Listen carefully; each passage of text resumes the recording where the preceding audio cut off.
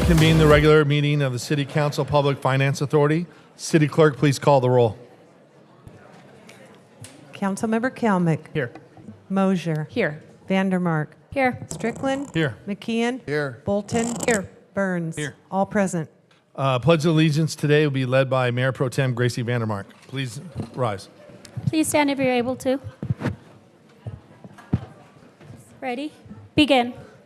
I pledge allegiance to the flag of the United States of America and to the republic for which it stands, one nation, under God, indivisible, with liberty and justice for all. Please remain standing for the invocation. Huntington Beach Police Chaplain Bob Ewing. If you chose to choose, would you please bow with me? Almighty God and our gracious Father, I look around our world today and I think of all the death and destruction, pain and the heartache, the tears and sorrow, the greed and cruelty unloosed around the world, and I simply say, please, Father, bring peace. Father, in our part of your world, help us to be an instrument of yours to alleviate the pain by returning good for evil, returning soft answers for sharp criticisms, by being polite when receiving rudeness, by being understanding when we are confronted by ignorance and stupidity.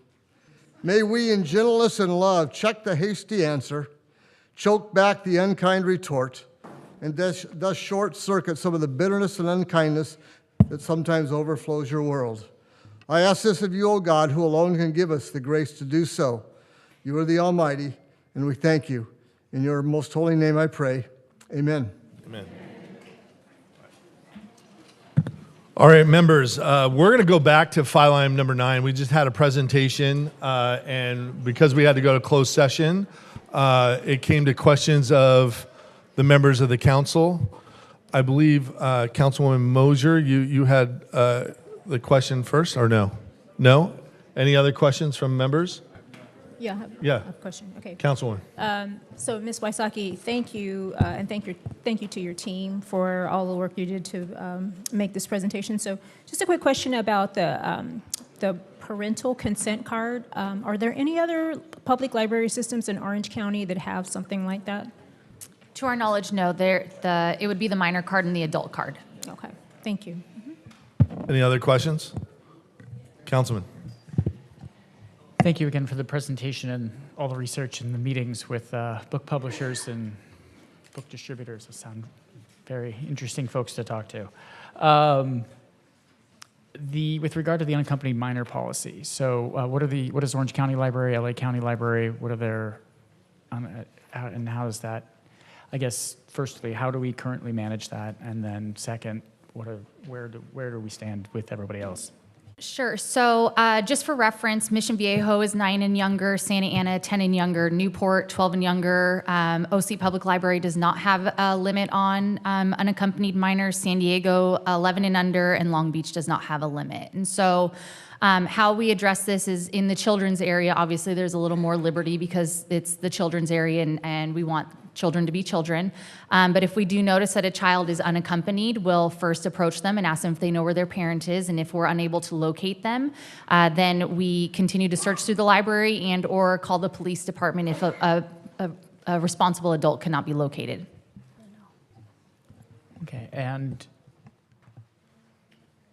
Okay, so this would effectively put us in line with Newport Beach, who's 12 and under. That's what you said? Correct. And do you have what LA County's library system is? We'll find that out for you. But 10 to 12 is, again, the only issue is that puts this into middle schooler range, so that middle school kids couldn't go to the library without a parent, is what you'd be saying. If the policy were moved up to 12 and under, correct. Okay, thank you. Mayor Pro Tem. So under the current cards that we have, any child of any age can check out any material anywhere in the library. Is that correct? With parental consent, if their parent signs them up for a library card, yes. So, but none of the, except for the parental control card that we're talking about right now. So right now, if a parent gets a library card for their child, they sign the form, they say, here you go. The child can go anywhere in the library to check out any book. Yes, that is correct. And the parental control card would give the parents another option. So no one's forcing a parent to get this card. But with that card, if they choose to not allow their minor children to check out adult books. At that point, the restrictions would be in place. Correct. If they have the parental card, yes. And only the parent would decide if that is the appropriate card for a good fit for their family or their children. Correct. We're not imposing that card on anyone at any point and any time. Correct. Thank you. And with the minor card, they can only check out hard copy materials, books. They cannot check out DVDs or any other media. Thank you. Any other questions? Go ahead, Councilwoman. Thank you. So I had a concern about the 12-year-old versus 10-year-old, just again, because I do currently have a middle schooler, and I know that I feel like the 10-year-old, since that tends to be the precedent, it seems like, or the best practice in other libraries, I feel like that's probably because of that age of development and also of schooling. Is there a reason why, and I think I know already because of the teen card, but that you can talk about why you chose 12? It was just another elevated option. To your point, a lot of our embarking on teens and tweens are often able, with their parents' authority, to move unaccompanied with them. And so that's where we often see 11 and 12 and above using the library for research and homework. And they're typically responsible when they're in the library. So, but as part of an opportunity to explore an option for safeguards, that is where that option comes from. And how would one determine if somebody was 12 or 10? How would that be enforced? Ultimately, the librarian would have to approach the child and ask them how old they are. Okay, thank you. Also, it mentioned, I know that parents have to be the ones to sign up with the library card initially, but talking about a responsible adult, would that still be the guardian or parent, or could that be like like a babysitter maybe that's 18 or over or something like that? So only the parent is able to sign up their child for the library card. As far as an unaccompanied minor, a responsible adult 18 and over would have to accompany the minor. It does not have to necessarily be the parent. Okay, great. And then one other question, and I think Councilmember McKeon asked it a little bit here, but just to review, you said, I think back in 2022, the library policy was beginning to be reviewed. Is that right? Correct. We started reviewing policies after our departments merged. Okay. And so with new leadership and promotional opportunities, the team realized that we had a number of policies that needed to just come up to speed. And so really the review process for the collection development policy started in 2022. Okay. And then is it the case that you did have an RLS sent to the city attorney's office as well? And when did that happen? Correct. We sent that to the city attorney's office in March of this year, March Okay. 23rd. And have you had any response from the city attorney's office? Not to date. Okay, thank you. And then I guess the last thing is just thank you. I appreciate the staff, the librarians, the team really just doing all of this work, especially providing the flow of how everything starts from the idea, speaking to the publishers, talking to them about all of these different data points and points in the workflow that act, as you said, as filters for the books to get to our library. And I had highlighted especially, though, that bottom line of the selection by our librarians who are trained and have the certification in these areas. But especially, though, I guess the last piece, which is really important, and until you said it, I didn't see it the same way, but that the readers really are the key in their feedback and their personal choice in determining what we purchase at the library, and also all of the data that's used for circulation and everything else that we determine which books we purchase. So thank you for all of your work. I appreciate it. Anything else, members? Okay.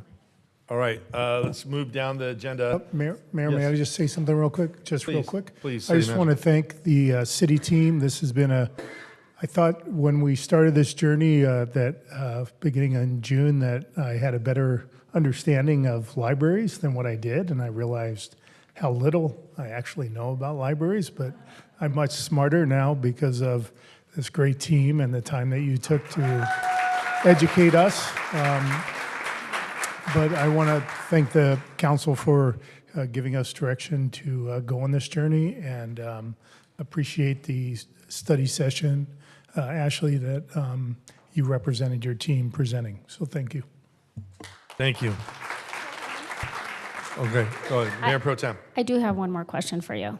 We've had several conversations, several meetings, several discussions. I've showed you several of the books that have issues that parents are concerned or upset about. At any point in the conversation, did we ever talk about banning any books, and are we going to ban a single book from our library? So that topic didn't come up, and I think there are a lot of perceived ways books can be banned, and so until I better understand what the direction from council is, I don't know that I can answer that. So is it unusual? So what, from having... Let me rephrase it. Is there going to be a book that's today at the library that's going to be removed? What about tomorrow? Hold on. Is there going to be a book, any book, that's going to be removed? Based on what we are discussing, is there any book, Based on the any book that's information- going to be removed? Based on the information in the study session, no. Thank you. But based on information in the other item, yes. The answer is wrong. So anyways, members, we're going to move on to file item 12. I do not see State Senator Janet Nguyen. Is she here? Bring her up. So Senator Janet Nguyen is going to provide a legislative update from Sacramento.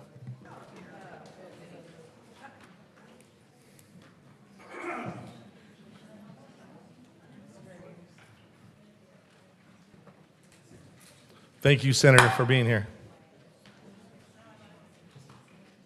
Thank you, Senator, for being here.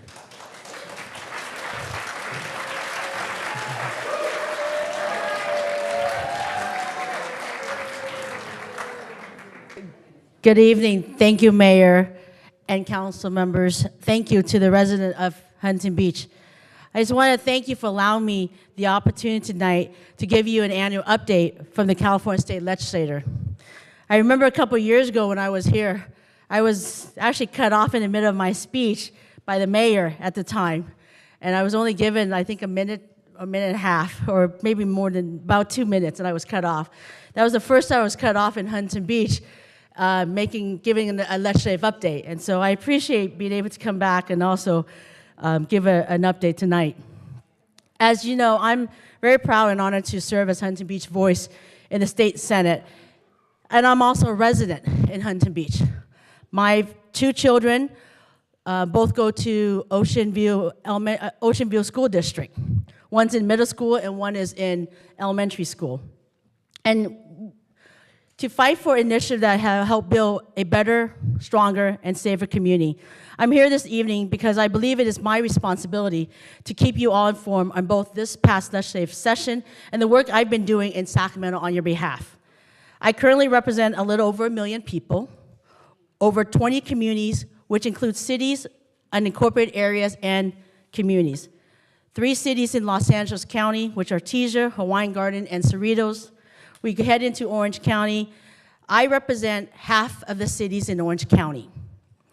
And that includes the cities of Brandon Park, La Palma, Cypress, Los Alamitos, Rossmore, Stanton, Garden Grove, Westminster, Midway City, and Fountain Valley.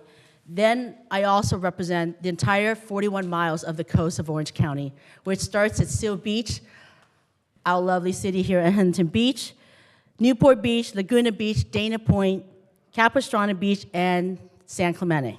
What's the percentage of Huntington Beach do you represent? Ooh, 100%. That's what I thought. I thought you meant of my district. I'm like, wait That's a minute, what I I don't thought. know that percentage. I represent, Yeah, I was confused because there was another senator that came in here earlier said he represented Huntington Beach. I thought you represented 100% of Huntington so Beach. he is currently in the old term. I currently represent 100% of Huntington Beach. The only city that I stated here that I don't represent 100% is actually Garden Grove. I represent 90% of Garden Grove. But all the cities I've mentioned, I represent 100% of it. Thank you. As your senator, as some of you know, I'm in Sacramento 9 months of the year. we travel to Sacramento every week from Monday to Thursday. And so a lot of time you see me back here is really on the weekend or in the evening, on Thursday evening. In Sacramento, I sit on 8 committees. I'm vice chair business profession, Senate health, election and constitutional amendment, and insurance.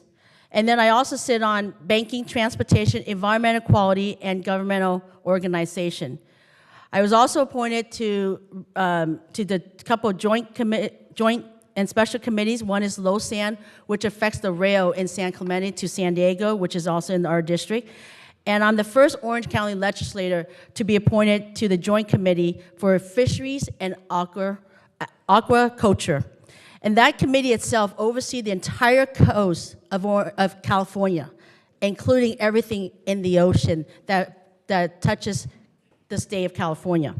And so any legislation that involves windmill farms, involves commercial fishery, whatever it is that touches the ocean does involve that committee.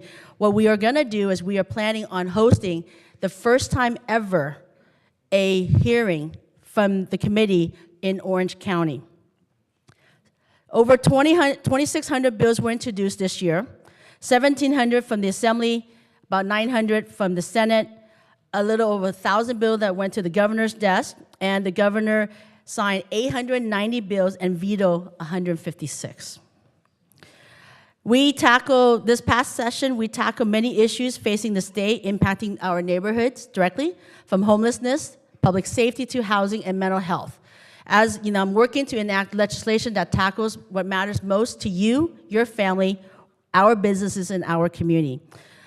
I want to touch on a few bills. There's, like I said, over 1,000 that went to the governor. If anybody's watching here, feel free to contact our office if you want an update on any bills that the governor signed or veto.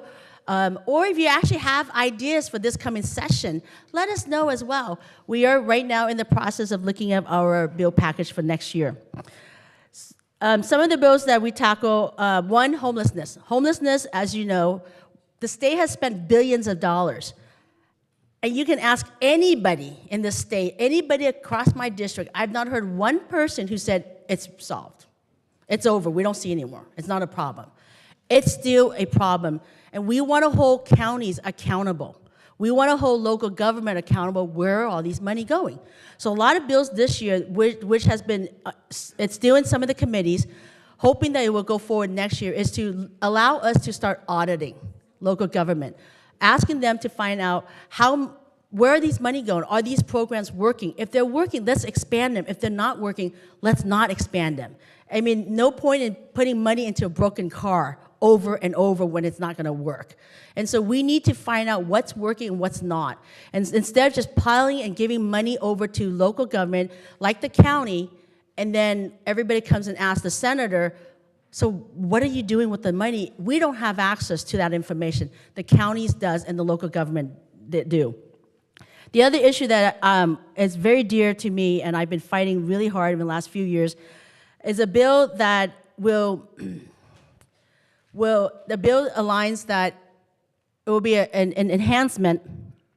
If you possess fentanyl with the intent to sell a kilo, we will add an enhancement to a minimum of 3 years, depending how many kilo you sell.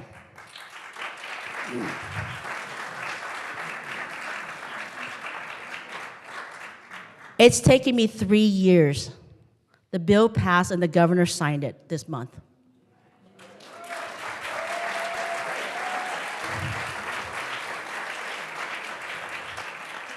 And for those who don't realize how much fentanyl is known as one pill kills within 4 minutes. 1 grain of sand is enough of fentanyl. 1 milligram of fentanyl can take down any individual within 4 minutes. Not only that, 1 kilo is 10,000 pills. 10,000 pills will kill 500,000 people. Half of my district would vanish. And I ask everybody tonight, because we're very excited, we're actually going to be doing town halls across the district, and we're working one in Huntington Beach this coming month. with actually Mayor Pro Tem Gracie Vandermark and Assemblywoman Diane Dixon on October 26th at 6:30.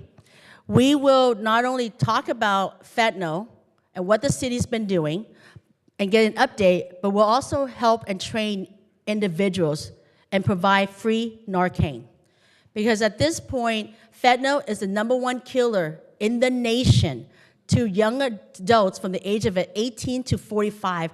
We are literally watching a whole generation vanish before our eyes, and we're not doing anything in Sacramento.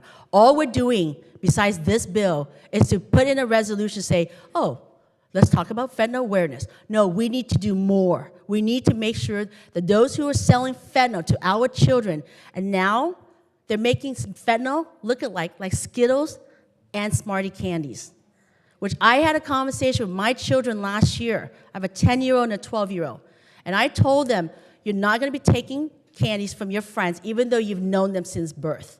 You're not going to be taking any Skittles. Even if it looks like Skittles, you're not going to eat Skittles at this point. Halloween is here. Have that conversation. These people, these young adults and children who are 10 years old now, who are dying from fentanyl, they are dying. These children didn't even seek for fentanyl. These are young adults that are heading to Harvard, MIT, never done drugs in their entire life. So have that conversation. Tell your young adults, your friends, children, or your grandkids, let's have the discussion. If you need a painkiller, let's go to the pharmacy. This is killing over 100 Californians per week. 6,000 will die by the end of this year. The other couple other bills is SB 234 has been signed as well, which will now provides emergency Narcan in public places, including schools, colleges, and requires all concert venues, amusement parks, and stadiums to maintain an unexpired supply of this. The other one that got passed and signed by the governor is SB 14, which would punish those who sex traffic our children.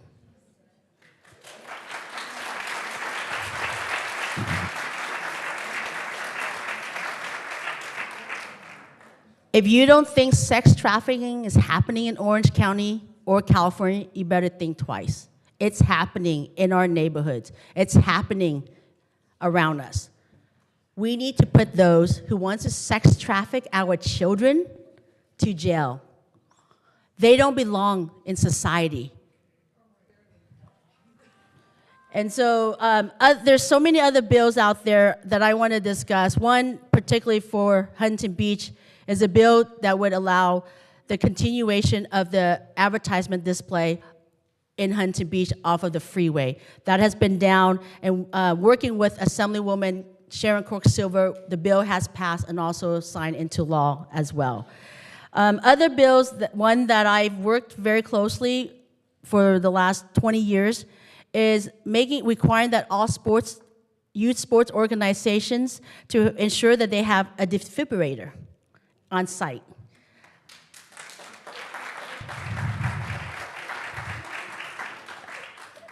I've actually worked with the Garden Grove Rotary Club for 20 years.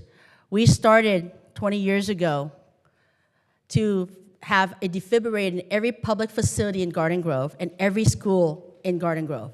Until this day, I would either assist, because every 3 to 5 years, you have to recharge it. So I would assist fundraising or donating directly to making sure that we get all those defibrillators recharged. And just to conclude, Mayor, I just want to thank you. And as I mentioned, last year we brought back home $1.8 million for Huntington Valley Boys and Girls Club to support their mission and expand their services. And it's something that we very proudly have worked on and got it through. It took us 2.5 years to do so, and so we're very excited to be able to do that. As you know, this year alone in Huntington Beach, we're honored to have everybody attendance, a lot of folks here, and also yourself, participate in Officer Nicholas Vela's memorial. highway dedication. And just a little update, we will have a dedication sometime, hopefully by the end of this year, to officially put the sign. It's Caltrans. It does take some months to get it through. Sometimes it could take 6, 8 years, but we've worked really hard to try to push this as fast as we can. And so we will hopefully be, by the end of this year, early next year, we will have the sign on Beach Boulevard. We've done many town halls in the city with yourself, with some of the council members, and also with Assemblywoman Diane Dixon. We've also participated in, congratulating Huntington Beach Concert Band for 50 years of service. Just been, and I just want to thank you, Mayor, and Mayor Pro Tem Gracie Vandermark for coming to Sacramento and for celebrating our California Surfing Day resolution back in August. I look forward, as I mentioned, to do many more town halls, and like I said, in particular, we're excited and really looking forward to having our fentanyl town hall coming up on October 26th with Mayor Pro Tem Gracie Vandermark. The full council, of course, is invited as well, and also with Assemblywoman Diane Dixon. Our staff we have an incredible staff. We are based in Huntington Beach. A lot of cities, when I go do my update, they're like, why Huntington Beach? Well, because the district is so long, from where my office is to Artesia, which is the northern end of my district, it's about 50 minutes without traffic. And then from Huntington Beach to San Clemente is about an hour, 10 minutes without traffic. So we try to really find the most perfect location, which Huntington Beach is a perfect location for us. And for those who don't know where our office is, it's 301 Main Street, Suite 212, Huntington Beach. Our office number is 714-374-4000. That's 374-4000. Please feel free to reach out to us if we can answer any questions in terms of legislation. Give us your opinion on where you stand. Let us have those information, arm us with those information. And if you have any concerns or need help with state agencies, please reach out to us as well. Our office and staff, whether it's down here in Huntington Beach or in Sacramento, we are here to serve.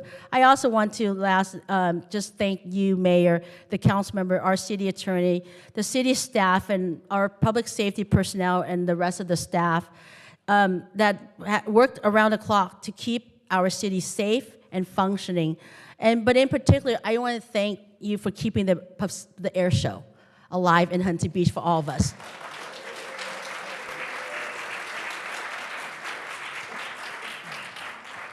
Because as I mentioned, when you hear the sound of those jets, that's the sound of freedom that we need to remember.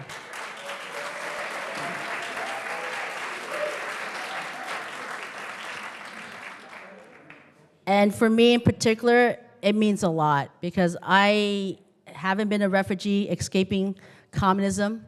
The sound of freedom is always something, is very tearful for myself and my family. And so big congratulations to your council, Mayor. And also, I want to thank, also congratulations to Kevin Elliott and Co4 and their staff and everybody else who's volunteered to help make it happen.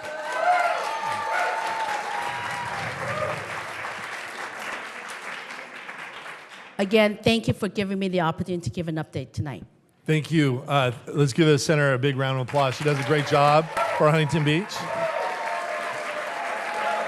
Thank you for being here. And thank you for your services, not just a senator, but you've been a public servant for over 20 years. I really appreciate all the hard work that you do for the citizens of Huntington Beach. And we really appreciate you coming to the council today and giving your update. Thank you. Thank you. All right. Thanks, Senator. Thank you. All right. Members, moving down the agenda. City Attorney, do we have anything to report? Nothing tonight from closed session, Mayor. Thank you. City Clerk, do we have any supplemental communications? Yes, we do. Before I announce supplemental communications, I just want to let council and staff know that tonight is the last meeting that my assistant, Stephen Aguilar, will be attending. He's accepted a position in Mesa, Arizona, and his last day with the city is on Friday. So I just wanted to thank him. Let's give a big round of applause for Stephen. He's done a really good job. Your job's not easy. Thank you. And congratulations. And I'll recover, but I'll move on now. Okay, so supplemental communications for consent item 17, an email regarding ordinance number 4302 relating to bicycle regulations. For item 18, email regarding the acceptance of Office of Traffic Safety Selective Traffic Enforcement Program and pedestrian bicycle safety grants. For administrative items, number 19, a memo was received from Catherine Junn, our Deputy City Manager, regarding 2 corrections provided by the City Attorney's Office to Charter Amendment ballot measures for voter approval at the March 5th, 2024 statewide primary election. That will affect your motion if you so choose to approve. It would be as amended with those corrections. And 126 emails were received regarding this item that were uploaded to the website and your iPads today. In addition, after the deadline, we received an additional 16 emails after 9 a.m.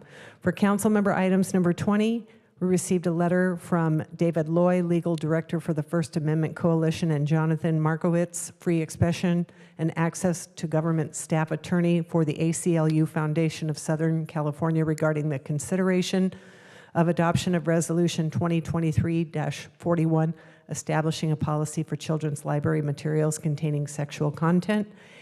462 email communications uploaded to your iPad and the web before 9 a.m., and an additional 85 emails received after 9 a.m.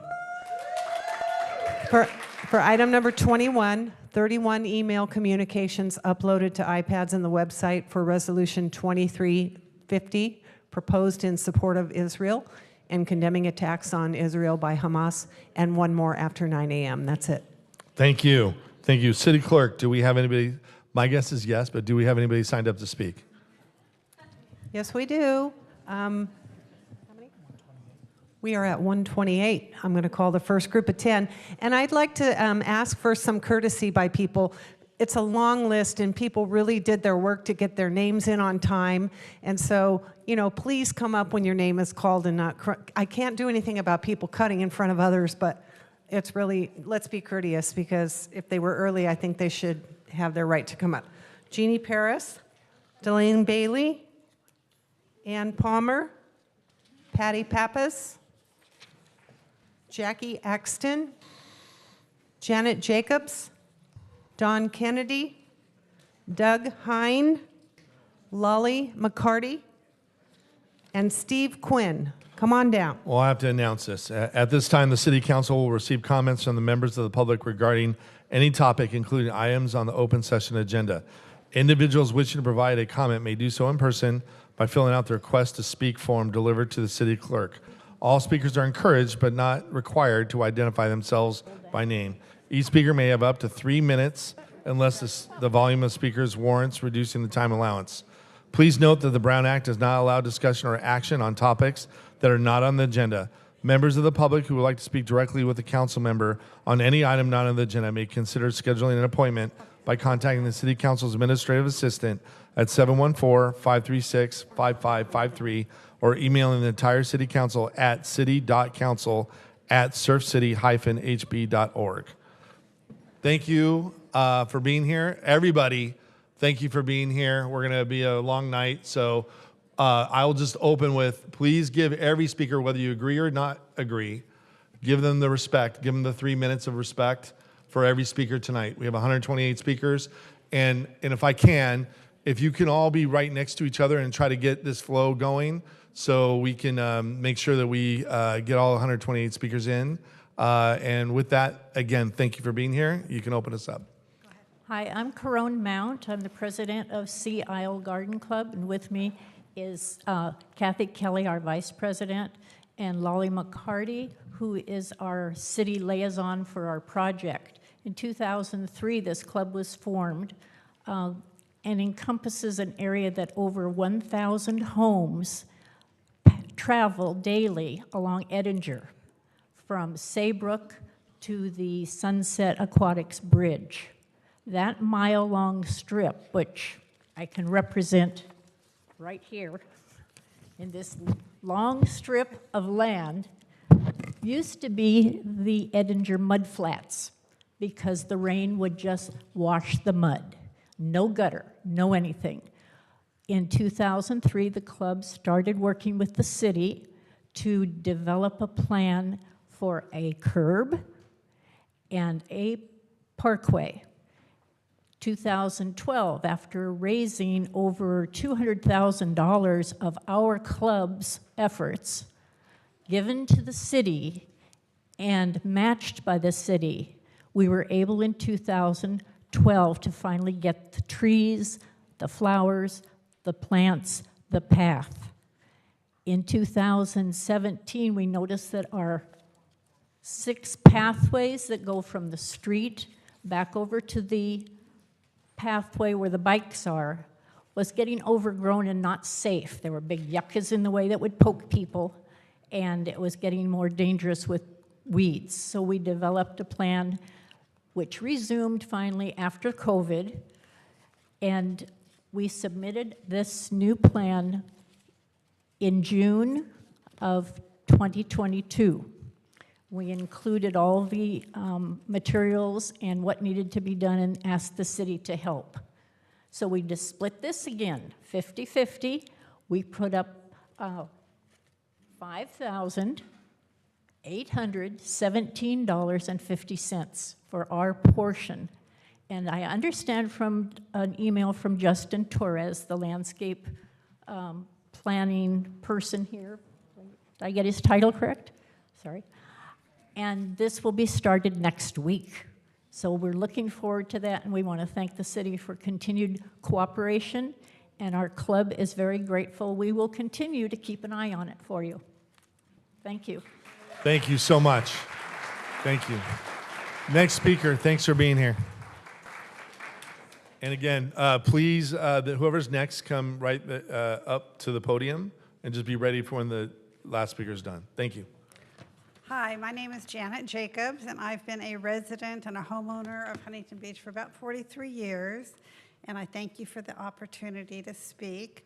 I'm here to support agenda item number 20, and I thank you, Pro Tem Mayor Mark Gracie, for bringing this to the table to our attention. Thank God, because otherwise, a lot of us that don't go to the libraries much anymore, it would just not even be known. I used to take my 2 sons when they were younger to the Central Library quite often, and it was so sweet, so innocent, so safe to just explore the many, many books, go to the story time. We painted tiles to support the library, and they're still on the wall today, and it was just a safe place to go, and we need to make sure that we keep it safe for our children. This is not a book ban. It is clearly not a book ban like everyone has been misled to believe. It is simply trying to keep this sexual perversion out of the hands and eyes of our children. If you Google the World Health Organization, go to the children's section. They are the ones directing this immoral, perverted, pornographic education of the young children around the world. These types of materials are sexual abuse, causing trauma, shattering the lives or the minds of the young. It corrupts them, causing mental illness, many addictions, and sometimes suicide. Their young brains simply cannot process this type of information that's being imposed on them.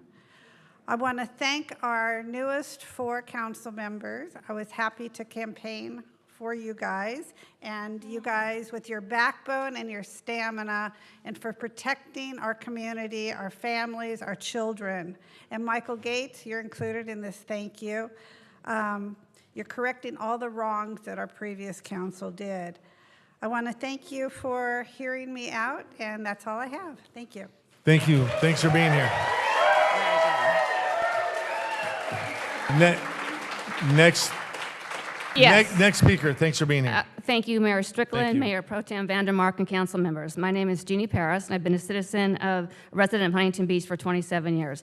I am here tonight in strong support of Resolution 2023-41, establishing a policy for review and recataloging of library materials containing sexual content for minors It's just common sense to keep porn out of minors' hands unless approved by a parent.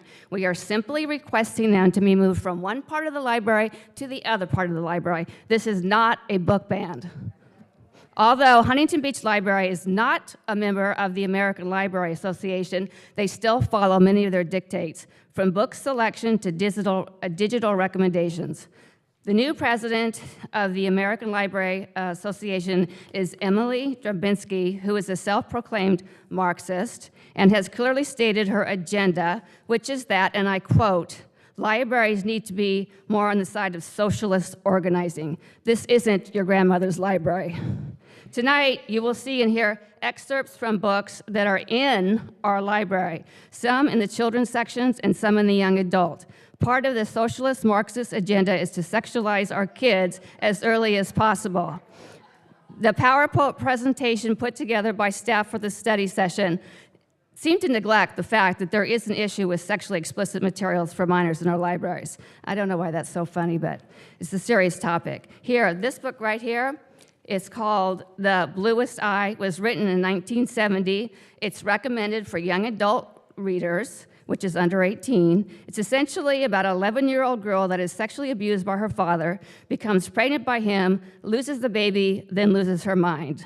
It's filled with sexual vulgarity, domestic violence, incest, school, alcohol abuse, extreme family dysfunction. Charming, uplifting reading for your teen. But the good news is this book is in our library, but it has been moved to the adult section. So this is very possible to make all this work. I also want to support Mayor Pro Tem's resolution in support of Israel and condemning the horrific attacks of Hamas. Thank you very much for your support. Thank you.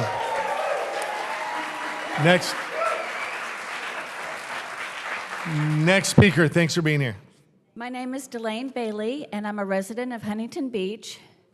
What you're seeing on the screen is a product of the American Library Association, once a respected institution, but now, just like a two-tiered judicial system that practices lawfare, a media that can't tell the truth, Hollywood that corrupts the minds of children, woke churches, and a financial system that wants you to own nothing, they too are infected with socialist, Marxist, and communist.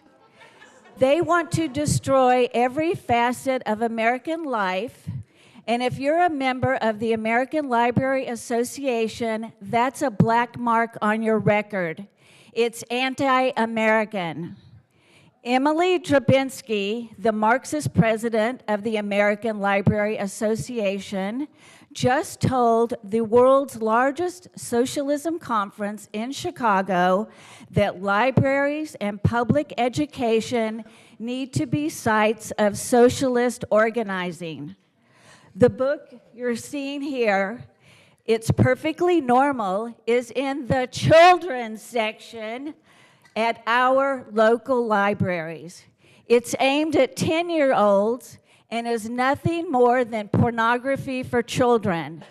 It was written by a former member of Planned Parenthood's National Board of Advocates and highlights such topics as oral and anal sex, masturbation, STDs, rape, and abortion. It's in the children's section. Its purpose is to groom young girls and boys by using cartoonish graphic images to intentionally lower their natural inhibitions about private and sensitive subjects. The goal is to normalize every form of sexual expression, to desensitize our children and set them on a very dangerous path of sexual experimentation before they leave elementary school.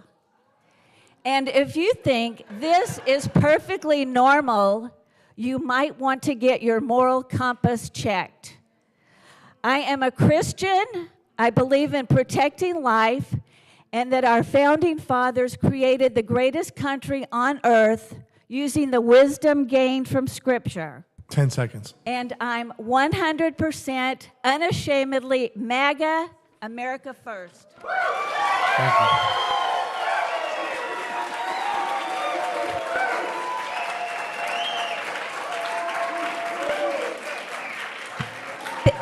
Thank you for being here. Thank you for letting me speak. My name is Patricia Pappas, and I am a resident of 44 years next month.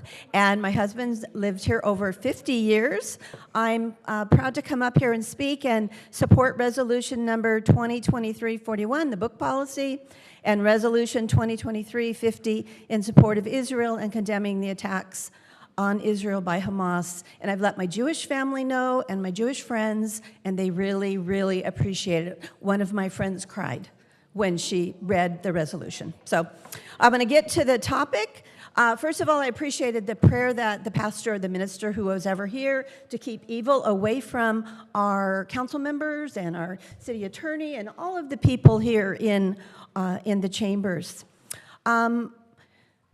In April, a group of us heard something about some books being at our library, both in the children and the teens section, and that they were obscene and pornographic.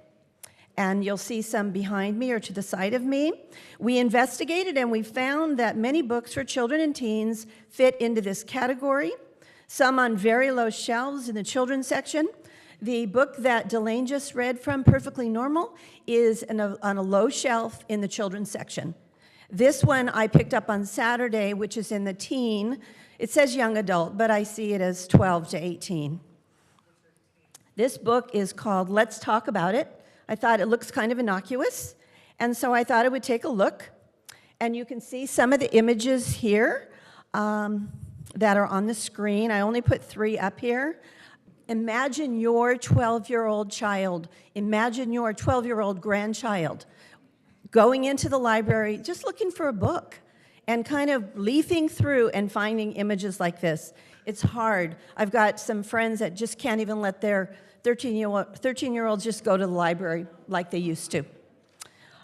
They need to be right there with them, and you should be able to be moving around. I saw Jessica, the manager of the library tonight, and I said, Jessica, there are good things happening at the library. We know that. I want to let her know that. But these things need to be handled.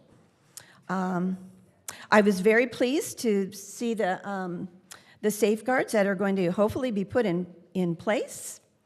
I do have to say I was a little bit discouraged on Sunday night. I looked at the city council agenda, and I read over the staff PowerPoint, and I was kind of shocked at the omissions there.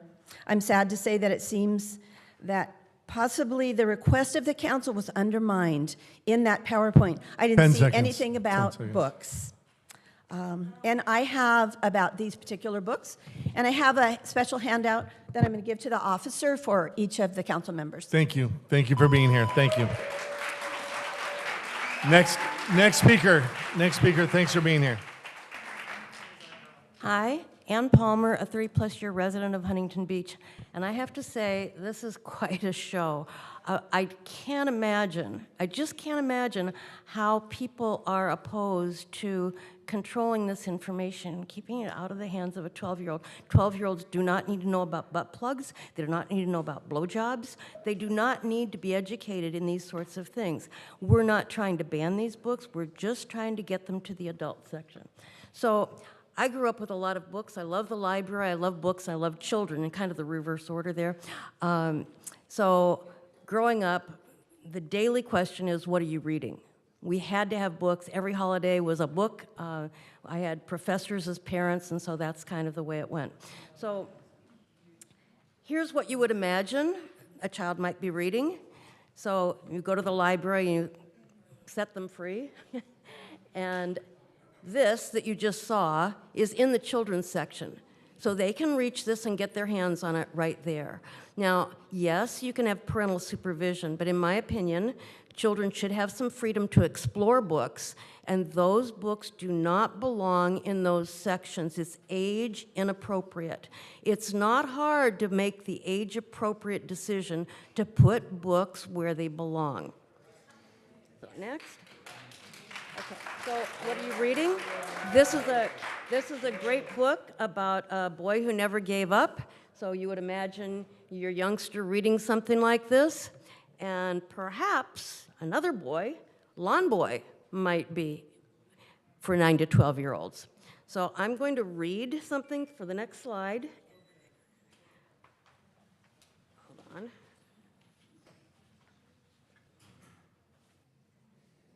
Okay. Sorry. Okay, well, in the 4th grade, I touched Doug Gable's dick, and he touched mine. In fact, there were even some mouths involved. But he made not one reference to our tugging or sucking dicks. All I could think about was his little salamander between my 4th grade fingers, rapidly engorging with blood. Why won't you admit that we sucked each other's dicks?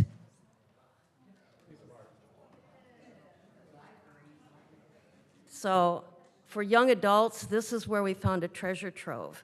I have the inauspicious joy of having read 6 of these in the last couple weeks. And of those, I only found 4 that were truly, truly offensive, so good, they weren't all that bad, but a couple of them were just awful. So you may be thinking that young adults, it was created to have... Time. I'm sorry I didn't give you your 10 seconds. I apologize. Thanks for being here. Next speaker, thanks for being here. Yeah, hi. So I wanted to first thank Ashley and her staff for doing that presentation. That was very, very comprehensive.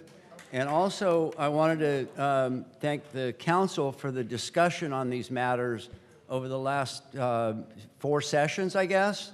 You know, there's been very robust debate, and it's been interesting to listen to all the different points of view. I used to be on a board of directors for a multinational corporation, and when we would meet, you know, we were very businesslike, and we wanted to, you know, there's not a lot of dilly-dallying going on. And I used to write STFU at the top of my page because, you know, it was good to just shut up and listen because people were presenting. And, you know, just shut up and listen, and maybe your questions will be answered. And listen to the discussion, and if something gets said, it doesn't need to be said again because it got said. So, having said that, I've listened to all the discussion, but I read a shirt and it said, silence is not an option. So, in the spirit of that, the thing I wanted to say is that I'm a parent. You know, I've got 2 daughters, 27, 28 years old, raised them in Huntington Beach. You know, I'm no prude by any means. You know, I got a hell of a background, so I'm no choir boy. But some of this stuff, man, I mean, you know, one of the things that we looked at when we were, you know, new parents was we really wanted to value the preciousness of the innocence of a child.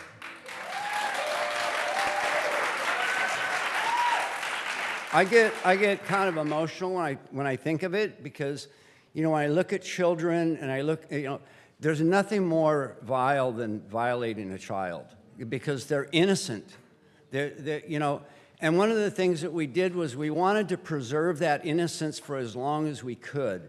You know, sooner or later, we all learn the ways of the world, you know, and there's no, you can't stop it because it's going to happen. But there's no reason to push it and promote it and make sure they get it, you know. It's like, oh, you know, here. And it's not just sexual material. It's violent material. You know, my wife said something the other day. I asked her if she was watching TV, and she said, no, I don't want to see images that I can no longer get out of my mind.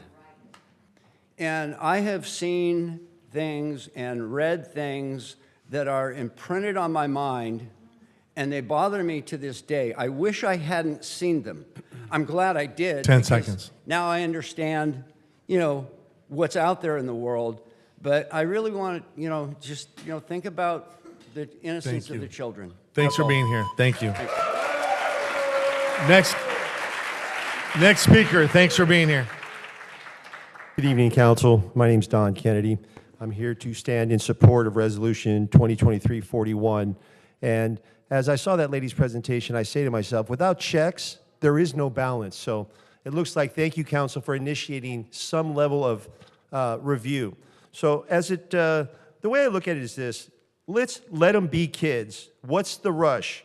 10-year-olds can't buy alcohol, 5-year-olds can't vote. So let me start with a couple of very simple definitions. 1, child, a young person between infancy and puberty. 2, responsibility, having a duty, having control over something or someone. For example, like our children.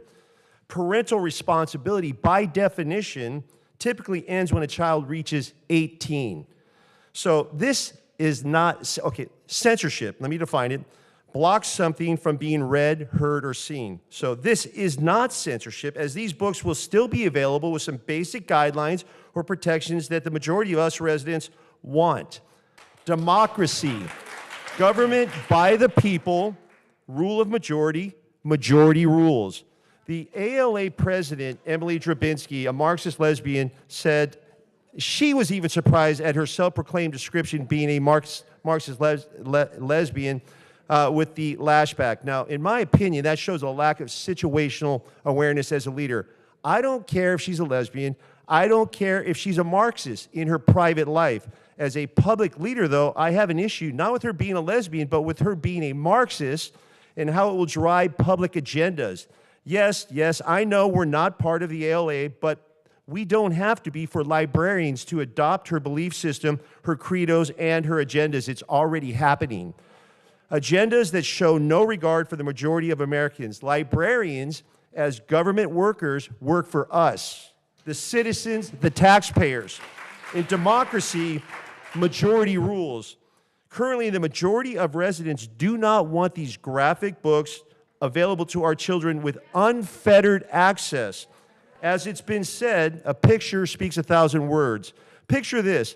If a man is shown going down on another man in a movie, do you really think it's going to be rated G or PG? Of course not. That would be absolutely absurd. No, that's going to be R or NC-17. Either way, you have to be at least 17 to gain access or be accompanied by a guardian. What's the difference? There is no difference. A picture speaks 1,000 words, and we've seen the pictures. The majority of residents support the council's desire for limitations, protective guardrails, limiting access to these books in question using common sense. So how will they do this? A council-appointed community review 10 board seconds. of 21 will vote, majority rules. For the kids and parents, I say, let them be kids. I support the adoption of the resolution. Don Kennedy for City Council 2024. Thank you.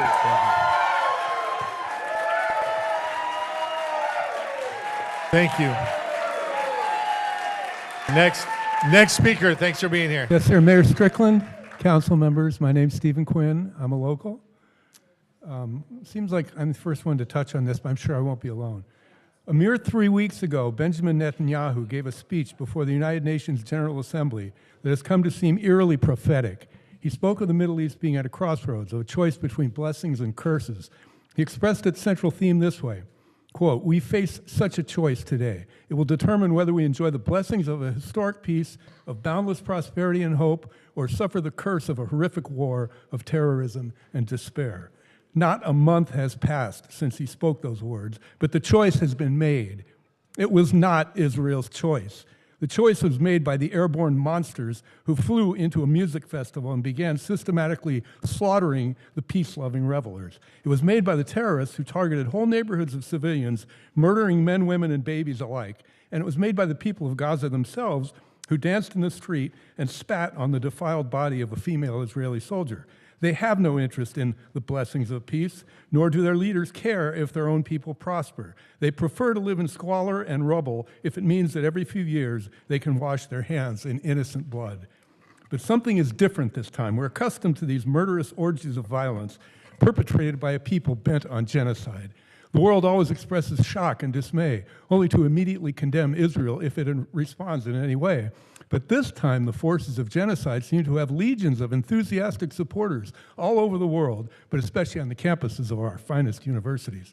For people raised in a free society to respond with glee at yet another attempt to exterminate the Jews should shock any decent person.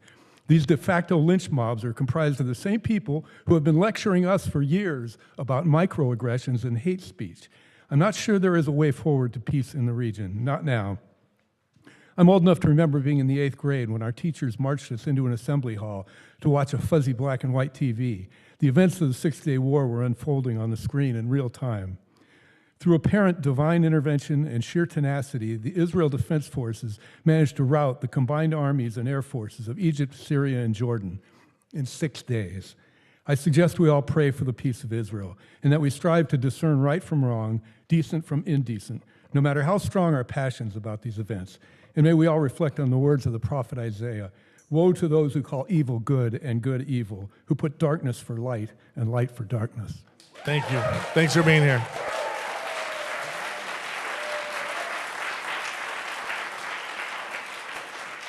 Senator, thanks for being here in the chamber. I really appreciate it, and thanks for your service. Go Hello ahead. again, Mayor. And just to recap what you said earlier, I am the second state senator here. I was elected in 2020 to represent roughly half of Huntington Beach. You can think of me as the senator on your left shoulder and Janet Nguyen as the senator on your right shoulder. I think that makes me the angel, but you guys could look that up. I'm here to express my concerns with Resolution 2023-41, and they fall into several buckets I want to briefly go over. First, I'm concerned that the proposal as written is very overbroad. It covers any content of sexual nature, and I wonder if that covers things like kissing, flirting. Even if you take a more narrow view of that, I think it would bar out a lot of classic books, including Dracula, Gone with the Wind, War and Peace, and books by Murakami, among others. Second, I worry that this is impracticable in practice. We're talking about, I'm told, 7,000 to 8,000 new books that are procured each year by the Huntington Beach Public Library. That, if you do the math there, that adds up to, I think, about 20 books each day you'd have to read, 140 books each week, 600 books each month. I'm a fast reader. I read a lot, but I couldn't read that much. I worry that this will lead to a bottleneck that will effectively impede the procurement of new books. But the third concern I have, and I think this is the most important, is that we have politicized libraries. This whole debate makes me very sad. Look, I'm a dad. I get it. Some of the examples up there make me very concerned as well. My kids are on YouTube. They're on Instagram. We try to keep them off screen time. They don't have iPhones. But, you know, they're watching Netflix. It's hard to be a parent these days. But that all being said, public libraries are an institution of learning. They've been a beacon of our democracy for as long as they've existed in California since, I believe, the 1860s. I remember growing up in California public libraries, spending a lot of time there, taking out books. These are places that you can have discovery in, learn new things, all for free. And I worry that we're politicizing this debate, and I worry about the optics of this because, as we know, all previous efforts to ban book have not stopped at the purely obscene, the unobjectively obscene. They go much, much further than that. They've always been politicized. Books like Shakespeare's books, The Diary of Anne Frank, were banned as pornographic, obscene, just in the same words that were used here. The classic story of Robin Hood was famously banned as pornographic because it encouraged class rebellion. If parents want to keep their kids away from libraries, if they want to expose their kids but in a structured way, I would definitely encourage that. I do that with my own kids. I will just say that they shouldn't have the decision on what the rest of us get to read. I'd be delighted.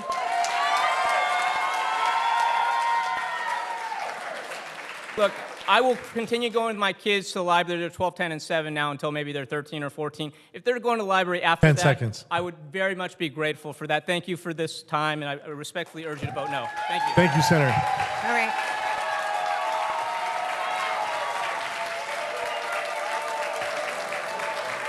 Mayor, Clerk, please read off the next names. the next 10 speakers: Andrew Einhorn, Cindy Mannion, Barbara Shapiro, Luann Shoup, Carrie Swan, Russell Neal, Carol Dawes, Deb Janis, Laura Sire, and Jocelyn Rabbit-Sire. Thanks for being here. Good evening, Mayor and Council. Carrie Swan here. I'm here to speak in support of Agenda Item 20, the cataloging of items containing sexual content in our libraries. It seems a little unusual for me. Typically, I'm up here speaking on things like building, zoning, accountability. But before I evolved into a political activist, I was an Uber volunteer mom. I'm a PTA president. I chaired numerous committees, including the reading program at Moffett Elementary School, sports, theater, dance, scouting, you name it. I saw my role as playing a vital part to help my kids and the entire community and give our kids the most enriched and safe environment to grow up. Less than 20 short years ago, I worked side by side with some of the very people in this room to provide the most safe, beautiful, and innocent life we could provide for our kids. Mr. Kalmick, despite your lies and fundraising, he leaves the room again. He doesn't like seeing me here. This is not a book ban. Sadly, your fundraising on this is what we've come to expect from you. I watched the entire Senate Judiciary Committee hearing on September 12th on book bans and censorship, where the founder of Parents Defending Education made a statement that really struck me. She pointed out that 20 short years ago, if a child went to their teacher and talked about sex, it would be strongly considered that that child is being sexually abused and probably turned over to Child Protective Services. It reminded me of when my son was in scouting. He's an Eagle Scout. I'm very proud of that. All parent volunteers had to take a course called Youth Protection, Protection of Youth. And by the way, the Boy Scouts of America still employs this very meaningful safeguard. If a boy showed up with any of the pornographic books from our library, it would have required us as parents and leaders to take action, as pornography is strictly prohibited among the Boy Scouts. Do you know that California has penal code against adults distributing pornography to children? Does that mean our librarians are in violation of penal code? As I pointed out, excuse me. Hold on. Freezer time. Again, give everybody, whether you agree or disagree, the respect that you expect when you speak. And if you don't do that, we'll go in recess and we'll be here longer. I'm not going to put up with it tonight, all right? Again, please continue. Thank you. I hope I can reclaim some time. As pointed out in the Senate testimony, this is or should be a common sense issue. If our tax dollars are going to pay for libraries and their staff, they should be accountable for what is legal and age appropriate. But mostly, it is surreal to me that there are parents and grandparents opposing common sense safeguards. And I'm especially saddened that there are parents who I know personally who have made this a partisan ideological battle, namely Mrs. Peterson and Mrs. Doss. Our sons were in the Boy Scout troop together. 10 seconds. We may disagree ideologically, but as a society, if we cannot protect the innocence of children, if that's not common ground and our most basic responsibility, how do we survive as a civil society? Thank you. Thanks for being here. Thank you.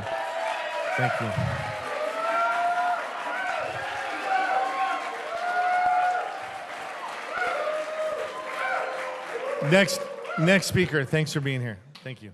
I raised 4 children in Huntington Beach, and they all turned out just fine despite having access to the Huntington Beach library system. I oppose Agenda Item 20 to ban books. Gracie spins her agenda as equitable review process, which will ensure age-appropriate literature, which is just Orwellian speak for book banning. What Gracie doesn't come up with is an original thought. Book banning is straight from MAGA Central, a common tactic used by repressive regimes throughout history. No one is trying to sexualize children. I have never seen sexually explicit materials available to kids. Hold on, you'll freeze the time. Again, please give undivided attention whether you agree or disagree, just like you want when you speak. Please, a lot of you are still about to come up. You want the attention? Please give the speaker attention. Please continue. Unless children can drive at age 8, I think they're generally with a supervising adult, even if there were. By the way, have you ever heard someone say, "Hey, I think I'll get some porn. I'm heading to the library"? Did your MAGA handlers forget to tell you it's the year 2023? And there's all kinds of sexually explicit material on a place called the internet, and most kids have access to it. Maybe you should look into banning the internet.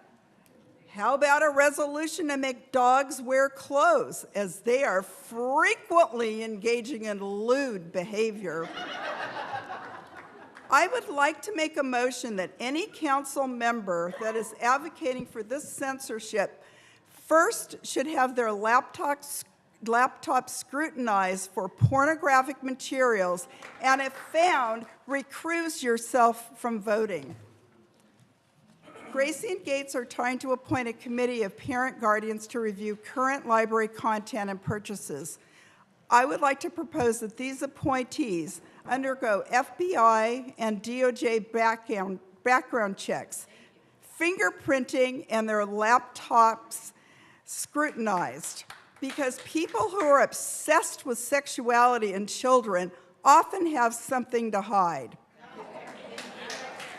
I would like to propose a resolution that anyone deemed unfit to work with children or for children, such as removal from a school board activity, be banned from these decisions.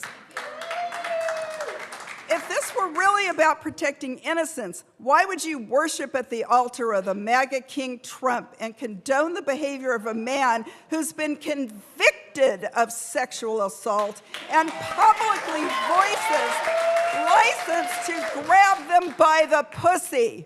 10 seconds. So this isn't about protecting anyone from sexual contents. It's about banning ideas. It's about marginalizing groups of people. The MAGAs frequently whine about freedom. This is about proposing Thank you for being here. a rogue morality.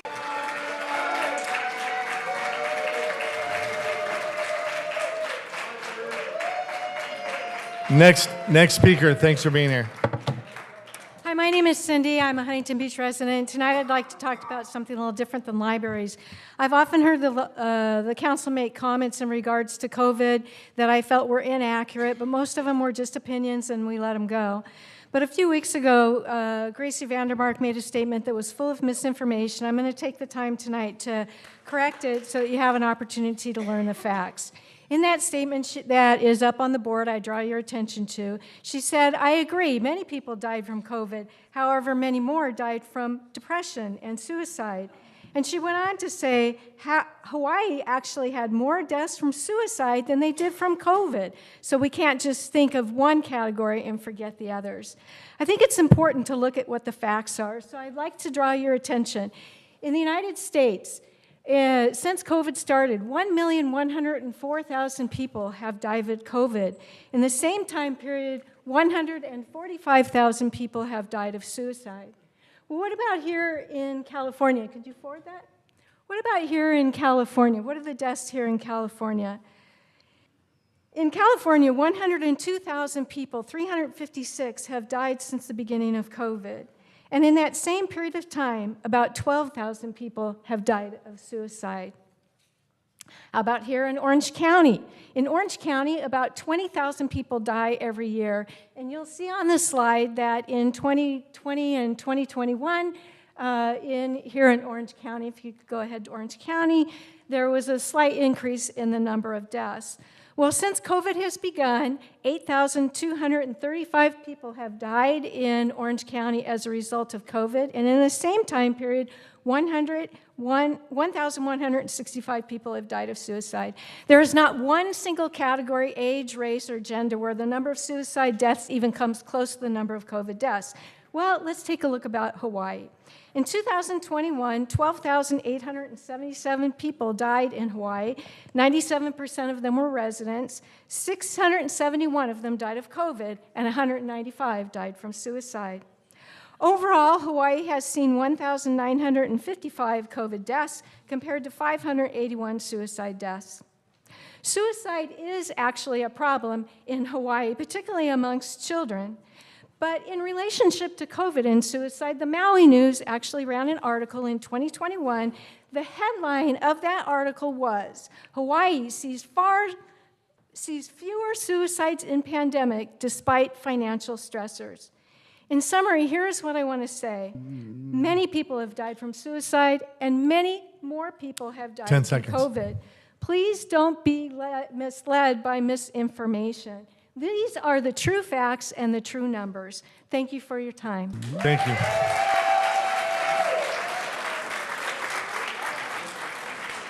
Next speaker, thanks for being here. Thank you. Good evening, Mayor Strickland and members of the City Council. My name is Russell Neal, and I live in Huntington Beach.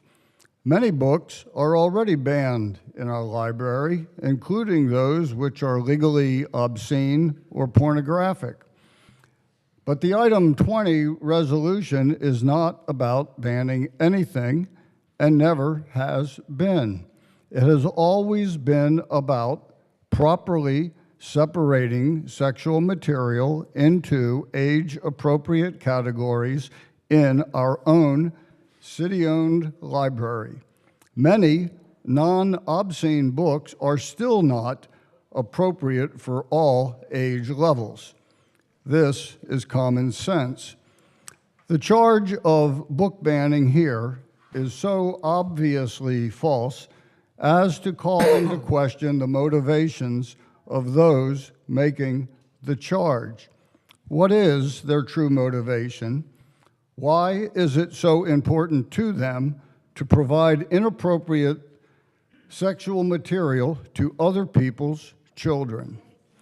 It is impossible to miss the fact that opposition to this resolution is part of the political movement to separate children from their parents by using premature immersion in sexual topics to undermine the faith and morals they learn at home.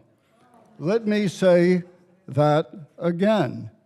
Opposition to this resolution is part of the political movement to separate children from their parents by using premature immersion in sexual topics to undermine their faith and morals they learn at home.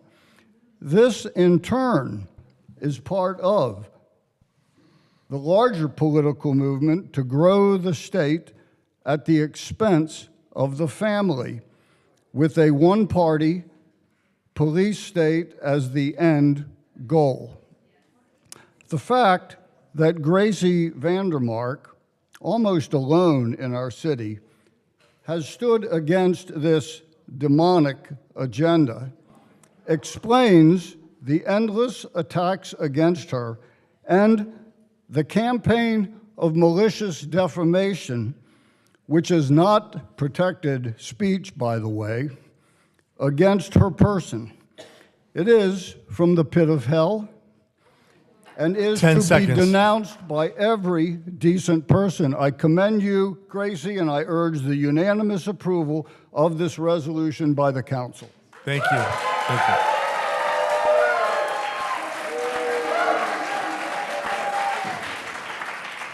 you. Next speaker, thanks for being here. Andy Einhorn, Huntington Beach. I'm a 40-year healthcare professional. Your no mask, no vaccine mandate was a political stunt. You have no jurisdictions or actions, will not have any impact, zero impact. No one is advocating for masks or vaccines except those that work in the healthcare in which local health departments control it by statute. The COVID-19 pandemic brought an unprecedented decline of healthcare workers. We lost over 300,000 healthcare workers secondary to burnout and stress. This poses a threat to healthcare industry which directly impacts the citizens of our city, state, and nation. This has forced hospitals to pay exorbitant costs for qualified replacements. I know this because I talked to health hospital CEOs. Ill-informed and unqualified resolutions by Vandermark cause citizens to place less trust in medical experts, take more risks, which affects our community. It is evident that you are not suited for any political office given your blatant disregard for public health and safety. We have exceptionally good authorities like the Orange County Health Department, the state, the CDC to give us guidance, not city council members. On a separate note, Vandermark has proposed a resolution in support of Israel condemning the attacks on Israel by Hamas. I propose This is a good one, and I support the content. However, the resolution appears to be an opportunistic stunt to mitigate her past actions.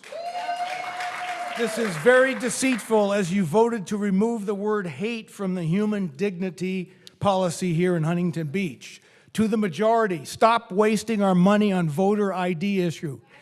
Your knowledge of voting regulations could be placed on a pinhead versus the expertise of the registrar of voters. Since I always vote by mail, are you going to force me to have a DNA test before I can send in my ballot? To the majority, stay out of the library. Having a 21-person panel to review our books is disingenuous since you dropped all ad hoc committees. If you're concerned about book content, suggest that our professional librarians set up a committee of their peers 10 seconds. to review the books. Stop wasting time and legal costs associated with issues you know nothing about. Instead, spend time improving our community and listening to the residents' Thanks for needs being by here. Thank upgrading you. our infrastructure. Thank you. Next speaker, thanks for being here.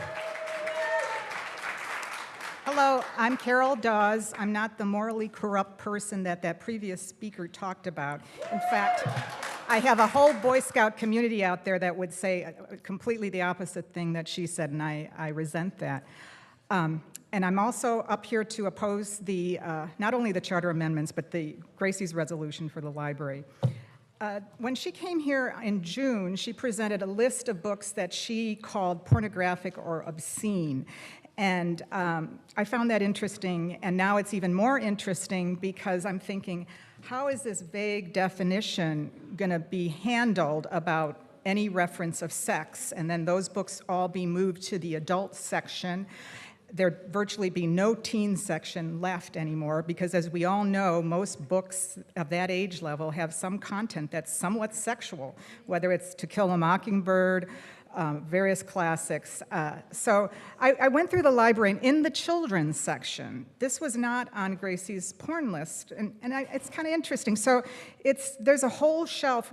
There are more books on world religions and Christianity in our library than there are on sex, education, and health. So this is from Ezekiel 23. And the Babylonians came to her into the bed of love, and they defiled her with their lust. And after she defiled herself with them, she turned them in disgust. What she carried on, when she carried on her whoring so openly and flaunted her nakedness, I turned in disgust from her, as I had turned from her sister.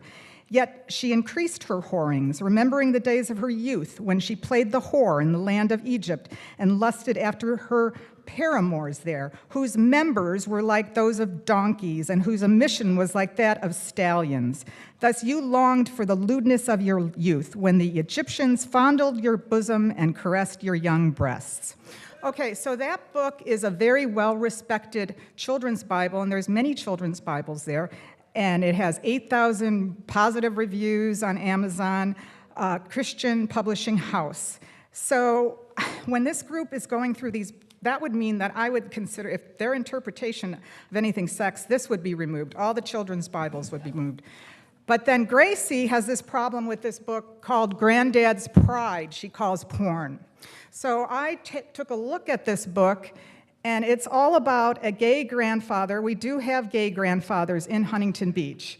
And it's a very sweet, heartwarming tale of a grandfather and his granddaughter. There's not one reference to sex. And Gracie called this porn. In her slide presentation in June, 10 seconds. She blew it up and made it look like that was the whole book. In the end, it was a tiny little picture. That's called cherry picking, and the Miller test will not allow that. So the legal Thank you. people are on our side. Thank you. Next speaker, thanks for being here. Good evening, Mayor and Mayor Pro Tem and council members. Laura Sire. I am a long time, like one of the longest time residents of Huntington Beach, like 60 plus years.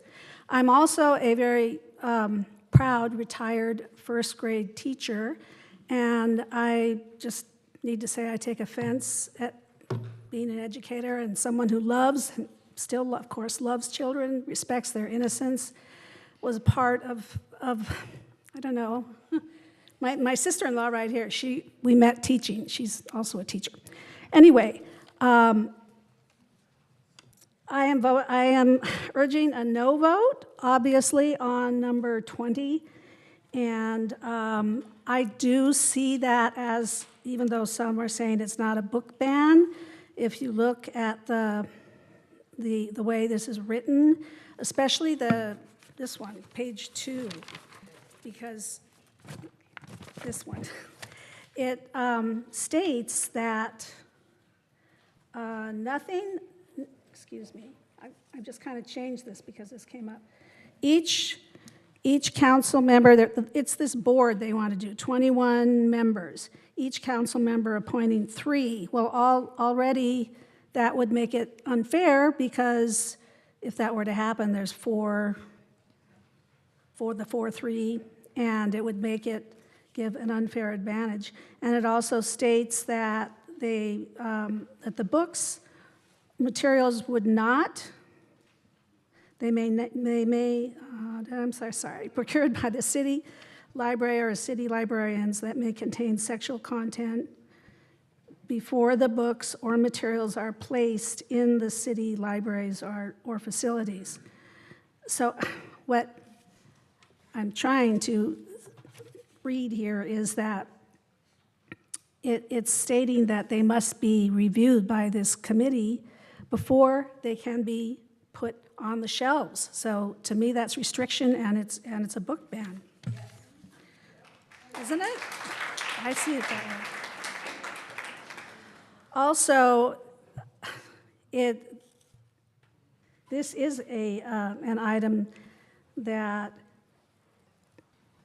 wants to is accusing us of sexualizing children or grooming them, and the way the system stands now, and that's just not the truth. And I'm sorry, I shouldn't do this from the phone. 10 seconds. 10 Okay, seconds. well, I brought a couple books that would probably be on the chopping block that I got from the library. Fred Gets Dressed, and Heather Has you. 2 Mommies. Thank you for being here. Thank you. Next speaker, thanks so much for being here. Thank you. Good evening. I'm Jocelyn Rabbit Sire, and I will try to be brief. I'm opposed to using almost $500,000 for a special election in March to propose needless changes to the city charter. If you want to have the electorate vote on limiting flags, requiring voter ID, and the other provisions, you should do it on the November ballot. Please vote no on item 19. Concerning item number 20, I am also opposed. But whether we are for or against it, I think what both sides would readily agree on is that we all want the best for our children. I'm a mother, a new step-grandmother, and a retired teacher. In my dealings with children, I have always sought to expose them to material that would inform, empower, engage, inspire, enlighten, and/or challenge them to grow and meet their potential in all facets of their lives and encourage their well-being. I'm sure the same could be said of every parent here. I'm sure every librarian and educator working with children and children's materials has an analogous ideal they strive for every day. I am quite sure that no one would ever want any child to be harmed by any sexual or pornographic content, whether in books, videos, social media, or any other kind of media. I can totally appreciate the protective spirit which must have inspired Resolution 2023-41 to be written. The resolution clearly states in paragraph 5 that the City Council seeks to protect our community's children. What is missed in the resolution, however, is trust. We need to trust the existing system in place to protect children. Librarians are trained in library science, the 3 prongs of the Miller test, community standards, and everything they need to be capable of vetting books available to children. We also need to trust parents to parent. As many of you know, the legal battles at the highest level of government, meaning the U.S. Supreme Court, on what is considered obscene are nothing new and will doubtless continue to be fought. Likewise, no 21-member committee that you all choose will ever agree on what worthy and safe enough to be accessed by children in the libraries. Constructing such a committee only ratchets up the tension and division in our community. 10 seconds. And risks removing material from children that can inspire, enlighten, and support, like this book, another one probably on the chopping block. Thank you very much. Thank you. Next speaker, thanks for being here. Good evening. My name is Luann Shoup, and I am a 4th-generation property owner and taxpayer of Huntington Beach. I support item 202341, which states establish a policy for the review and recataloging of library materials containing sexual content. Now, for the life of me, I cannot find anywhere in this itinerary where it calls to ban any books. If it did, I would be against it, but it doesn't call for that. Now, there are people who are claiming that we are banning books. Just to be clear, the Webster's Dictionary definition of ban is to prohibit, especially by legal means, also to prohibit the use, performance, or distribution of such as books. This is not what Mayor Pro Tem Gracie Vandermark is stating. She wants to recatalog books containing sexual content. For example, like what Amazon and Netflix do. When you're about to watch a movie, you will see a warning about the movie, such as adult content, brief nudity, graphic language, PG-13, violence, adult nudity, alcohol, cigarettes, etc., etc. As a parent and a grandparent, I want to have books with sexual content out of the children's section. Put it in the adult section. The library has no right or authority to decide what my granddaughter gets to look at or read. And don't think that because she is 7 years old, she can't read because she can. She is smarter than most of the people who want to put this despicable literature in her hands. Vote yes on item 20. Thank you. Thank you so much for being here. Thank you. The next 10 speakers, Brenda Glim, Chad Williams, Heidi Barlow,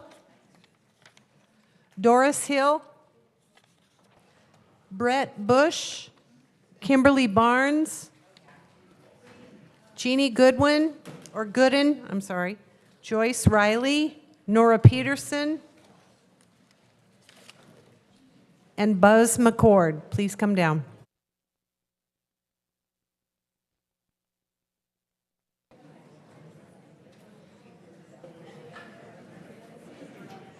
Also, a last call for Deb Janis. Thank you for being here. Good evening, ladies and gentlemen. Thank you so much again for taking the time and hearing our thoughts and our perspective on the items that you guys put out. On Agenda 21, I want to thank you guys so much for putting that out there. Thank you for letting me speak on this topic. I am fully supportive of my city adopting a resolution in support of Israel. The horrible, unprovoked attack by Hamas that has murdered well over 1,000 innocent Israelite civilians in cold blood should not go uncondemned. We grieve for them as well as for the innocent Palestinian civilians killed in Gaza at the hands of Hamas, who shamelessly use them as human shields. This resolution at least brings together thousands of city residents in one voice of condemnation of Hamas' vile actions. Thank you for bringing this forward. May God bless you and each one of you. In the bill, in the item, it said there's 3 items that was mentioned. Item number 1, I support Israel. Item number 2, I condemn Hamas for the horrific attack on Israel. Item number 3, I publicly express sympathy for those Israelites who are suffering, dying, and being held hostage. I stand for Israel. And item number 20, again, I can't thank you enough for standing up for sexual deviants of a small minority who seek to impose their perverted lifestyle into the minds of innocent, impressionable children.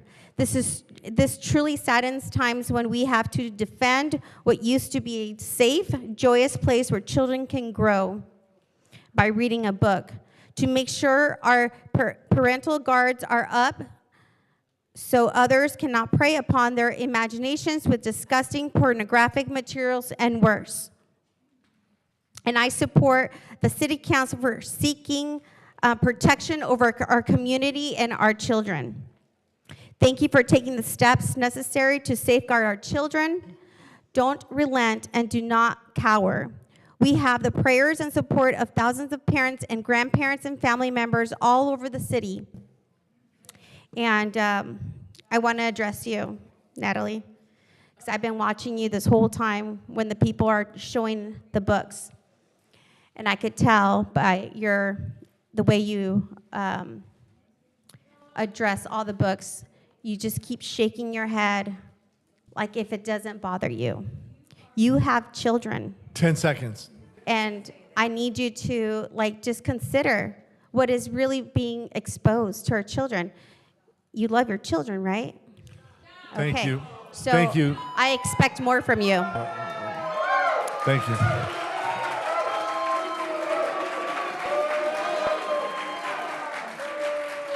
Next speaker, thanks for being here. Hi, my name is Doris Hale, and I'm a long-time resident of Huntington Beach. Hold on a second. Hold on. Hold the time. Give the speaker attention. Please continue. Thank you, Mayor Tony Strickland, Mayor Pro Tem Gracie Vandermark, and City Council members for this opportunity to speak in favor of Resolution 2023 to establish a policy for children's library material containing sexual content. I truly don't understand why an adult would want a child to have access to pornography. This is not a matter of banning books. It is a matter of protecting children from having ready access to books and other materials that contain any content of sexual nature. Children under the age of 18 without a guardian or parent's consent should not have access to these sexually explicit books and materials in our public library. These books and materials containing sexual content should be placed on the shelves designated for children 18 years and older.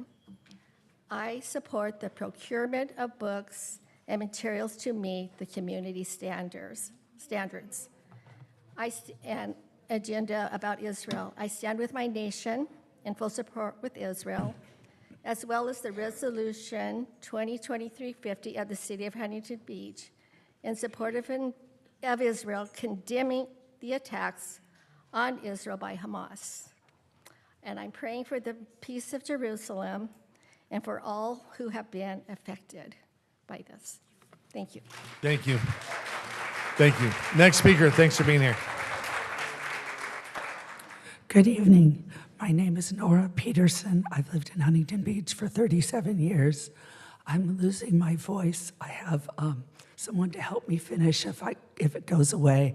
Carol Reed Jones is a noted children's author. In 2006, a group in Kansas sought to ban Charlotte's Web because the main characters were talking animals. Talking animals were deemed blasphemous and unnatural. Some extreme parents felt that only humans should have the ability to speak. In Wisconsin, Charlotte Web was banned because of concerns that the spider licking its lips could be interpreted as sexual.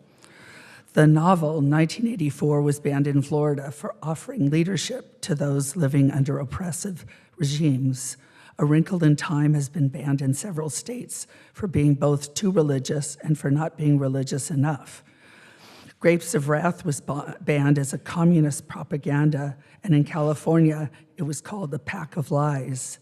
James and the Giant Peach was banned in Texas, Florida, Wisconsin, and Ohio for including one vulgar word, mystical elements, and communist advocacy. This is utter nonsense. Reading heightens students' intellectual capacity and helps them understand certain experiences that differ from their own. Stories provide a safe way to interact with themes for the first time. Withholding knowledge teaches ignorance. It's fascist, and it's plain evil. Freedom is being eroded by 4 city majority council members marching in goose step with the city attorney. We the people, not the government, says the Huntington Beach Tea Party. However, that is not all of what the Tea Party wants. They promote government overreach to control access to books. Proud Boys, Huntington Beach Patriots, Moms for Liberty, and other such groups for ignorance are confused on the difference between schooled and educated. The schooled can blindly recite. The educated are curious and questioning. They read books with many viewpoints. They discuss important issues with those of other belief systems to prepare us to live in a pluralistic and sometimes contentious society. We need those skills. Through reading, children discover who they are and what they believe. Our Huntington Beach children deserve freedom to read. 10 Don't seconds. ban books. Next speaker, thanks for being here. Thanks for being here. Oh, thank you. Thank you. My name is Brett Bush. I'm a Huntington Beach resident, United States Air Force veteran. Here to speak on 2 items, 20 and 21, in regards to the pornography. You know, it's amazing that we sit here and we're divided over something where I think our number one responsibility, if we've been parents, is to protect our children. You know, that just goes without being said. You know, we seek after, for me, I live my life for Christ, not for any man on this earth. Bottom line. That's a higher standard immediately. I don't think we're talking about a higher standard. And I think that we need to, collectively. I think the love of Christ dying on a cross for all of our sins. There's not one in this room that has not sinned. We all have that in common. Christ brings us together. We are not together if we're apart from Christ. It's His blood that purifies us. It's His blood that makes us better because we give our lives away. And that's fine. You can throw the rocks. That's fine. It's been done before. He died. I'm willing to die for Him. I don't know if you understand the fact that faith comes by hearing the word of the Lord. I'm not ashamed of the gospel. For it is the power of God for salvation to everyone who believes, to the Jew first and for the Greek. For in it the righteousness of God is revealed from faith to faith. As it is written, the righteous shall live by faith. But on the other hand, God's wrath of God is revealed from heaven against all ungodliness and unrighteousness of men, who by their unrighteous suppress the truth in their unrighteousness. For what can be known about God is plain to them, because God has shown it to them. For His invisible attributes, namely His eternal power and divine nature, have been clearly perceived ever since the creation of the world in the things that have been made, so they are without excuse. So we have a choice to make. Bottom line is, do we choose a higher standard, or do we go back to the way of man? Do we go back for our flesh? Do we become captains of our own ships? Do we take this society that I am so thankful for our council that are willing to take a courageous stand in light of all the fire they're getting and all the personal attacks they're going through? They're giving their lives up for us, and all we're going to do is throw rocks. That's the best we got. I think there's a higher standard. I think there's a better way to go. I don't think we're getting there collectively as a group. I want to go with all of you. 10 seconds. And I just want to say that in the end of this world, when it does come, the only thing that's going to remain is love. And that's the love of God. Thank you. Thanks so much. Next speaker, thanks for being here. I'm Brenda Glim.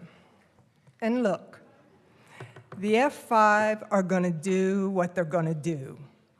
We need to take steps to make sure they understand the consequences.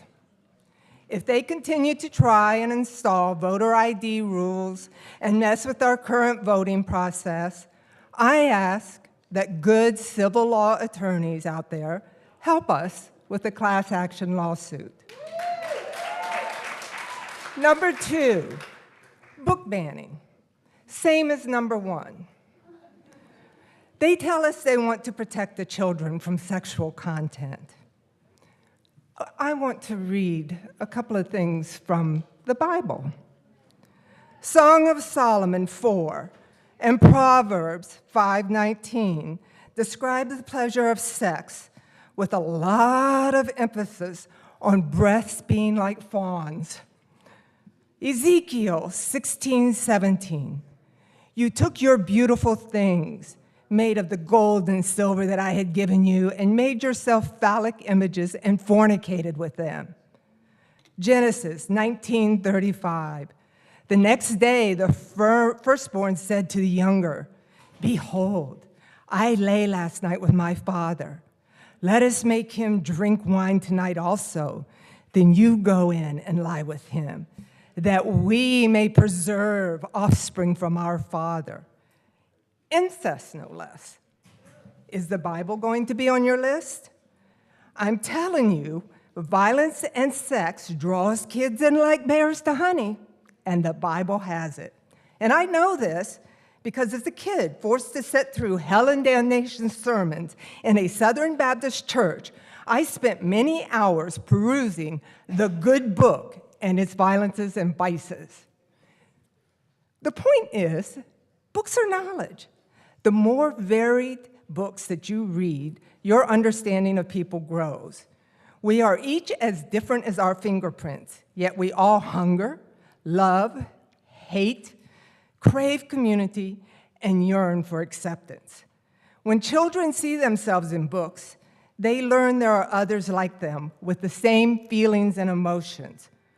We can't let the F5 take that away. Nationwide, there is a movement of kids banned books, book clubs. I say, if they get their way, let's join that movement.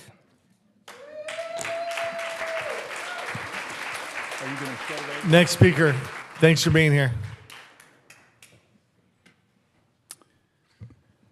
The sound of freedom is something like that.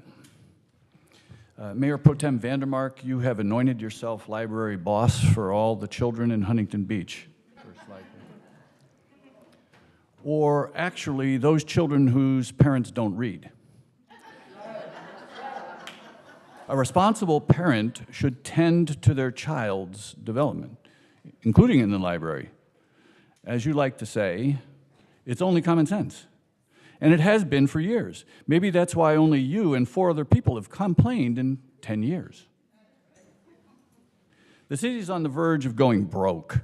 Let's avoid all the expensive lawsuits and costly big bureaucracy in your resolution. Just get a bigger sign. Maybe drop the word please. Something that makes folks really mad about your big government moral policy is that you yourself have a troubled past. Given the ongoing violence in Israel and Palestine, it is sad and disgusting to have to mention this. Next slide, please. This is old news. June 2018, next slide. The Anti-Defamation League officially questioned your fitness for public office because of documented bigotry and free speech and hate speech. Now, you want to be morality mom over our books, public library books. Hypocrisy really makes people mad. Next slide, please. The ACLU sent you a letter this morning. detailing how your resolution violates numerous tenets of the First Amendment. That means free speech and basic American freedoms, my freedoms.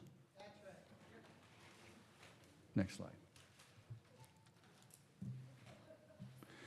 The ACLU letter goes on to criticize your resolution for empowering, quote, a review board guided by nothing more than undefined community standards of acceptance. Next slide. Let's indict the motherfucker. Let's indict. Your resolution specifically states book content should be judged by community standards per Miller v. California 1973 California law. Oddly, you rejected California law for voter ID. You rejected California law for masks and mandates. You rejected California law for housing. Now you embrace California law for obscenity. That's hypocrisy. Our leaders help define standards, right? We followed their lead. Last week, several thousand local community people, including numerous children under 18, heard this. 10 seconds. I'm sorry, this has been botched. Let it play again. Thank you. Thank you. Thank you for being here. Thank you. Next speaker, thanks so much for being here. Thank you. Good evening. My name is Jeannie Gooden. I praise and thank you, Mayor Pro Tem Gracie Vandermark, for placing this very important resolution to support Israel before our Huntington Beach City Council. Woe to Hamas for their evil, wicked, barbaric, and unspeakable brutal ways that rained murderous attacks on innocent Israelis and many Americans. Hamas will rule the day that they have touched the apple of God's eye. Thank you, Mayor Strickland, Councilman Gracie McEwen, Pat Barnes, and Gracie for understanding that we citizens of Huntington Beach have the moral clarity to recognize Israel's right and duty to defend itself. As citizens of Huntington Beach, we must recognize terrorism for what it is.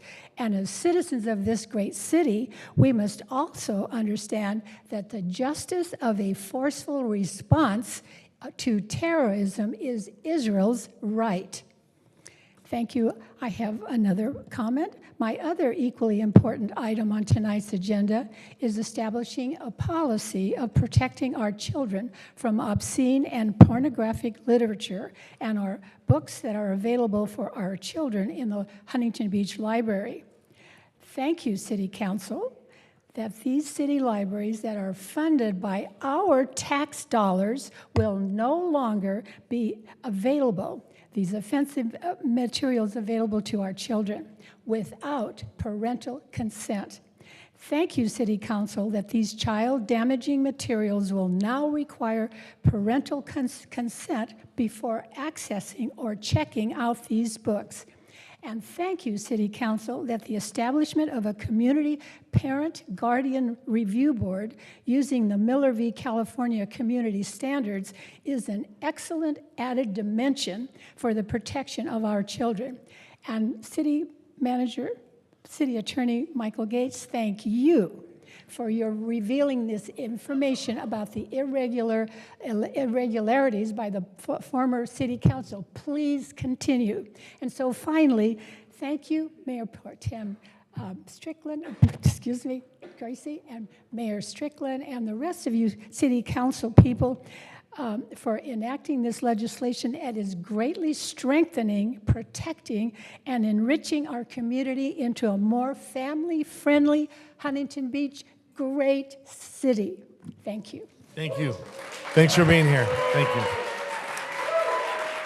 Next speaker, thanks for being here. Joyce Riley, first of all, thank you for adopting the resolution in support of Israel and condemning Hamas. Hamas's actions are horrific. They are unspeakable, particularly killing innocent women, children, infants, having people driven out with no place to go, no matter who they are. And this is an outrage, or should be, to decent people all over the world. And God said about Israel, I will bless those who bless you and curse those who curse you. And the people who are doing these things are going to give an account to God someday. And it will not, unless they repent, it will not be pleasant. And furthermore, in regards to the library and books about children, yes, it is only common sense. It has nothing to do with banning it. It's only common sense to put books that contain sexually explicit material in a separate room where kids under 18 cannot get a hold of them. Now, if there are parents who want the kids to read these things, they can take it up with the librarian. Not that I would personally approve of it, but that's their business. But no, these things do not belong in the hands of children. We need to protect our children's innocence. We need to make this whole city a light. This is a dark world that we are living in, and we need our light as Christians to shine brightly and to be an example, not only for this city, but for every city in this great country that we live in. Thank you. Thank you so much. Thank you. Next speaker, thanks for being here.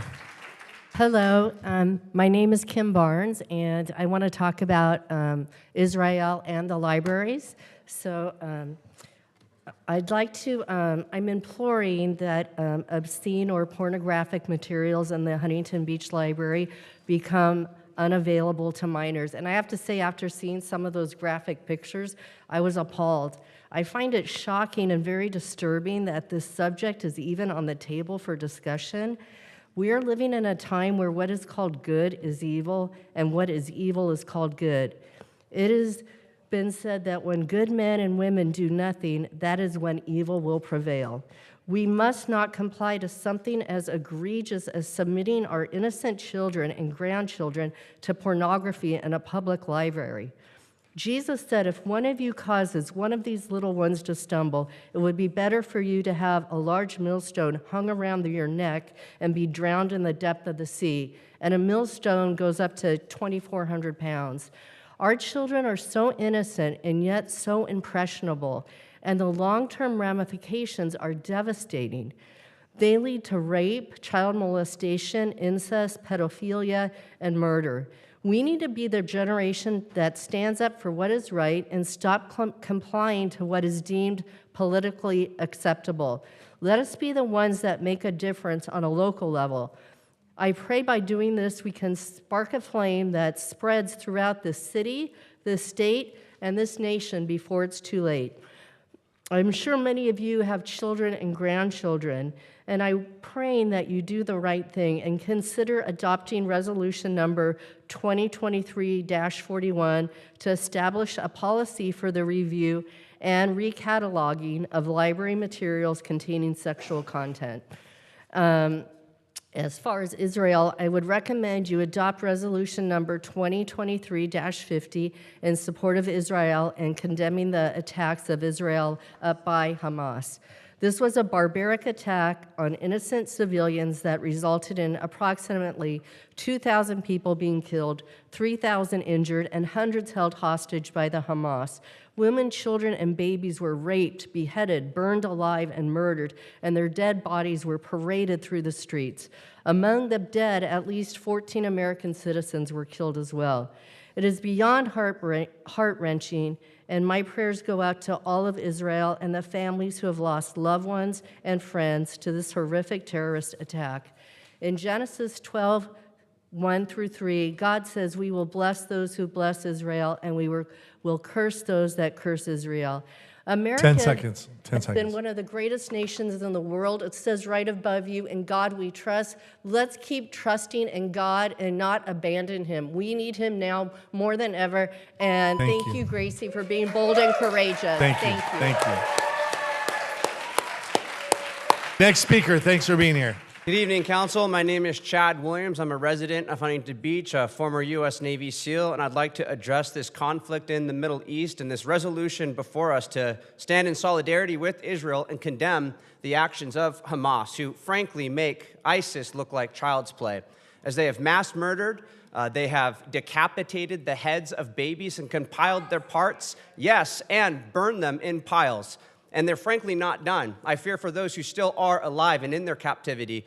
As one Israeli father had put it, he's looking for his 8-year-old daughter named Emily. As days had gone by, they couldn't find her. Finally, they discovered Emily's body, and they informed him, "Sir, your daughter is dead." And his response, he called it an absolute blessing, because he understood that his daughter is better off dead than alive in the hands of Hamas, who would be torturing her and raping her repeatedly. And so it's very important for us in Huntington Beach to have this resolution, because it lets the world know that we do not look the other way. We're going to be leading the way. And I think of two people groups in Huntington Beach that really need to know this message. Number one would be the young people. You know, young people, they look to us, the leaders in the community, in times of uncertainty, and that's what we are in. They look to us for leadership. How shall I respond? And I know this, 20 years ago, I was one of these young people. And similar images on the TV as I watched my mentor, Scott Helvinson, who was a Navy SEAL, dragged through the streets of Fallujah, hung upside down from the Euphrates River Bridge, as a mob chanted over and over, "Fallujah is the graveyard of Americans."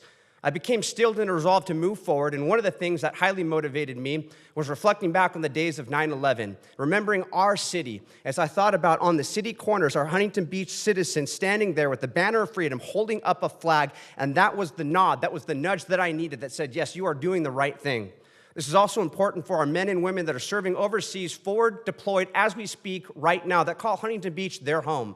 This resolution lets them know, it affirms them, that we stand with you. You won't come back to a Vietnam-era type town that turns its back on you and spits. No, we care about you, we love you, and we say, come back home, on your shield or with it. And so it has been said that all that's required for evil to triumph is for good men to stand back and do nothing. We are not a do-nothing kind of town. And so Israel, we stand with you. Those that are serving and will serve, we stand with you. And frankly, to Hamas, Hezbollah, and other terrorist organizations out there, we got a message for you. I got a message. I know the Navy SEALs that are coming for you. One final point. November 2024, there's going to be 3 seats that are up for grabs. And I want you guys to remember these 3 names: Don Kennedy, Butch Twining, and Chad Williams. God bless you guys. Thank you so much for your time. Thank you. All right. More names? Okay, More yes. names. The next 10, Paul Horgan, Ray Raines, Karen Riley, Rick Brown, Brianna Lee, Kevin Otis, Matthew Cabrera, Barbara Richardson, Mark Alvarado, Kelly Hubbard.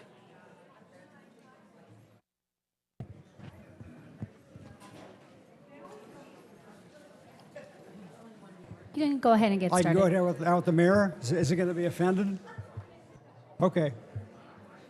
Can I start? Yes, go ahead. Okay. Good evening, Mayor Pro Tem and Council. Paul Horgan, Huntington Beach resident. I'd like to address, please, 2023.41.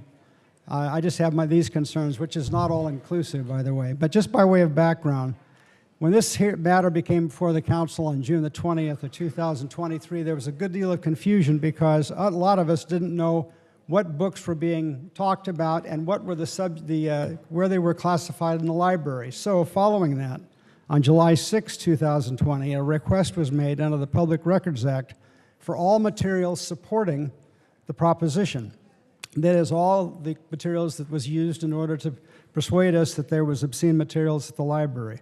On July the 10th, 2023, a group of citizens went to the City Hall pursuant to their request to look at the books which were in response to the public records request. There were 4 books presented. And these, by the way, were described as these were all the books. We were assured these are all the books that were used as the basis for the hearing. The V Word, SEX, What is Happening to My Body, Boys and Girls versions. So we went and checked those books, And the one book was in the young adult section, one was in the adult section, and there was one in the children's section. Now, I'm not saying that the people who've talked tonight are in bad faith or that anybody else is, but it would be very helpful if we could kind of get a handle on what are the facts of this case. We just don't know at this stage. I've heard all these people with all these additional materials, but that's what the city said they based upon. Going to introductory paragraph B, please look at I presented you with a handout. Obscenity, according to this the resolution, is defined as material appealing to prurient interest. That is wrong. Obscenity is defined, as you will see in Miller versus California, as the work taken as a whole appeals to prurient interest. That has got to be discussed because taking excerpts out of books and showing sex and all kinds of other things, it has to be considered as a whole. Please look at 1A, your moving paragraph. That says that there's a prescription about sexual writing, sexual references, and explicit sexual images. Again, under Miller, written materials must be considered as a whole to determine whether they appeal to prurient interest. I'm willing to bet if we looked at a lot of these books, although who knows at this stage, but if you look at the whole book, it may not be appealing to prurient interest at all. It may be something that's educational, that's proper. That's what has to be there. So there may be some movement here to talk about. For now, this resolution, as is proposed, is flat out, it's not valid on its face. Thank you.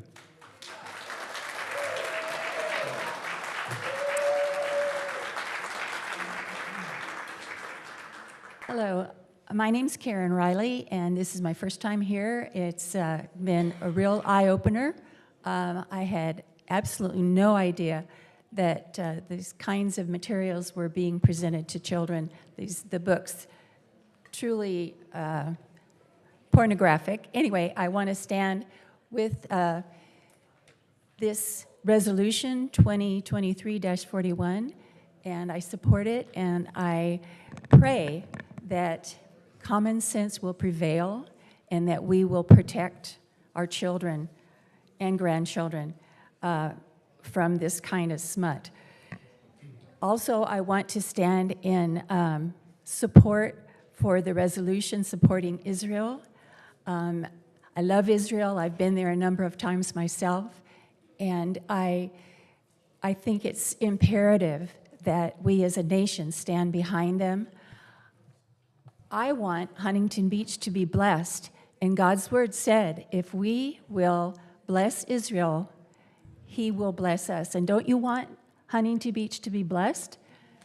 That's what I want. So please do consider God's word, and it talks about it in Genesis 12:2, and others have made this reference, saying that God will bless those who bless Israel, and so we want to do that. Thank you very much.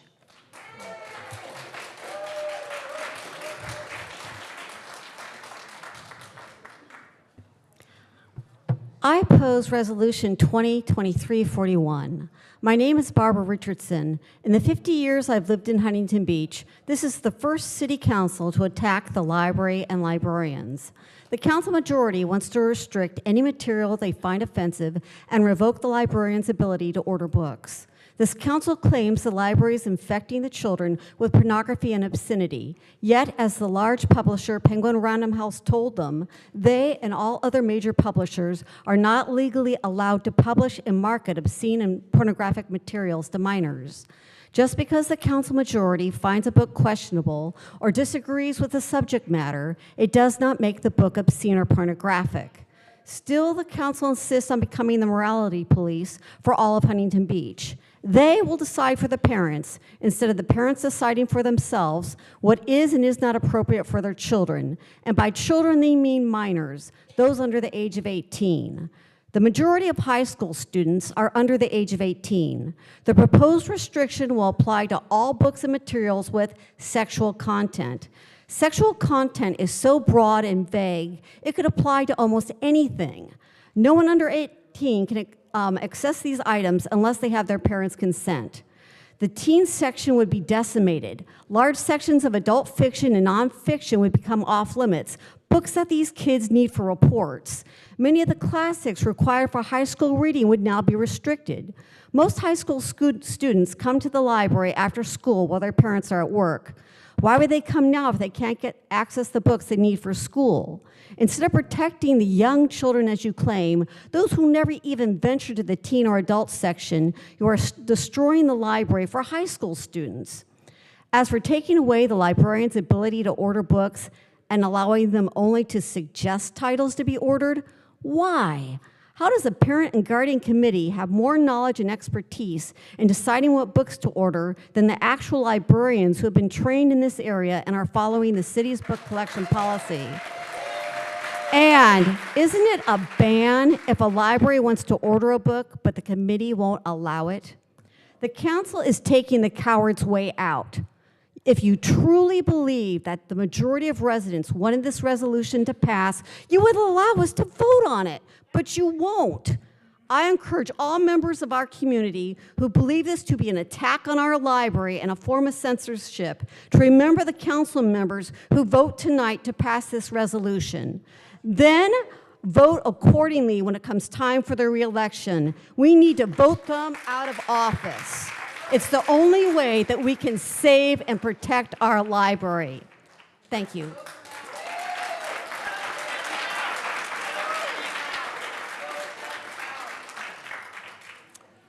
Thank you for having me speak. My name is Mark Alvarado, and I oppose item 20. I'm a former library services employee, and I've been involved with the library for 36 years.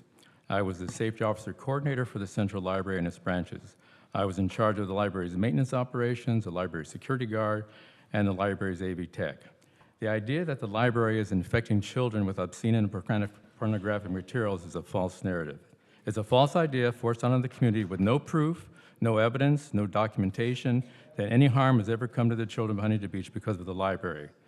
At the library, there are daily security reports generated, incident reports are sometimes filled out, and complaint forms are available to patrons upon request. In those decades, I have never had a complaint from any parent that said their child saw or was reading any obscene materials, not one. I never filled out any incident reports regarding a parent being angry about so-called pornographic materials. One book in question, It's Perfectly Normal, which has been in the library for 29 years, has had no complaints in all that time. The first children to see that book 29 years ago are now adults in their 20s, 30s, and maybe even 40. What proof is there that their lives have been harmed? In those 29 years, many local religious groups rented out the library's facilities: Mariners Church, Seabreeze Church, Poema Church, Church Alive, Foursquare Church, Surf City Synagogue, among others. None of the pastors or rabbis ever complained about any library materials being obscene or pornographic, and none of the pastors' wives or their volunteers ever made complaints against the books in the library. It was the complete opposite, as they all chose the library as their place of worship to hold religious services. Another false narrative being pushed is the books in question are just lying around for kids to see. All books are properly shelved by the Dewey Decimal System, and one has to look them up on computers by subject matter, author's name, or title. The children at the library are doing their homework assignments with their moms, playing computer games, enjoying story times and shows.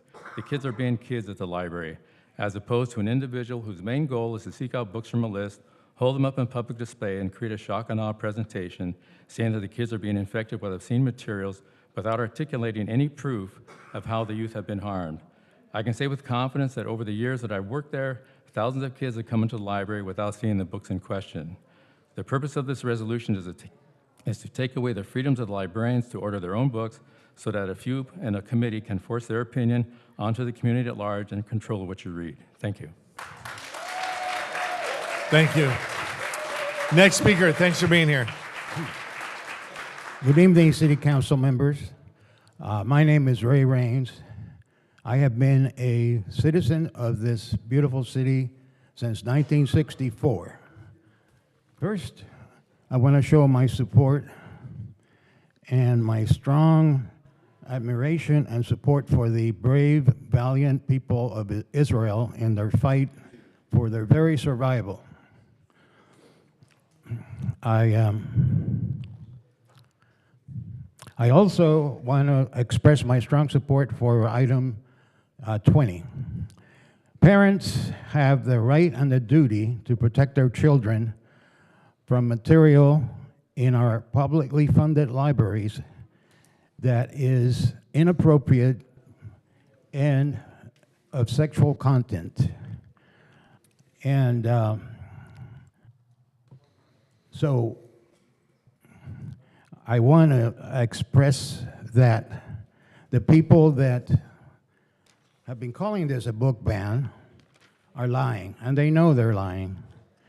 So therefore, they must restore to personal insults. They've been calling us fascists, Nazis, book burners, because they don't have an argument that holds water. And they say that we represent the minority of the community. Well, guess what? We had an election, and we elected 4 formidable council people that we are right behind, and we really appreciate their courage in bringing up these items that are considered controversial by other people.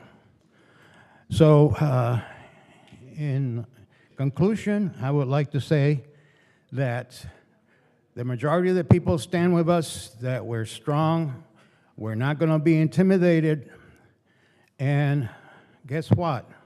Elections have consequences. Thank you. Thanks for being here. Next speaker, thanks for being here. Good evening. My name is Kevin Otis. I'm a 3+ year resident of Huntington Beach. I'm an alumni of UC Berkeley and now a follower of Christ. Ironic as it all may seem, I believe it's safe to say that I understand free speech. And having been on various sides of the fence, I will state that this resolution, 2023-41, which I am in support of, proposed by Mayor Pro Tem Gracie Vandermark, does not impede upon free speech. As an adult male and voting constituent, I am proud to say that I do not want these so-called educational books to be in public libraries and do not want my tax dollars supporting their unfettered access to children under 18. Anyone in opposition of this resolution, please utilize your American freedom afterwards, American freedom of speech, in informing me why these books are so precious to our kids for educational purposes. I mean, whatever happened to the birds and the bees conversation with our parents?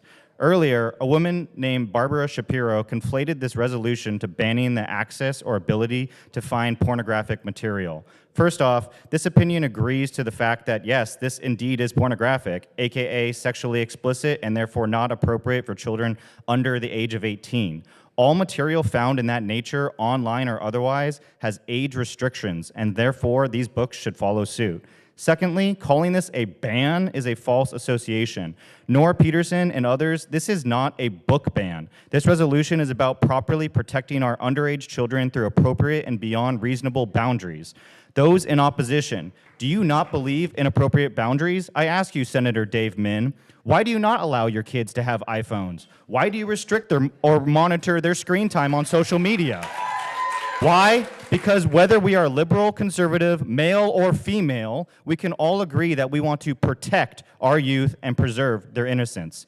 If children so wish to find this material on their own, with or without parental consent, is their prerogative. It's not about restricting their rights, but merely guarding their access. Those in opposition, do you say remove age limits on smoking, alcohol? How about sexual consent or purchasing a gun?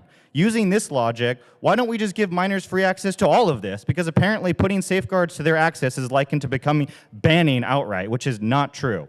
I pray that we all come to see that this resolution is to protect our children and not restrict their rights. And also, I stand in support of Resolution 2023-50 in condemning the acts of Hamas and supporting Israel as a city of Huntington Beach. Thank you. Thank you so much. Thank you. Next speaker, thanks for being here.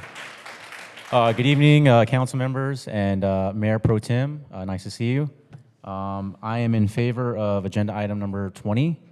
And I just first and foremost want to say that the children's book should be a source of education and inspiration, fostering love for reading and imparting valuable life lessons.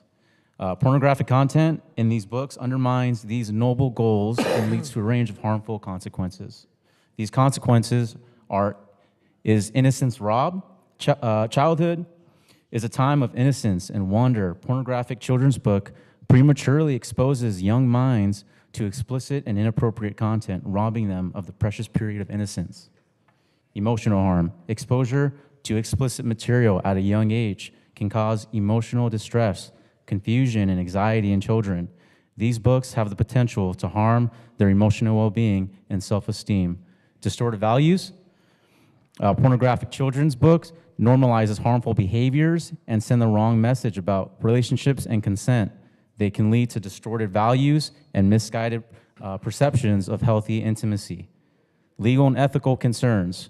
The creation of distribution of pornographic material involving minors are not only ethically wrong, but also illegal. Those involved in the production or distribution of such content may face serious legal consequences.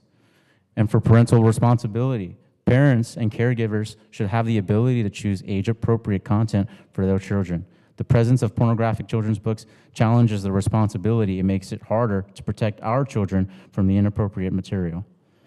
And so, guys, I just want to let you guys know, as a young 25 Mexican-American man, I even see the harm that pornography has on children, and especially young men, and especially in my community where young men who are 18, 19, 20 have a hard time with pornography still to this age.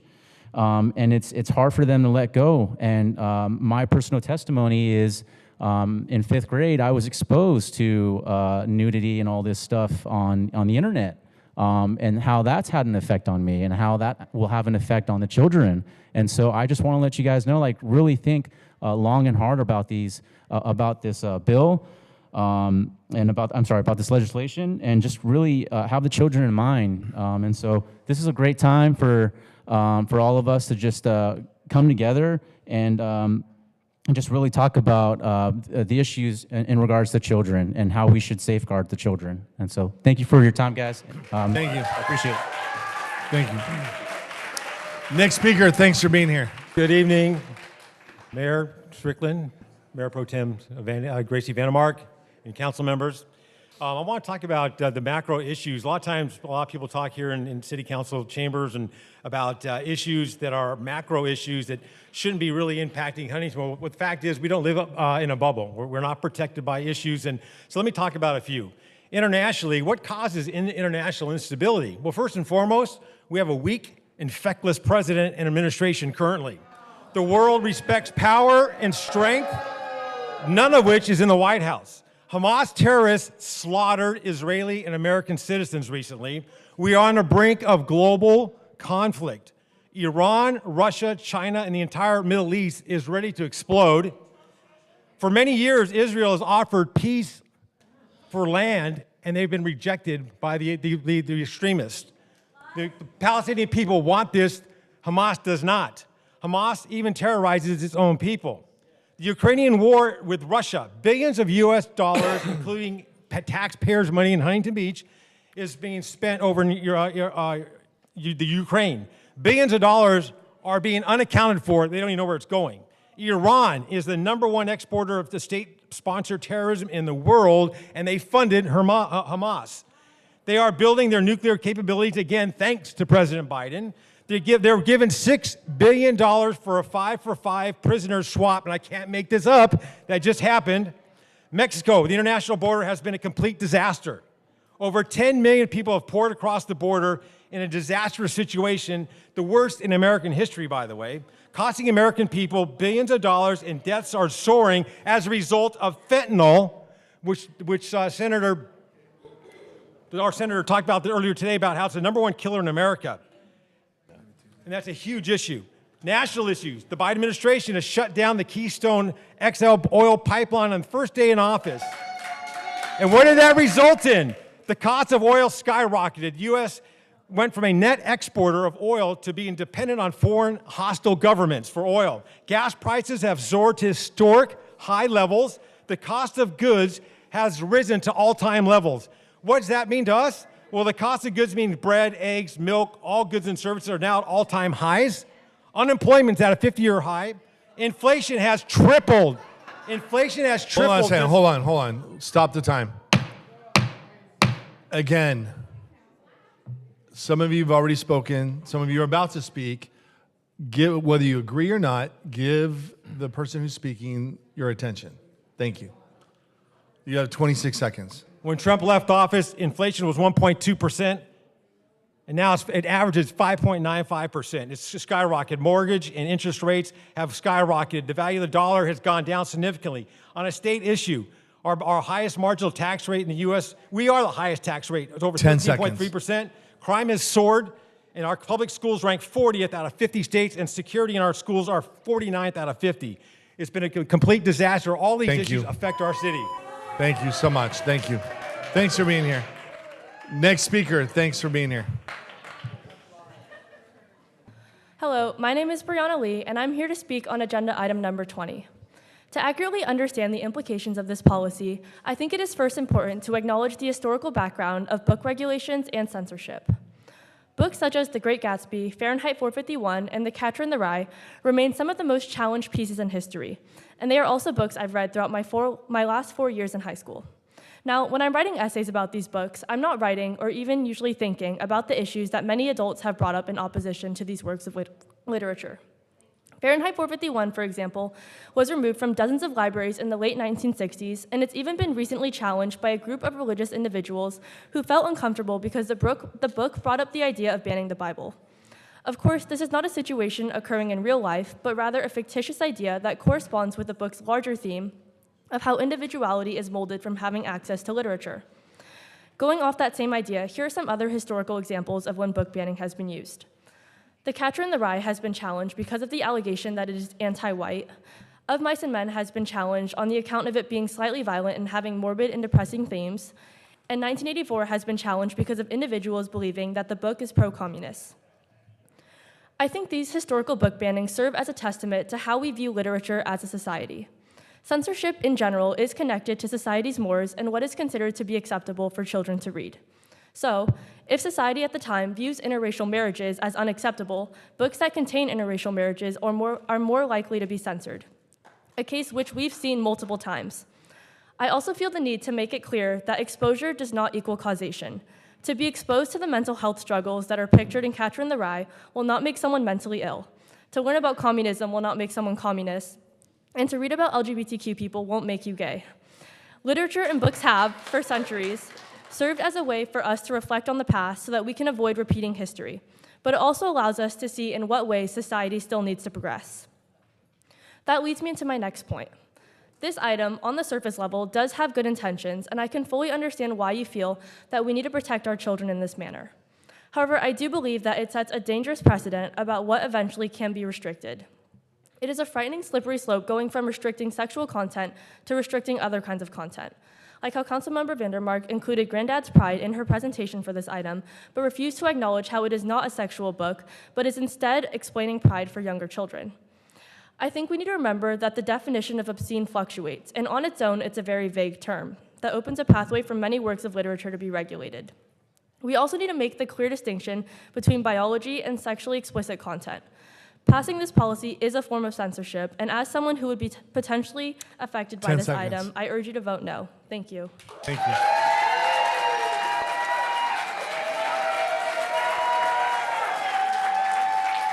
Next speaker, thanks for being here. Good evening, everybody. I wanted to first thank you guys for giving us the platform to voice our opinions. So I wanted to voice my opposition to item 21. And before I start, I want to say that I'm against terrorism under any kind, but I do want to explain the perspective of Palestine and Palestinians as a resident of Huntington Beach and Orange County. So I wanted to explain that there is a difference between a normal state and being a diverse state, like how, let's say, California is diverse and has people from different religions and different backgrounds. And the state of Israel is not anything close to that. The state of Israel is an apartheid state, and it admits that if you are a Palestinian, you cannot walk the streets of Hebron as if you were a Jew. If you are a Palestinian, you have no access, not the same access as an Israeli Jew would have in Israel. So that is the main reason that I am opposed to Israel, because it is an apartheid state, and it is currently putting Gaza under a blockade where people cannot have water, people cannot have food. We're talking about books and children reading books. There's children in Gaza right now that cannot even walk the streets without fear of losing their life. Even if they were to move from north to south, they are still being bombed. There's still a blockade. And I am against terrorism, especially state-led terrorism. And I think that there's a lot of ways we can solve the problem without supporting Israel and what Israel is doing right now. And many Jews are also against Israel as well. So it's not just a Palestinian issue. So I do urge you guys to really think very hard before you support Israel, and try to understand the issue as not being Israel versus Hamas, but being a Palestinian issue, because Palestinians in the end are the ones that are being affected.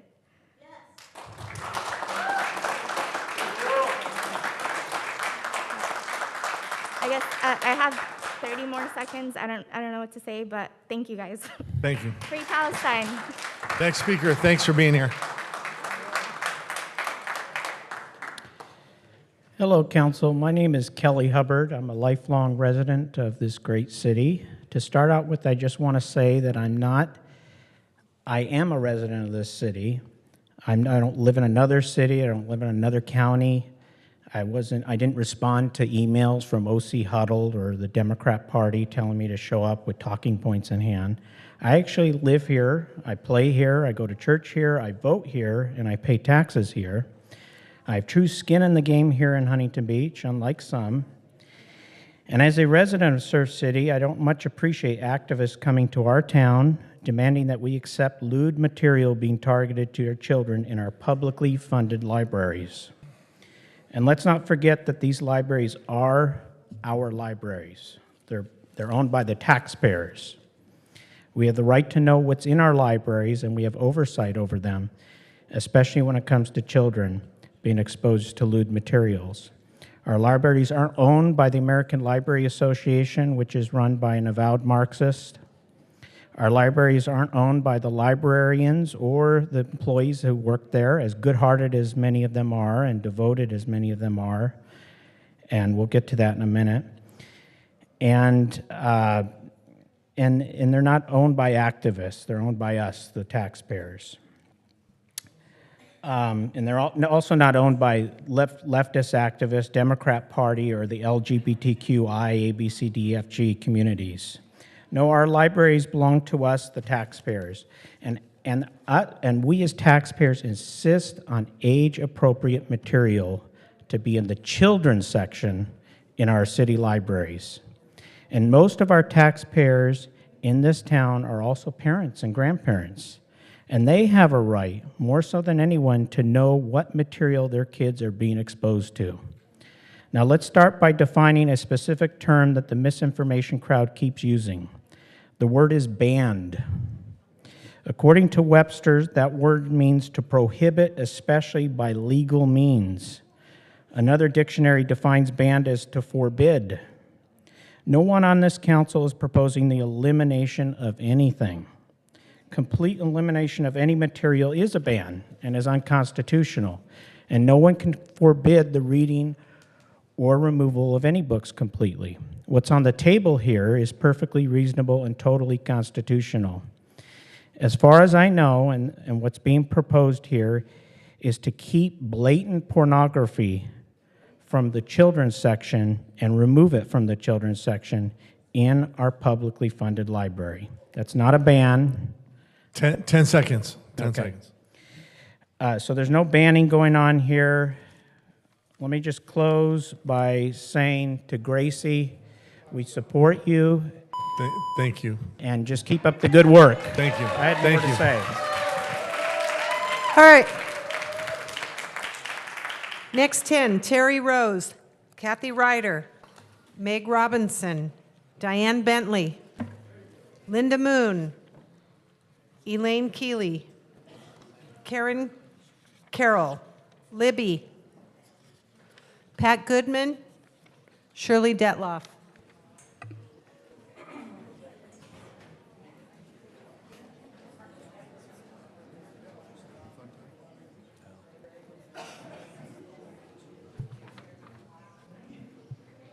Diane Bentley. Thank you for being here. Thank you. My name is Diane Bentley, and I'm a 22-year resident of Huntington Beach. I'm addressing the unreasonable effort to ban books in our award-winning public library. Our library system is managed by educated professional librarians who follow long-established guidelines in choosing books appropriate to our citizens' ages and understanding. Yet, without consultation with professional librarians and educators, without consideration for the clearly stated opinion of thousands of HB citizens, and apparently without actually observing the conditions in the actual libraries in our city, the council majority proposes to upend a working acquisition system to create a review board to determine what books I and my fellow citizens of all ages get to read. Make no mistake, this is definitely an effort to ban books that a minority of students dislike. What are the qualifications of the people who will be appointed to the proposed review board? How long will these people serve on the review board? What will be the criteria used for evaluating books? Can these people realistically read every book that is proposed for acquisition to determine its suitability? And who will determine what constitutes suitability or lack thereof? If sexual content is the concern, it's already been demonstrated that you have to be prepared to take the Bible out of circulation. What has happened to the oft-repeated idea that parents are in charge of their children's education and reading habits? And are you prepared for the cost of the inevitable lawsuits that will be filed when HB citizens realize that their rights are being trampled by this authoritarian city council majority? Stop this nonsense now and stop spending our taxpayer money on your unnecessary and divisive boondoggles.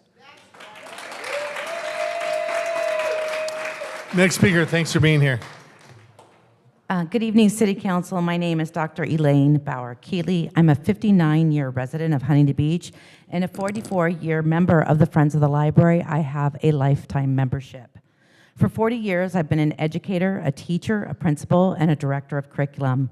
With multiple degrees, I have expertise and experience in the developmental needs of children. I understand their innocence. I love children and have taught many to read, especially preschool through 8th grade students. Even with my years of experience and expertise, I always enlist and consult with experts such as librarians. They're some of my favorite people. Their knowledge and credentialing are respected and necessary for any good book collection or literacy program. The proposed agenda item tramples the First Amendment rights of students. It is insulting to the library staff of experts, and it is redundant to what's already in place. And you know that, Ms. Vandermark, because you've used the policies that are already in place.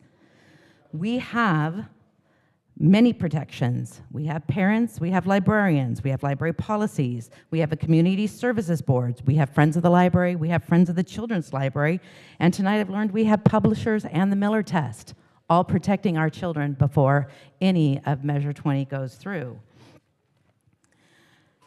But you know that, Mrs. Vandermark, don't you? You use the system.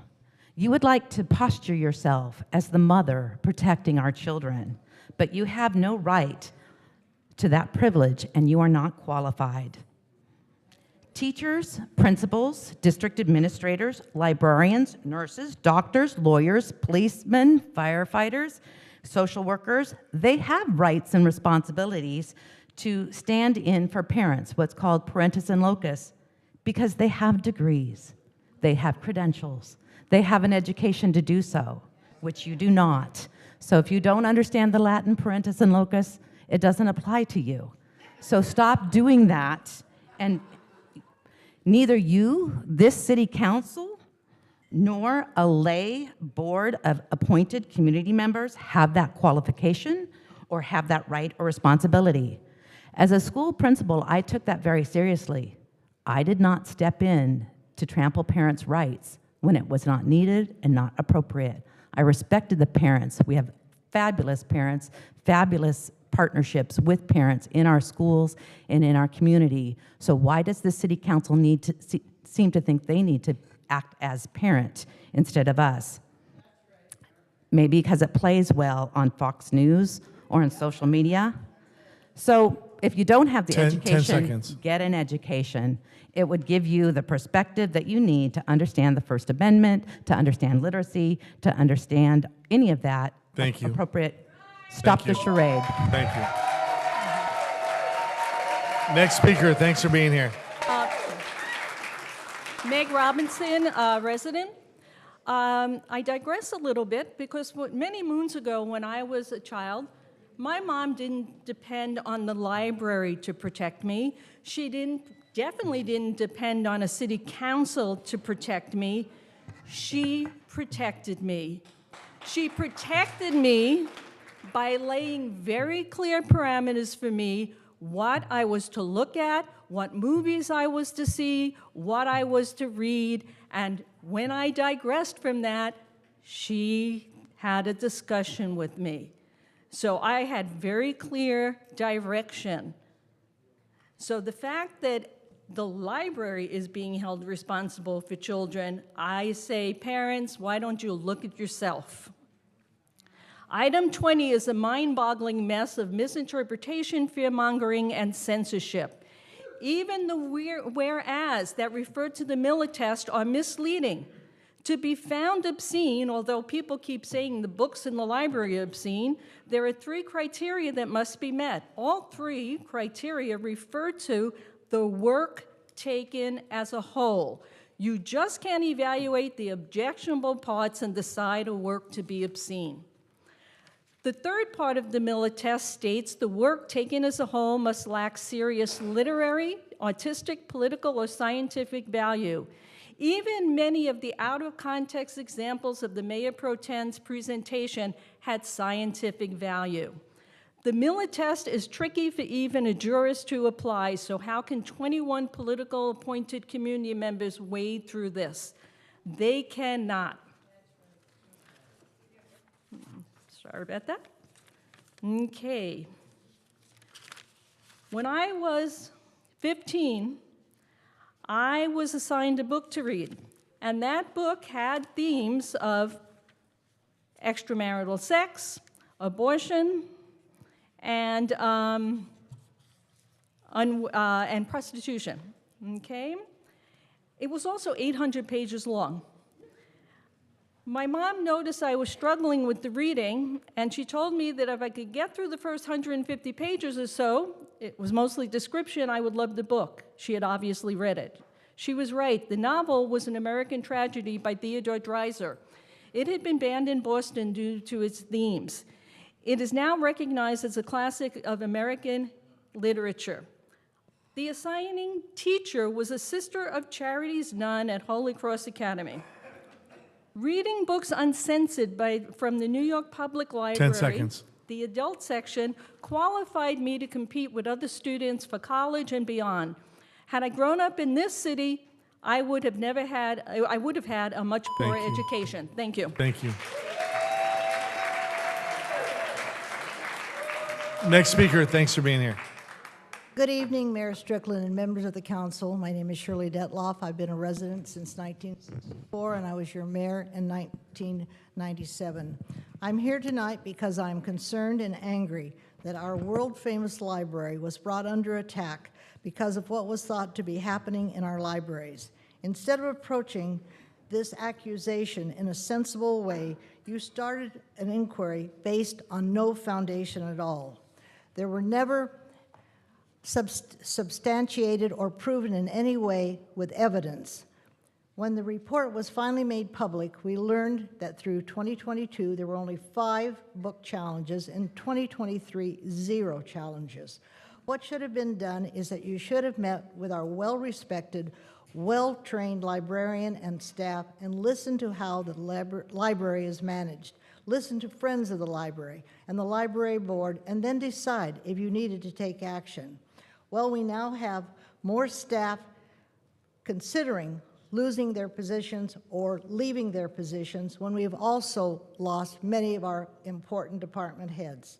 Instead, you turned this way of doing your business into a circus. I thought the days of witch hunts were over and something in the past that we're not very proud of. Next is the way the charter revisions are being handled. First is how our elections would be conducted if these changes are passed. As soon as the direction you are going in was seen by the state, you were warned that if voter ID was a part of an election, it would be challenged by the state as it goes against state law. What, another lawsuit that we could not have won? And could we really afford running our own election? Remember, you all took an oath to follow and respect state laws. Second, and most troublesome, is the flag mandate. This should never be in a charter. We already have an ordinance that dictates who can make decisions on what flags will fly. You already have this right, so it's very unnecessary and very costly. And in closing, do the citizens really know what running an election instead of being a part of the county's well-respected system would do? New equipment, polling places, and the list is long. And who will pay for all of this? Yes, you, the taxpayer of our city. Or what services would be eliminated after a costly lawsuit and the right to have our own city elections controlled and paid for by us? There is nothing that has an immediate concern to this city that could not wait till a November election, and in doing so, you're going to save the taxpayer many dollars. Thank you. Thank you. Next speaker, thanks for being here.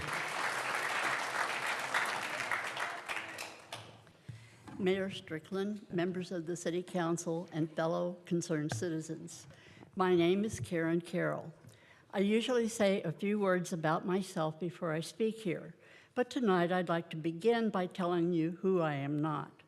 I am not a left-wing radical, Marxist, communist, socialist, or fascist. I do admit I am slightly to the left of center, but that has nothing to do with my remarks tonight. I think the idea of a 21-member review board random residence is wrong thinking. The credentials of your library staff are extensive. Their careers are concentrated on the information and literature that is reviewed, documented, and approved to help young people and people of all ages to develop academically, culturally, emotionally, and even spiritually. As a biology teacher in high school and university, I met with parents and community members innumerable times to explain and discuss our curriculum and materials. I've also been on a number of science standards and textbook selection committees, both county and state level, and district, of course. I can tell you that it was an arduous task, and if it weren't for my background, I could not have helped to make the decisions about the books and materials that we did.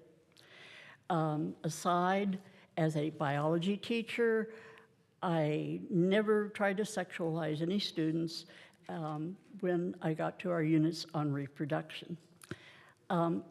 In short, to be direct, I think the idea of individuals' unprofessional opinion overriding the consensus of our well-educated professional team is unthinkable. I'd like to add, do you really think it will stop at sex? Are you going to go for Black history too? Thank you. Next speaker, thanks for being here. Good evening, Mayor Strickland and City Council members. I wanted to speak on agenda items 19, 20, and 21. And so much has been spoken about the library issue that I hope you'll pull it and discuss, be able to come back with more informed resolution. And I'm really appalled that you would manipulate people that supported you for your election with misinformation and not give light to the procedures, the excellent services that are offered by the library, and how people can use those procedures to voice their complaints. That's abominable that you manipulate and use people that way. 21, I'm no expert on the Middle East, and definitely we have to say something about the violence and the attack by Hamas. I hope that you would pull that item as well and take into consideration the people of Palestine, the abuse and the horrific embargo that has been on them for so many years, and misery that those folks have to live with. The lack of freedom, freedom to move, freedom to live. So I hope if you had a relationship with the Interfaith Council, if we had a Human Relations Committee, that you could rely on them for the moral support and background to put together a resolution that is far more extensive and representative of our beliefs as a community and the situation. Item 19, the charter amendments. We've been over this for so long. I appreciate the public meetings, but the whole system really lacked any kind of committee review by citizens. I'm just appalled that I even have these issues in my city, 19 and 20 especially. So on those three items that have made it this far, the election one is most insensitive, illegal, and should not be put forward to the ballot. 10 seconds. Voter ID, when we sign something, that's our identification. If you move forward with that, we're going to face a lawsuit, and that's the end. Thank you. Thank you for being here. Thank you. Next speaker, thanks for being here. Good evening. I'm Linda Moon, and I've been a resident of Huntington Beach for 49 years. I'm speaking tonight on item number 20. And first of all, I question the ethics of submitting this item on the agenda at the last minute. You promised us a study session in which all of the library restriction issues would be addressed. And this resolution seems far afield of this afternoon's announced library session issues. This resolution is an example of the council majority attempting to impose its own value system and religious tenets upon 200,000 residents, few of whom have requested any change to the current library protocol. No one in this city has yet to file a complaint stating that their children were harmed by the current library protocol. You're not proposing legitimate oversight. This is blatant overreach. This is not about parental control, but replacement of parental values with the values of the council majority, who would apparently rather see our children have assault weapons than literary masterpieces. Parents have reasonable control now. They just have to exercise it. You want to replace the learned protocol of master-degreed librarians with the uneducated whims of a politically appointed 21-member citizens committee, reflecting your own lack of education, training, and experience in library science or child development, which will result in the most chaotic realization of book banning. You seek not just to ban books from kids, but to ban kids from the library, requiring parental written permission for all patrons under age 18 to access material, including any sexual content or reference, including literary classics, will result in caging off half the library. Are you prepared to dedicate professional staff and funds to spend the time sex-rating library materials and guarding the stacks and computer monitors? Our library has been renowned as one of the best in the West for 50 years. It will now be known as a repository of ignorance and hate. You're losing library staff now due to your anti-library pronouncements. Why would they want to stay and tolerate this disrespect and dismantling of their well-functioning systems? Why would any knowledgeable professional wish to work here in the future? 6 seconds. Nobody asked for this intrusion into our library system. This is about institutionalizing ignorance, not parental choice. Thanks for being here. Next speaker, thanks for being here. Good evening, Council. I'm here to speak about Agenda Item 20. First, I would like to state, just as a matter of proper order, this item should be tabled. When this item was first proposed in June of this year, it was discussed and the vote determined that there would be a study session prior to any action on this subject. The study session was scheduled and then delayed due to the 4 special meetings to discuss the charter amendments. The study session finally occurred just a few hours ago. It is out of order and inconceivable to have a resolution already prepared and on the agenda. Casey, although we clearly do not agree on many things, I do admire you for having your own mind when faced with pressure from your peers. Your votes opposing several of the charter amendments are admirable. It is time for you to exhibit the same inner strength again and insist the council follow proper order. Now to the substance of the proposed resolution.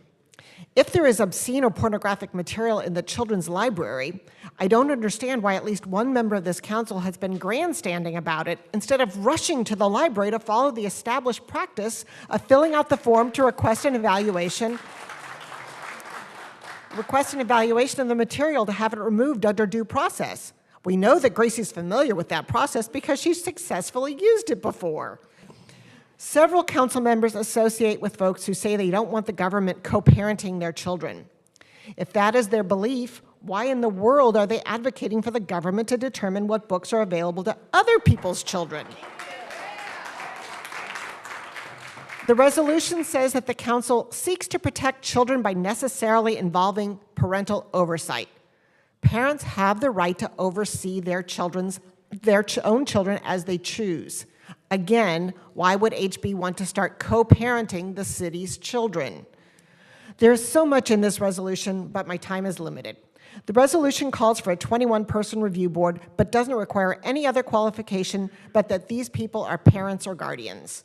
They don't have to have any library or literary experience or training as educators. The terms for judging something as inappropriate are not defined, so these inexperienced board members could remove a book for just about anything. But I must ask, why are you only concerned about the sexual images and content that children may be exposed to at the library? What about the sexual images they see on TV commercials for things like Carl's Jr. Burgers? What about on billboards showing breast enlargement ads? What about just about anything they can view on their own phones? What's next? Dress codes at the city beach, Main Street? I've seen some sexually explicit outfits there. Are we going to start requiring pregnant women to stay home? 10 seconds. A child might see a pregnant woman and ask uncomfortable questions about procreation. Maybe we should just rewrite the resolution to simply require that all children under 18 must wear a blindfold when not in their own home, lest they encounter something sexual. Thank you. Next speaker, thanks for being here. Good evening. I'm a voter and Huntington Beach homeowner since 1985. I do appreciate the efforts made by the city staff to update how the public will have access to library books. And at a prior meeting, Councilmember McKean stated that there had been maximum public input on this new library policy. Really? Were any public HB librarians invited to speak? Were there any child development experts? Were there any educators from our local schools invited to participate? Did I somehow miss the public invitation to come to discuss the policy? Was there some kind of a public survey or some study session besides the one tonight that I could have attended? You see, I can find no evidence of any of the above. And also, let's face it, obscenity and pornography are different for each individual. You see, I find that this book, the Bible, to have many sexual references. So will it only be in the adult section or will it just be removed? And what about some books that are currently being taught? I taught all of these books during my career. The Catcher in the Rye, Of Mice and Men, The Scarlet Letter, To Kill a Mockingbird. all had sexual references. Will our high school students not have access to these books in our libraries unless they bring mommy or daddy to sit with them? And let's face it, if you're a 16-year-old and you have your driver's license, are you going to take your mom or dad with you to the library? I don't think so. And how many formal complaints have there been? Because if you found these obviously pornographic and obscene books, why didn't you file a complaint? And what will it cost to purchase the approximately 7,000 to 9,000 book each year for the 21-person review team to read? And who could possibly read 7,000 to 9,000 books? I did the math. I'd have to read and review 24 to 25 books every day, 365 days a year. We've talked about we don't want to create more government or more bloat or more bureaucracy. Hello, that's what that would do. I don't view that as a good use of tax dollars. There must be a better way to allow parents to safeguard their own children in our library. But wait, we already have a robust policy, and we have a good process in place. Why aren't we using it? And by the way, this afternoon, I read all 528 emails that were available on this issue. Did you? And did you know that 95% of them opposed Agenda Item 20?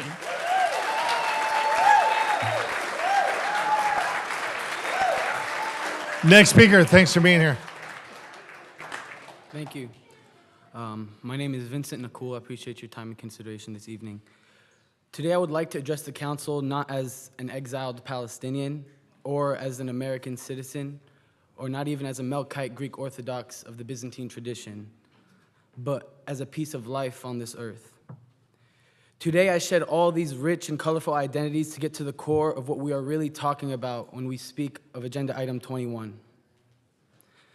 And that is your integrity and duty as leaders of this community and nation. Your integrity and duty is severely compromised if this council goes to sleep tonight, having co-signed the genocide of the Palestinian people. There are two, not one, but there are two aircraft carriers parked outside of Gaza. For all those concerned with the children, Gaza is a population of an average age of 18. That, for the math, that's 50% of the population is a child. I assure you that the Israeli government does not need this city's support to follow through with their 75-year-long campaign to wipe the Palestinian people off of the map and to wipe ourselves out of history. Israel did not need your cosign this morning when they bombed a Christian Baptist hospital, killing 1,100 people. People. Women, children, men, doctors, and nurses. Imagine the horror of a child being pulled from the rubble of their home, to be rushed to the scene, to be rushed to a hospital, only then for that hospital to be bombed once again. Israel did not need your input. They did not ask for your input when they bomb UN charter buildings with white phosphorus. I urge everybody to look up the degree to which white phosphorus burns and ask yourself why that is being dropped on civilian children population. This is very important. Our Jewish brothers and sisters who survived the Nazi Holocaust said never again. Yet with great shame and despair, here we are again, at the precipice of the Zionist Holocaust of the Palestinian people. We don't have to look into a World War II history book to see mass graves in Germany. Look no further than October 17th, 2023, where you will see entire lineages of families, 30+ people, wiped from the Gazan registry. These are families. Not just a nuclear mom, dad, child, and dog, entire lineages. Any resolution that echoes the suffering that Israel goes through without condemning the suffering and the terror that they inflict on the people of Palestine is the green light for the Palestinian people's genocide. Please, and once again, not only, thank you.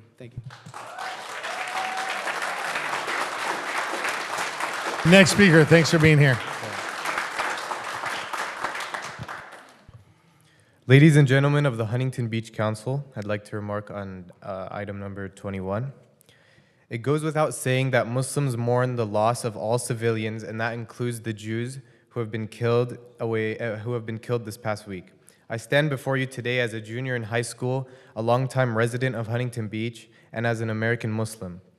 I'm deeply concerned about the proposed declaration, which as it stands preserves baseless, irrational, and unconstitutional claims and lies. My community's hard-earned and fragile reputation and integrity are at stake, and I believe it is your responsibility to uphold fairness, balance, and proper justice in your statements. I expect that you must also recognize the importance of stopping the erasure of Palestinians. This declaration does not acknowledge the long, oppressive, historical, and ongoing political actions done by the State of Israel against Palestine, nor does it address the tragic loss of innocent Palestinian civilian lives, including elderly women, and by just this morning, over 1,000 children. Implying that we value one group's lives over another only deepens the already splitting divisions in our community that I have witnessed as a resident of Huntington Beach. The violence in Palestine is deeply rooted in a history of military occupation, ethnic cleansing, racial segregation, apartheid, and human rights abuses. To truly understand the situation, we cannot ignore the suffering endured by the Palestinian people and must be properly educated. Furthermore, this declaration increases and preserves already existing Islamophobia and double standards in the Huntington Beach community. By presenting the Israeli people as the only victims in the region, we risk fueling Islamophobic and anti-Palestinian bigotry. This harm is real and clearly direct. As we saw on Saturday by the tragic hate crime in Chicago, where 6-year-old Palestinian American Wadia al-Fayoumi was stabbed 26 times and lost his life. This statement neglects the Palestinian Americans in the Gaza Strip and the West Bank, treating them as second-class citizens. This puts our fellow Palestinian citizens at risk and fosters an environment where hate crimes are more likely to occur. I stand before you with several important requests. First, as an elected official representing our diverse community, I urge you to acknowledge the suffering of all individuals affected by the violence, including the ongoing suffering of the Palestinian people by the Israeli state. Second, I implore you to revise the resolution and meet with local Arab American and Palestinian American human rights activists to gain a more informed perspective on the situation. Third, we must publicly and categorically denounce anti-Palestinian racism, propaganda, and dehumanizing language. We must also denounce anti-Semitism and Islamophobia and reiterate our commitment to keep all Huntington. Thank you. Thank you.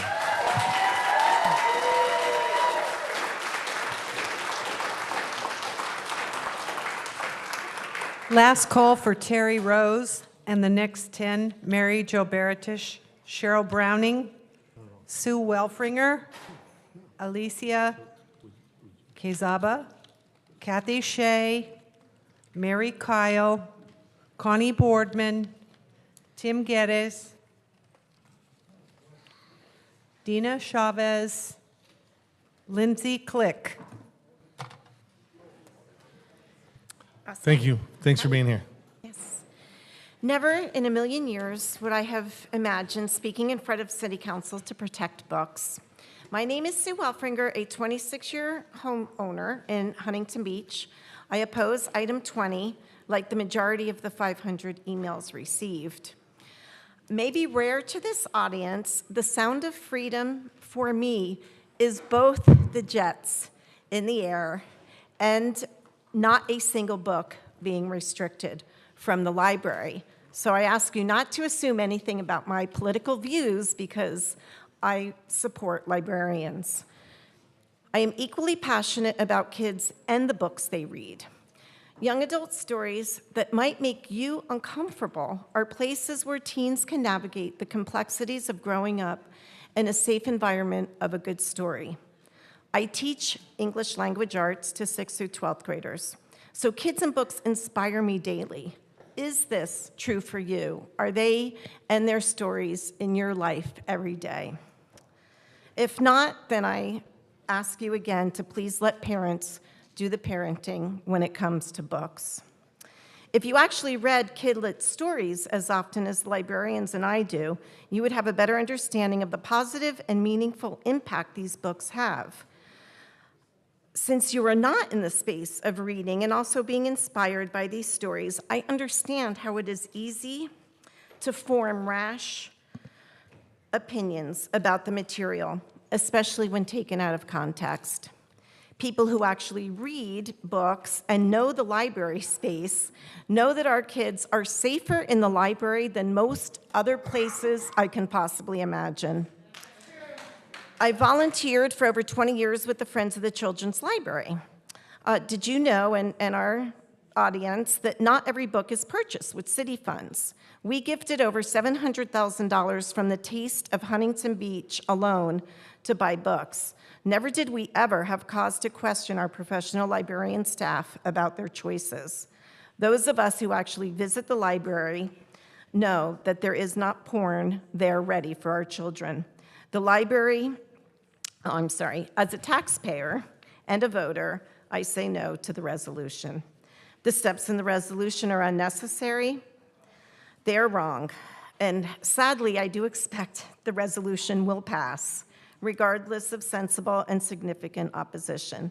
I am curious, though, how you eliminate all the longstanding boards and then so quickly add a committee we clearly do not need. It is insulting to our parents and to our librarians. The idea of a politically appointed committee is scary and wrong. Please make your decision based on the significant information you have learned. Thank you. Thank you. Next speaker, thanks for being here. Hello, good evening. Kathy Shea here again. I wanted to share a experience I recently had. I was really fortunate on September 27th to be credentialed by the Republican National Committee to attend the presidential debates, and shocked to be given what I still believe was probably the best seat in the House. It's a lot different when you're actually there than just watching on television, but even if you watched only on television and didn't hear all the stuff, all the commercials were running, or all the interviews that happened afterwards, I heard an awful lot from every person in that debate, recognizing that any one of them may potentially become the President of the United States. I listened with very rapt attention. And over again on a variety of topics, what I heard was the importance of a parent's right to choose. Right? Parents choose. Parents are responsible for their children. What I never heard a single candidate before, after, or during say was that there should be steps taken, since we can't really trust parents to do the job that we expect them to do, or perhaps they're too stupid to decide effectively, that we as a people have to limit the pool of choices they may choose from, the pool of choices they may make. And I have to tell you, I have listened tonight to both sides of the discussion about item number 20, and I have to say I still kind of believe that's what item 20 is working to do. I listened with rapt attention to the study session, and I recognize that our staff was asked to come back with options. They did that. I don't believe in the time that I saw that those options were really fully discussed. And so I would ask again, respectfully, as I did before study session, that we table the vote tonight on item number 20 until everyone, our staff, our electeds, and our constituents, the people they represent, have had a chance to really look at what these options are, how they may be integrated with one another, some may be chosen, some may not, and then come back with a totally informed idea about what you really want to vote for, what you really want to advocate to us. I would very much appreciate that kind of attention, and I appreciate your time tonight. Thank you. Thank you. Next speaker, thanks for being here. Good evening. I'm former Mayor Connie Boardman. By bringing forward her resolution tonight, the Mayor Pro Tem is telling parents and guardians in Huntington Beach that she doesn't trust you. She doesn't trust you to make the best decisions for your own children about what books they can check out from the library.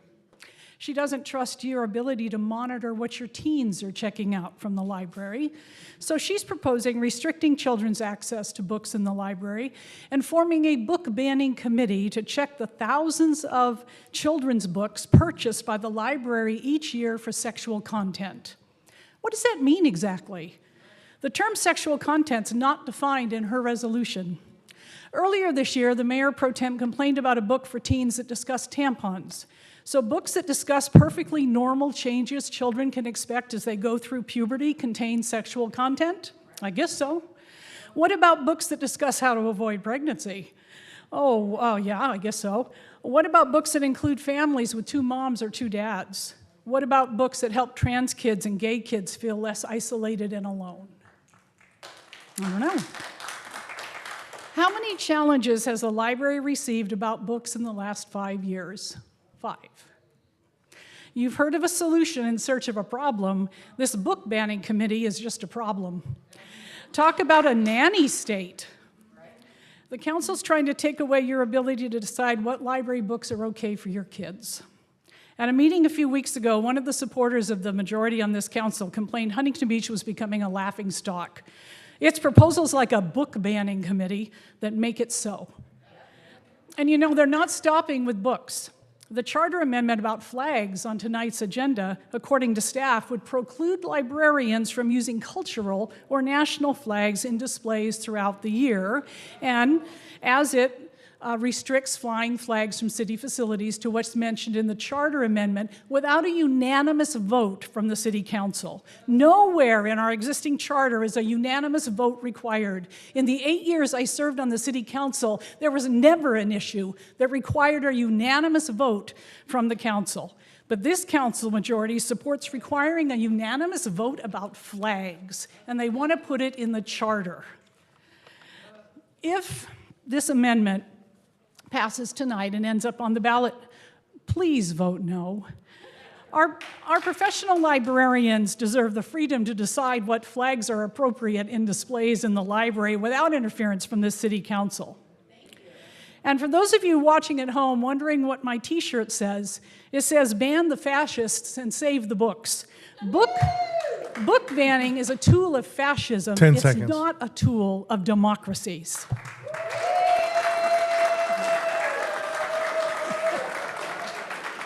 Next speaker, thanks for being here. Yeah, thank you. Good evening, Mayor and City Council members. My name is Mary Jo Baratage, a 40-year resident of Huntington Beach. I am opposed to item 20, the adoption of Resolution 2023-41, establishing a policy for the review and recataloging of library materials. The proposed resolution effectively creates a process to ban books. It calls for a 21-person community parent guardian review board meeting twice a year, with each council person appointing 3 people to review all proposed purchases of children's books and other materials, which could mean reviewing up to 9,000 books a year and then agree on a segregation or rejection of the books. I doubt if anyone has the time to read that many books in a year. Does the term and other materials mean adult books as well? DVD, music, magazines? It also states that it may review books currently in circulation. Why are the highly qualified library professionals being ignored and replaced with the review board? Does this resolution banning include numerous classics and other publications, such as National Geographic and Smithsonian, that do show paintings and statues of nude men and women in different positions? Biology books also could be banned according to the guidelines. Remember, reviewing the books is the responsibility of the parent accompanying the child in the library, so that should satisfy that situation. One of the things that I'd like to let you know, it's for your information, it was brought out today in the Voice of OC that Governor Newsom recently posted a video to X, Twitter, which states, "We are living in a country now that is banning binge." This cultural purge that we're experiencing all throughout America, and now increasingly here in the state of California, where we have school districts, large and small, banning books, banning free speech, and also criminalizing librarians and teachers. This banning binge has to come to an end. This is what the governor said. Yes, this banning of books here in Huntington Beach appears to be an unnecessary big government overreach. Please vote no on item 20. Thank you.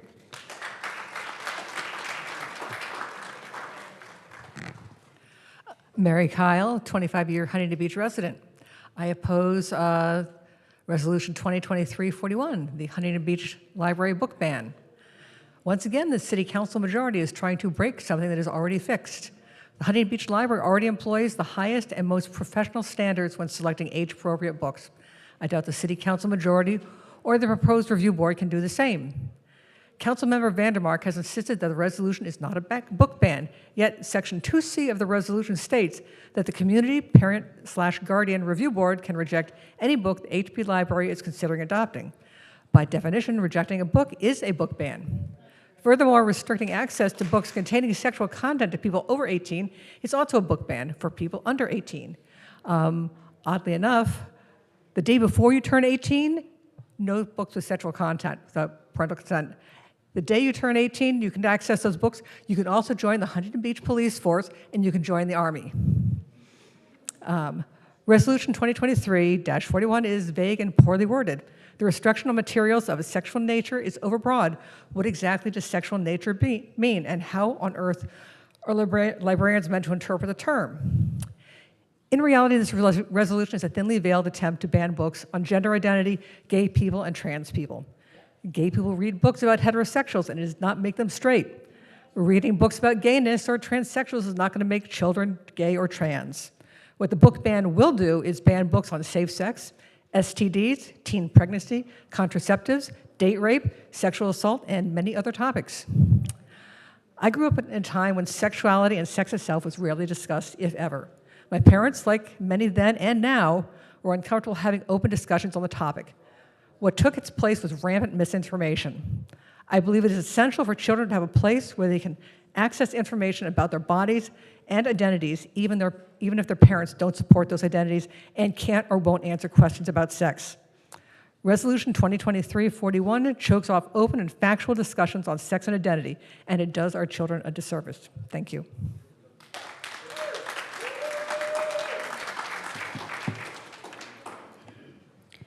Good evening, Mayor Strickland, Mayor Pro Tem Vandermark, and council members. My name is Alicia Quesada, and I've come here today to request that you consider the proposed resolution number 41. I attend Calvary Chapel of the Harbor here in Huntington Beach, where I have the privilege of serving in the children's ministry as a coordinator and teacher to children ranging from infant to 10 years old. As someone whose responsibility it is to ensure the safety and well-being of the children at my church every Sunday, I implore you, council members, to consider the proposed resolution. The children under my supervision on Sundays are the same children of the Huntington Beach community. These children should not run the risk of being exposed to obscene and pornographic material during a visit to their local library. Proverbs 22:6 says that we are to train up a child in the way he should go, and when he is old, he will not depart from it. A child is like a sponge, absorbing everything. If we allow our children access to sexually explicit material, in what way are we training them to go? Ephesians 5:11 through 12 says that we are to take no part in the unfruitful works of darkness, but instead expose them, and that it is shameful even to speak of these things which are done by them in secret. So that is why I'm here, because I want no part in these unfruitful works, which, if accessed by children, would be harmful, damaging, and shameful, even to speak of in secret. To close, I reiterate that you please consider resolution number 41, which would establish a policy for the review and recataloging of library materials containing sexual content, making such materials unavailable to minors. This includes new screening protocols for future materials intended for children at the Huntington Beach Library. Lastly, I'm here to support the resolution in support of Israel and condemning the attacks on Israel by Hamas. I'll end with this verse from Numbers 24:9. Like a lion, Israel crouches and lies down, like a lioness who dares arouse her. Blessed is everyone who blesses you, O Israel, and cursed is everyone who curses you. Thank you for your time. Good evening, Mayor Strickland and council members. I'm a 40-year resident of Huntington Beach, and I'm speaking to you as a taxpayer, a parent, public and private school teacher, educator, administrator, and concerned citizen. I firmly believe that the parent first, and also the local community, has the right, the authority, and the responsibility to guide, direct, supervise, and advocate for the emotional, physical, spiritual, and mental well-being of children and adolescents in their care until they grow and they mature into adulthood. Therefore, the responsible categorizing, housing, monitoring, and distribution of age-appropriate reading materials available to underage children and teens is paramount. I further contend that only those with an agenda of lawlessness would be against supervision of what books youngsters can access in a public library. I will emphasize the word public because the local taxpayers must have input in decisions concerning how our city libraries run, not the Association of Librarians. That leads me to say I sincerely respectfully resent people coming from all over Southern California in response to the social media feeds of some of our council people. 3 of you are surprisingly and purposely trying to distort the optics on TV and the narrative in the press on this issue, trying to make it seem like the Huntington Beach residents don't back parental input over what young people have access to at our local library. That's wrong. It's a stab in the back to the majority of the residents who live here and voted for the council members to represent us in this city. So would you stop that? Encourage your friends to go to and speak to their city council meetings and enjoy their libraries. Now, in the September U.S. Senate hearing on the so-called banning of books, it was very clear that citizens and parents are demanding their constitutional right to question and examine the content of sexually explicit materials in books targeting the below 18 age group. And we are refusing to be accused of banning, burning, of being homophobic, of being racists, haters, or any other of the names that leftists always seem to use and come up with just to keep everything off focus. We are not against librarians or good books, and we bless the librarians. They're hardworking, but we're not giving up our rights as parents or citizens or others. Well, thank you for letting me. Thank you. Thank you. Next speaker.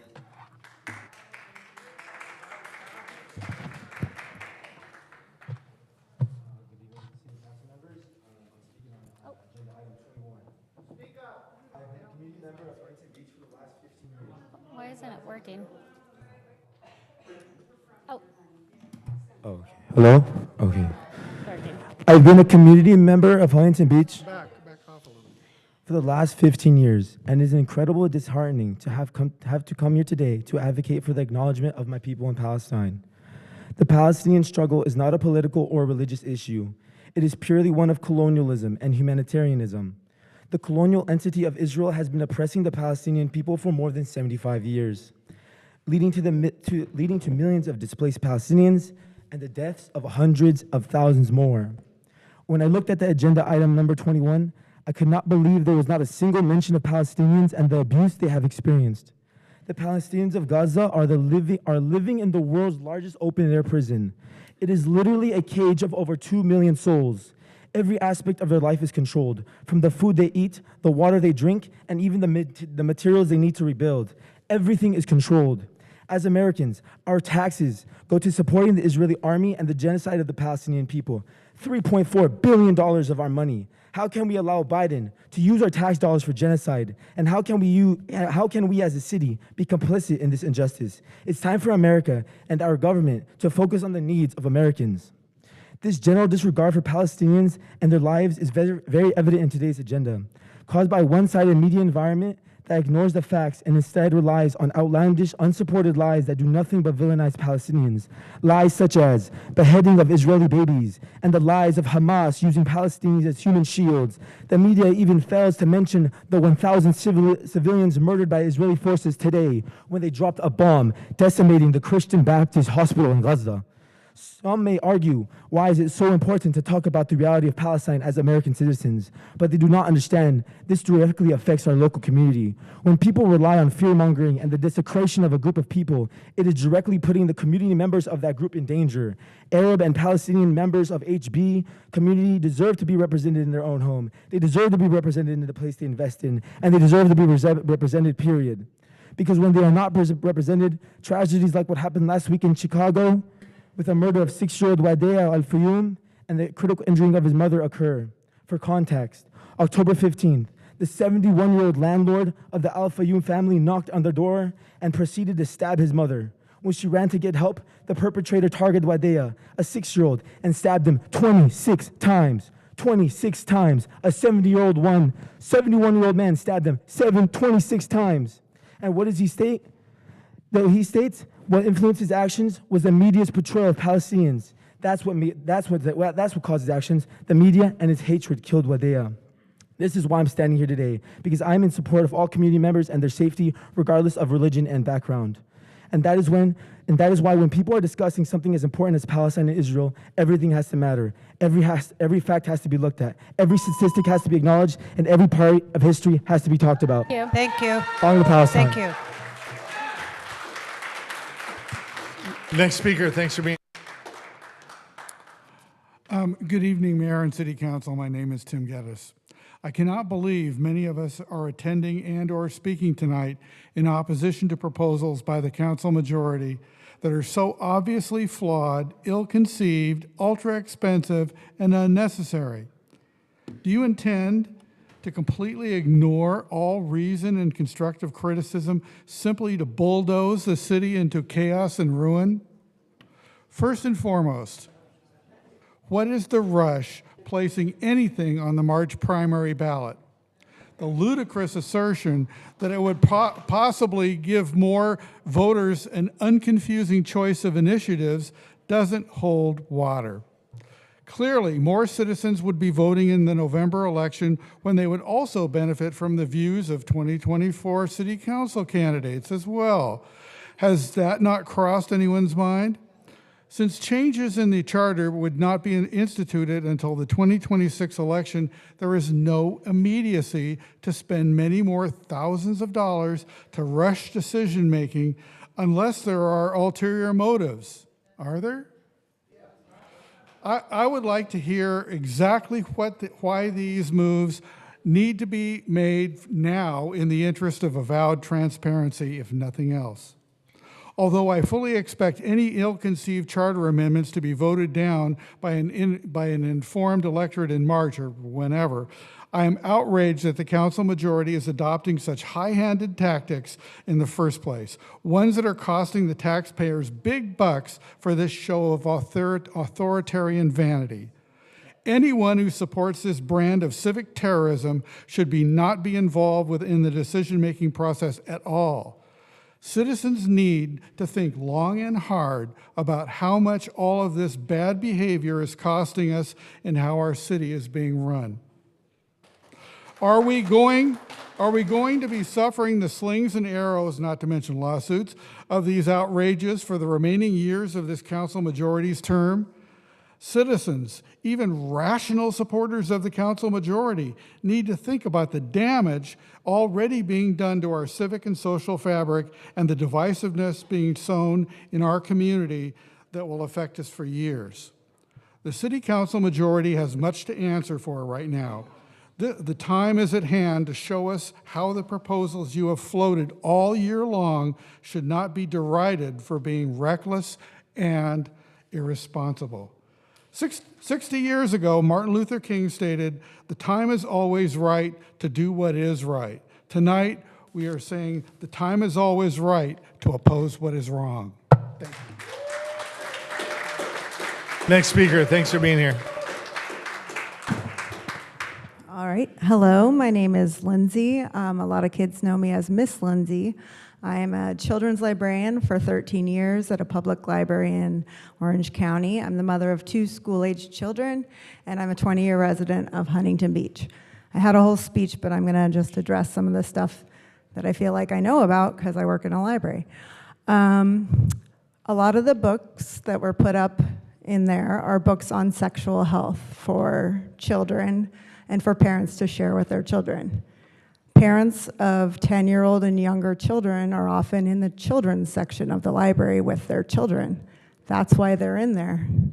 Instead of having to take their children to the adults section to find information to teach them about boundaries, consent, what is good touching and bad touching, periods. 9-year-olds have periods now. That's where those books are. Books that are more descriptive and include things like reproductive health and STDs and birth control are in the teen section. That's what the other book that was on there is. I would posit that taking a picture of almost anything having to do with sexual health and putting it up on a big screen in front of a crowd would feel really icky for everyone. But guess what? That's not how we read these books to our kids. We read them at home with our kids when we feel they're ready. I have here American Girls, The Care and Keeping of You, too, for older girls. And I know that there are pictures in here that if I put them up there, they show how to insert a tampon in a very explicit way. It would be embarrassing for everyone, but it's not pornography. Believe me, tampons are not pornography. I just mostly also want to point out that the HPPL has over around 120,000 library card holders. Last year in the city of 200,000 people, there were 0 challenges to library material. How is it that the mayor pro tem and everyday library users can have such different impressions of the same community resource? Perhaps it is because most everyone who visits the library is trying to find something they want, while Mrs. Vandermark and her followers are there to find things to object to. Yeah. Thank you. One of the most important things I do as a librarian is I encourage children to read. This is called Reader's Advisory. Each day, parents, kids, and teens come to me for help, and I help pick children of all backgrounds, homeschool, private, charter, public schools, religious, non-religious. And when I help them, they ask me for appropriate materials. Thank you. I tell them, I don't know what that is for them. They have to tell me. Thank you. Next speaker, thanks for being here. Thank you.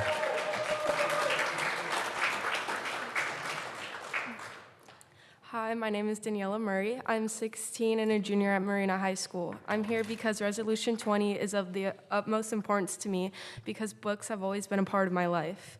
Books have always been an escape for me. I was abused by my birth mom for the first 5 years of my life, and I was bounced from home to home after being put in the foster care system. I felt alone, but luckily I had books to turn to, and they have taught me wonderful things. They were my safe space. I moved to Huntington Beach when I was 9 years old, and every summer since then, I have done the Huntington Beach Public Library Reading Challenge. This has encouraged me to continue reading even as a teenager. Reading books has benefited me in more ways than I can tell you tonight. If you want to ban a book or books that talk about sexuality or race, then you might as well ban history books and social science.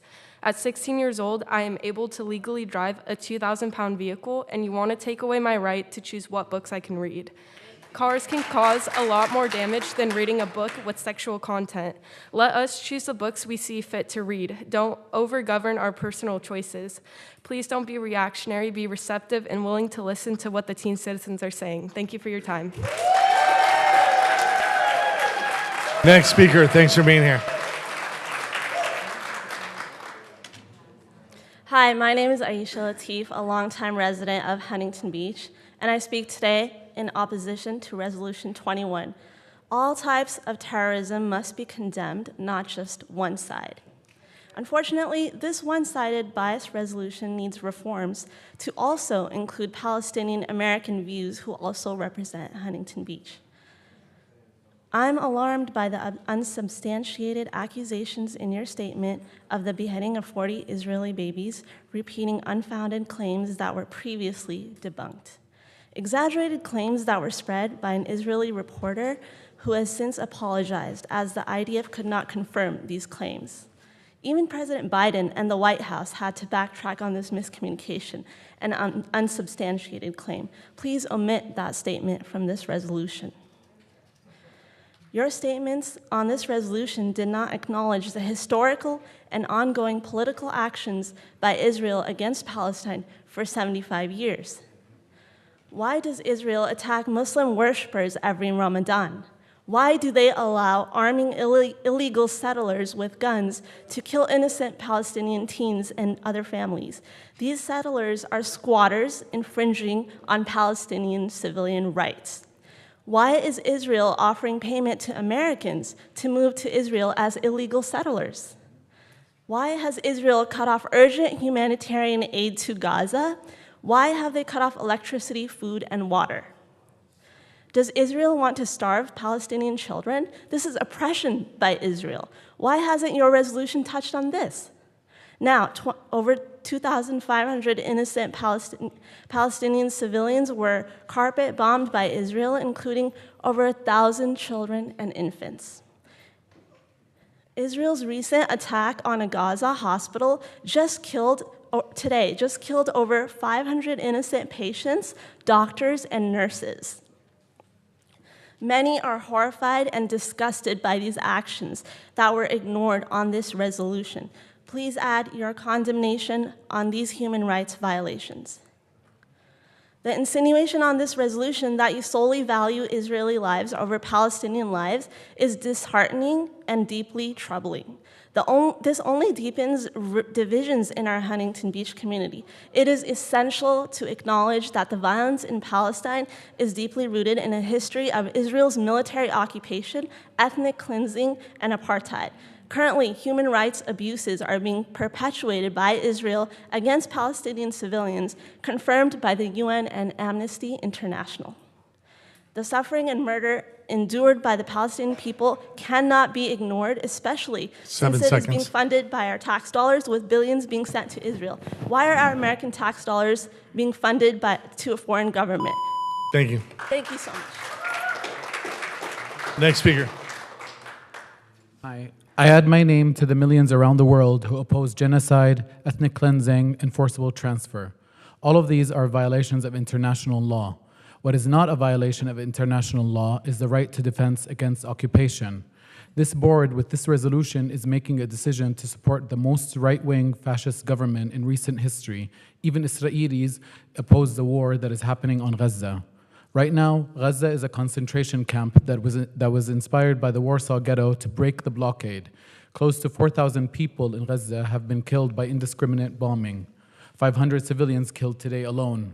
The majority of them children and women.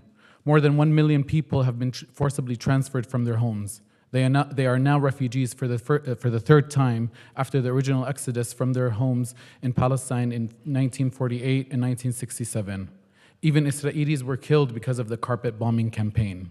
This resolution is deeply embedded in contempt for Palestinians, Arabs, and Muslims. It is not feminist to be Islamophobic. It is not feminist to be anti-Palestinian. It is not feminist to be anti-Arab.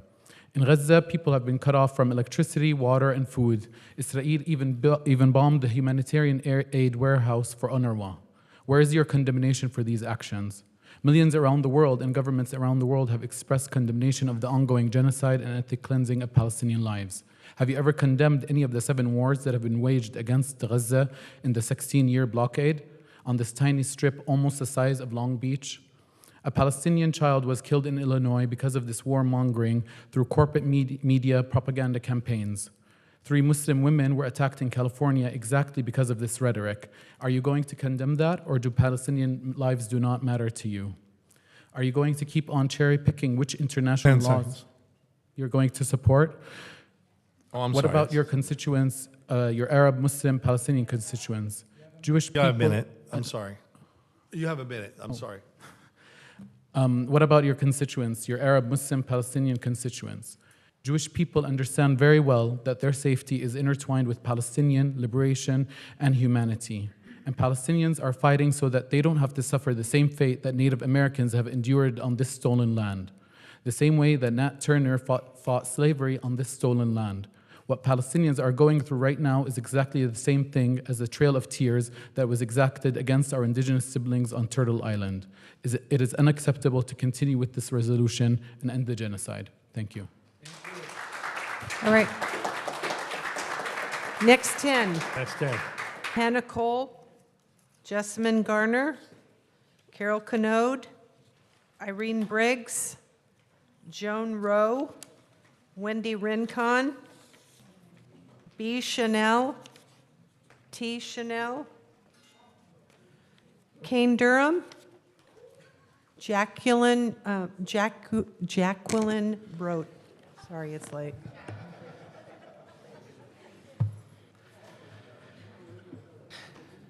Good? Okay. Hi, folks. My name's Hannah Cole, Huntington Beach resident and working librarian. I got an email from Ms. Vandermark yesterday stating, "We are not banning books. Whoever sent you that misinformation should be ashamed of themselves." So, Dan, be ashamed of yourself for lying to the community. Book ban is defined by the Encyclopedia Britannica as the practice of prohibiting or restricting the reading of certain books. And the proposed resolution states, if recommended books or materials do not meet the city's community standards of acceptance, they may be rejected by the vote. What are you doing if you're not banning books? Protecting the children. Well, let me speak about this and what this protection does. We've heard a lot of talk tonight about the damage reading these books does to children, about how it can damage them, it can destroy their innocence. Well, there has not been any testimony from children that grew up in this type of environment, and I'm here to provide that for you. I grew up in a similar community to Huntington Beach. My content was monitored, and nothing sexually explicit, as defined by my parents, was permitted in our household. And they had a pretty narrow definition. It was anything that depicted sex or sexuality, and anything that discussed sex that was not between one man and one woman within the confines of marriage. This was a common practice in my community. My parents were considered role models in our community and run a ministry helping folks overcome, quote, sexual sin. My parents loved me, and I know they were doing what they thought was best. And on top of this, they never resorted to book banning at our local library to maintain this type of control. The result of this upbringing was that I was scared to ask questions, I grew up scared of my body, and unable to engage with my sexuality in any meaningful way, even as an adult. My innocence wasn't protected, I was crippled. I am not unique. We have countless podcasts, books, documentaries, and support groups to help us undo this damage in our adult lives.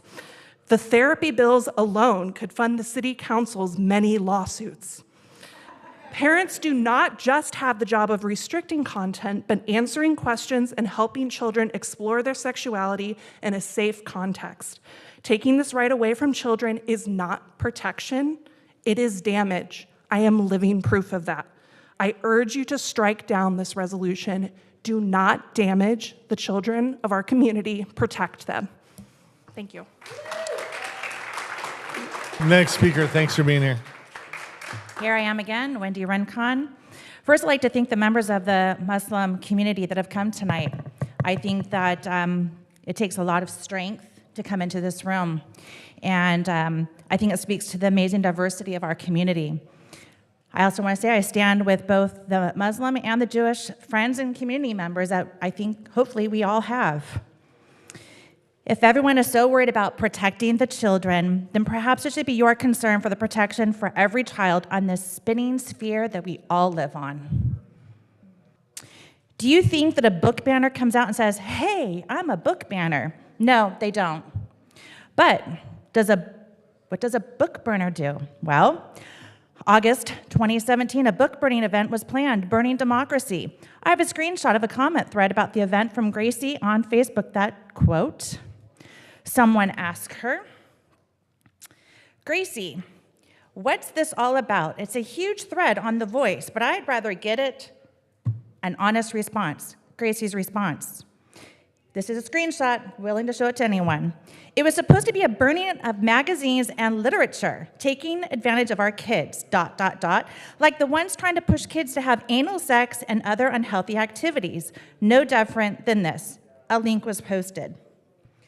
You heard me say, and literature. So you can call this whatever you want, Ms. Vandermark, but it sounds like you do have an agenda here. Are you a moral authority? What is appropriate? You know who else believed in burning books? Nazis. This is a slippery slope that we are on. We are clearly divided as to what is appropriate and what is not. So I have a solution. Let the professional librarians do their job.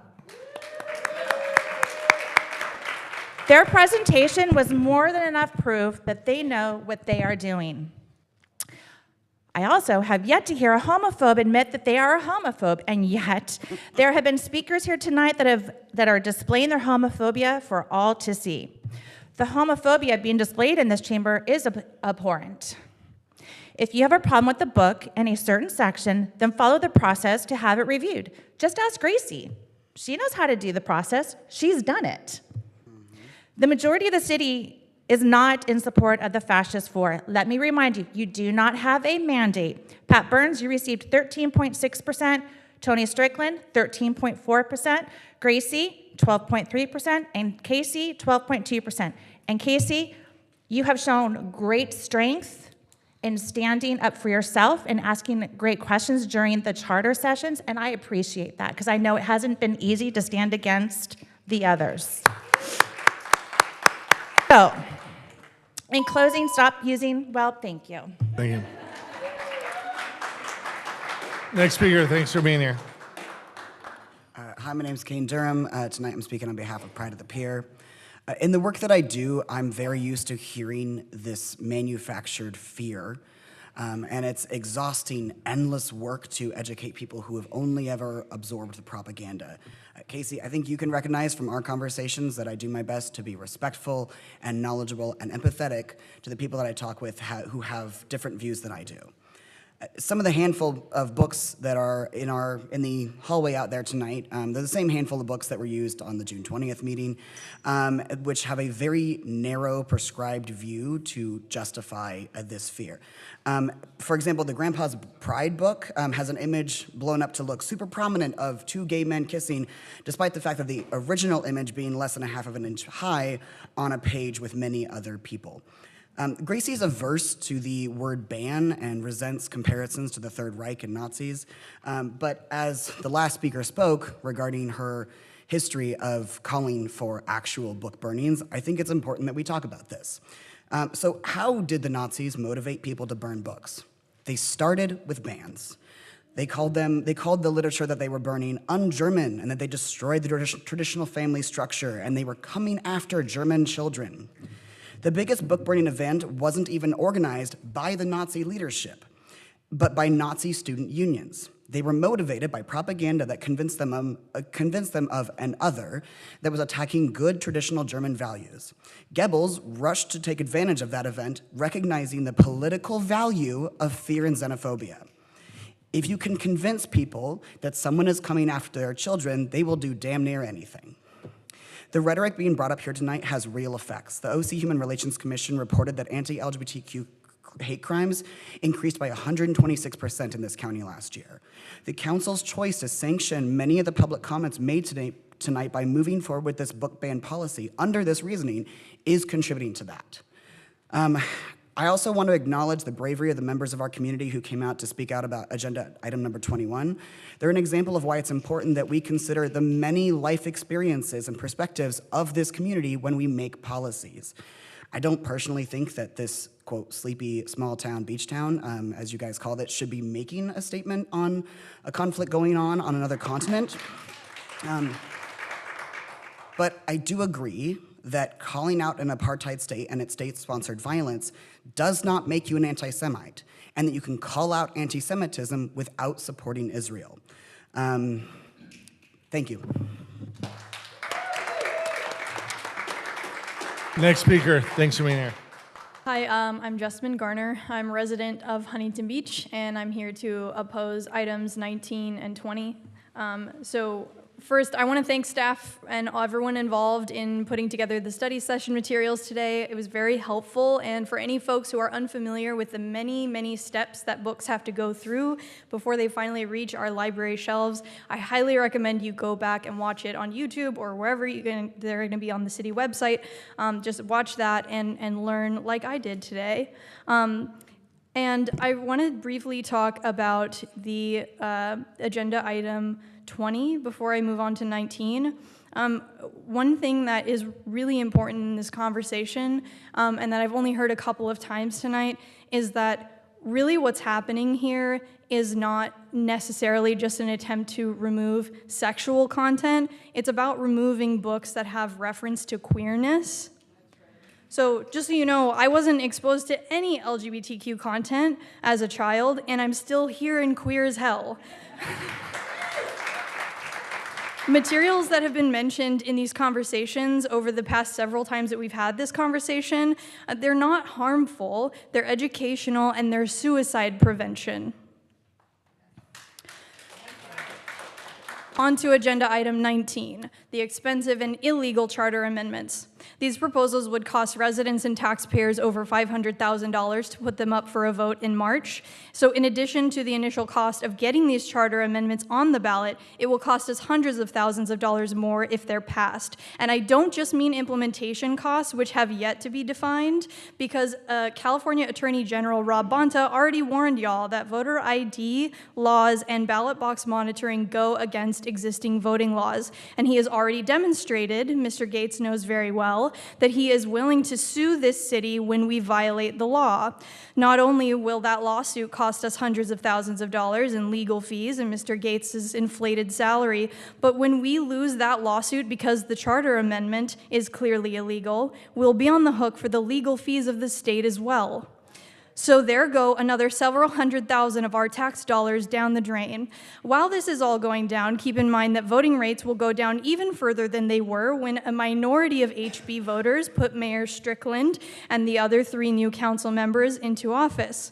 Voter ID laws and voter suppression tactics, including ballot box monitoring, disproportionately affect voters with marginalized identities, especially Black Americans. In fact, these policies can be traced directly back to Jim Crow laws, when suppressing the Black vote was more explicit than is legal to express today.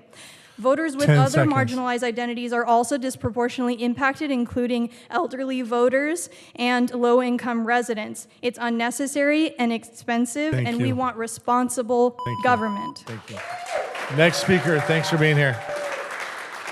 Good evening, Mayor and City Council members. My name is Julie Killeen. I've lived in Huntington Beach for over 45 years, and I've spent many years volunteering in this city that I love. I'm a homeowner and a taxpayer. I've raised my 2 sons, both attending Harborview, Marine View Middle School, and Marina High School. I was also employed as a school librarian at Lakeview Elementary School in the Ocean View School District in the 80s. From the time my sons were toddlers, we visited the Huntington Beach Central Library. I became actively involved and served on the board of the Children's Library when Nancy Williams was then director. At that time, the new children's wing was under construction, and our friends of the Children's Library were there when it broke ground. We helped to raise funds for the library and put together the Summer Reading Carnival. We worked tirelessly because we believed in promoting good literature and learning. In all those years, I never experienced young children's books that contained filth, smut, and pornography and explicit sexual content. There is irony that spewing hate speech, storming the Capitol, or refusing vaccines is considered protective freedom of speech, but the simple act of reading a book is viewed as a restricted right. Canceling hate speech is viewed as a violation of the First Amendment, but canceling children's books containing sexuality, history, race, social justice, or other facts of life is viewed as an acceptable regulation. This book banning resolution is about censorship, to suppress ideas and information that some adults cannot handle or don't want to accept. Censorship, like charity, should begin at home, but unlike charity, it should end there. Harriet the Spy was argued at a school board meeting in Ohio to promote disrespectful behavior in children because Harriet was not a model child. James and the Giant Peach was challenged and banned for accusations including being too scary, dealing with death, encouraging poor behavior, and promoting communism.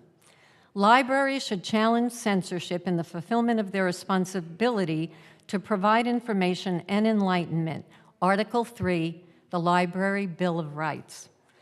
I know our Huntington Beach Library has an extensive, thorough process for reviewing challenged materials. We do not need to form a group of 21 anointed people to control the narrative. Our city has employed smart, educated, professional librarians who are subject matter experts in this regard. I'm opposed to the adoption of resolution number 2023-41, and I'll leave you with this quote from author Judy Blume. Having the freedom to read and the freedom to choose is one of the best gifts my parents ever gave me. Thank you. Amazing. Next speaker, thanks for being here. Hi, my name is Jacqueline Brote. I know it's a tongue twister, sorry. It used to be Zambergen, so try that in school. I am a resident of South Huntington Beach. To say that I am disappointed with the decisions that the council has made in the past 6 weeks is an understatement. The majority of residents that have spoken in regards to everything you want to do is falling upon deaf ears. You are not listening. You are not even hearing us. I feel you do not even see us because if you did, you may realize that what you are doing is so backwards and not what the majority of the residents want. You are somewhere else when we speak and not here listening to us. The saddest part of all this, though, is the ban on the books at the library. We have educated people at the library who do an amazing job of selecting books for all who want to read them, especially for the young. Isn't the library a safe place for kids to find answers to questions they have in life? Do you feel that if they can't find what they want in the library, they will not go elsewhere to find them? The library is a safe place for kids to go, and it's a proper place for them to learn and to feel safe when looking for answers. As for Agenda 21, I commend the young adults who spoke so eloquently about the horrors that have happened to the Palestinians. So many innocent people have been affected, and my heart goes out to them. I feel this is so inadequate of a thing to say, but I need to express how I feel for them. Thank you.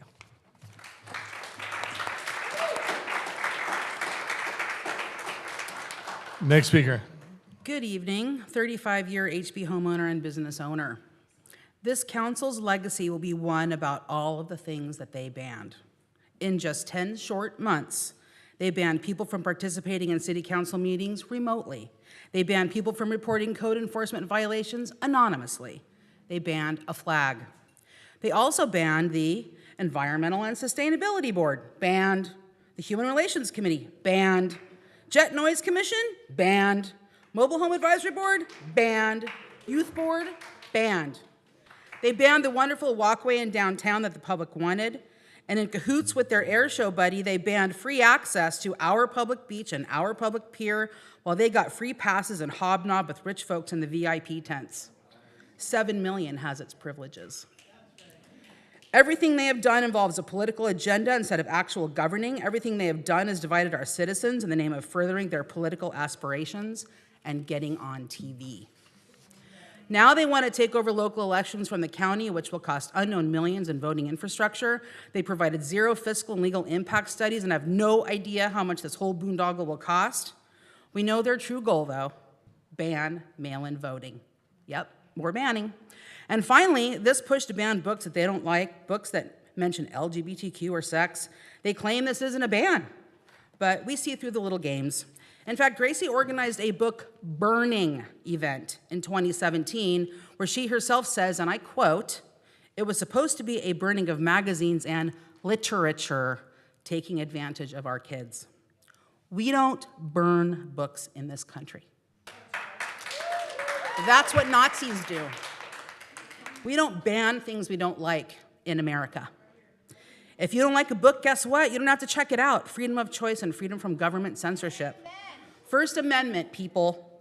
It seems to me that the people on the side of banning books are the people who are obsessed with kids and sex. Obsessed. No reasonable, sane person thinks that a children's book about two penguin dads is going to turn a 5-year-old gay. That is ludicrous. Under your new system, a 16-year-old that drives won't be able to check out the Scarlet Letter or the Twilight books at an HB library without parental permission because some buddies of Gracie on some committee banned them from the teens section. Wow. You want to burn books, Gracie, in your own words, and now you have power, and you want your 15 minutes on Newsmax to flaunt how you took over the library. If you do this, this will be your legacy, all of you. This will make national news, and not in a good way. You will be known as the council that banned books. It will follow you forever. 10 seconds. We will make sure of it, future Mayor Gracie Vanderbook.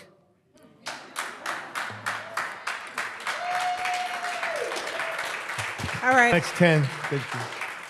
Chan Chandler, Marissa Jackson, Shami Dingus, Jep LeBeau, Kim Barnes, Tisha Prieto, Michael, Harry McLaughlin, Michelle Ferry, Maggie Ratapin. Come on down. Madam Clerk, how far along are we? Are we at 70 yet? 62 left. More. Okay. Thank you.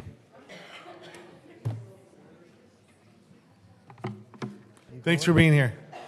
Oh, okay. Well, I guess it's me.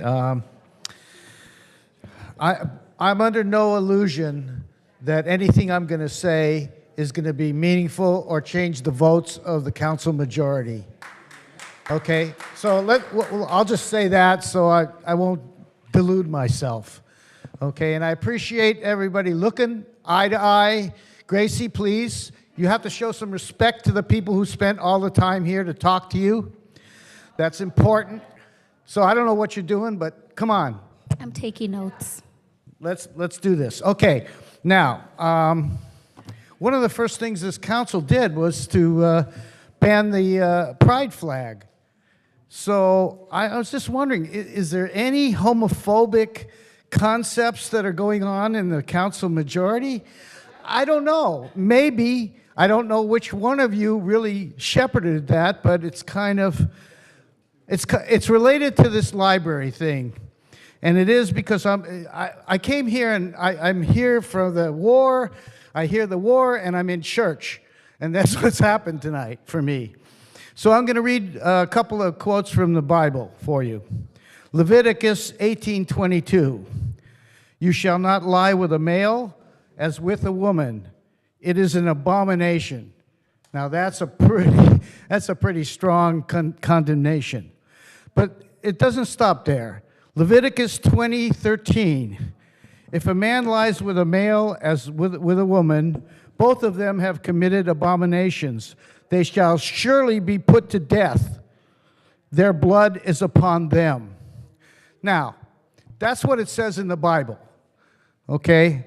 So my question to you is, how can any of you put anybody on this review committee that you're going to make who believes that the Bible is the Word of God and that it's literal, and basically you must screen out all extremely religious people who believe the Bible is to be taken literally. You have to ask them, because if they believe that, then we're putting homophobes on this committee, and certainly you know what the end result of that is that we will have books taken out of the library. We will have books not purchased. By the way, the people who said it's not a ban, they evidently didn't read point 2 on your plan here, which is basically to stop the procurement. Well, if you don't procure something, what are you doing? You're banning it, okay? So let's not, these people, they got some speaking terms to use, and, they don't read. Thank you. Thanks for being here. Next speaker, thanks for being here. My name is Harry McLaughlin. I'm a resident of Huntington Beach. Here we have a proposed ordinance written by our city manager and city attorney who are totally unqualified to develop such a proposal based on the subject matter under consideration. Zero expertise. Nada. It is bad enough that this proposal is based entirely on the personal and political whims of an opinionated council majority in an attempt to oppose their values on the entire community, despite the intense negative feedback they have gotten from the overwhelming majority of citizens at council meetings, as well as in written supplemental comments. Much of this feedback has come from teachers, students, authors, and librarians, several of whom had advanced degrees in library science and spoke clearly and eloquently in communicating their reasons for their opposition. Either the council majority is either too obtuse or intellectually incapable of understanding their fact-based arguments, or they're entrenched in their own subjective opinions because they know pornography when they see it. If so, I suggest that they open one of the Bibles sitting on their nightstands or coffee tables and turn to Ezekiel chapter 23, verses 19 to 21. But she added to her promiscuities, bringing to mind her youthful days when she was a prostitute in the land of Egypt. She lusted after their male consorts, whose sexual organs were like those of donkeys, and whose ejaculation was like that of horses. She relived the wicked days of her youth, when Egyptians touched and fondled her young and nubile breasts. My guess is that Councilwoman Vandermark read the Bible about as thoroughly as she read any of the books she referenced in her biased and cherry-picked presentation to the council several weeks ago. Contrary to her wishes and those of the council majority, our citizens should be the ones deciding what books they or their children can choose to read, not any government committee. Least of all, any committee consisting of or appointed by this right-wing council majority who have already targeted and demonstrated an extreme bias against the LGBTQ community through their actions. They operate in lockstep with conservative conspiratorial culture warriors like GOP grifter and lying propagandist Charlie Kirk, anti-wokeness public education bashers and parental rights crusaders Tiffany Justice and Tina Deskovic, as well as LGBTQ bigot Bryce Henson. Just last evening, I received an urgent email from the conservative majority's fan website expressing outrage that the Huntington Beach city staff dare to include librarians to be part of the committee's vetting process. Now that's democracy in action. Limit committee members to those likely to be willing soldiers in the extremist culture war against free expression. This is a public library. Drop this egregious attempt at government overreach in its entirety. Vote no. Thank you. Next speaker, thanks for being here. Good evening. My name is Maggie Ratanapratum, and this is regarding item 20. I don't believe that you will change your mind about controlling the library collection, regardless of facts and solutions presented today. You have a set agenda that is dismantling humanity in this city, so you can prove your obedience to your political agendas. Books are banned, censored, and made inaccessible to stop ideas and questions that do not conform to the ideology of the party in power. Allow librarians the ability to do the jobs they are educated to do, curate collections for the entire community. Giving that control over to elected officials and cherry-picked committee members means that those collections can very quickly veer to the right or left extremes with each election. By selecting committee members from each council member list, you are selecting the same point of view, the same backgrounds, the same agenda. It is not a true representation of the city of Huntington Beach. By attacking these books, authors, and subject matter, what you are doing is removing the possibility for conversations. You are laying the groundwork for increasing bullying, disrespect, violence, and attacks. It is no surprise that the theme of the majority of books being under fire is the theme of LGBTQ. Again, I have no doubts how the vote will go tonight, and I am saddened to see you bully the library to conform to your political agendas. Shame on you. So why spend the time tonight to speak when I could be home with my family?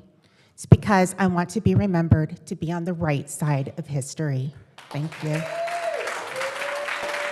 Next speaker, thanks for being here.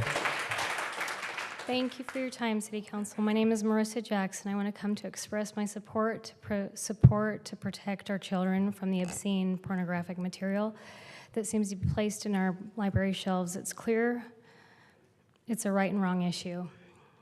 It's wrong to allow our children to be exposed to this in our libraries, our schools, our homes. It's infiltrating everywhere. So let's just start in our community, get back on the right path, and protect our children. I have a book here. It's called Good Pictures, Bad Pictures. It teaches parents and children what pornography is so they can recognize it and avoid it.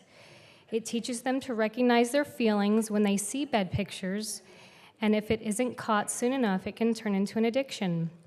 It says there are two parts of your brain, the feeling brain and the thinking brain. It's important to learn about both to help prevent your brain from addiction. The statistics and research says pornography creates bigger societal issues than you might initially think. It causes, in many cases, sexual violence, pedophilia, rape, and human trafficking, just to name some horrific few. I hear, on the other side, wants our children to be exposed to this. They can sexualize children at a young age. They're making it quite clear what their agenda is. We need to flood our libraries with good books.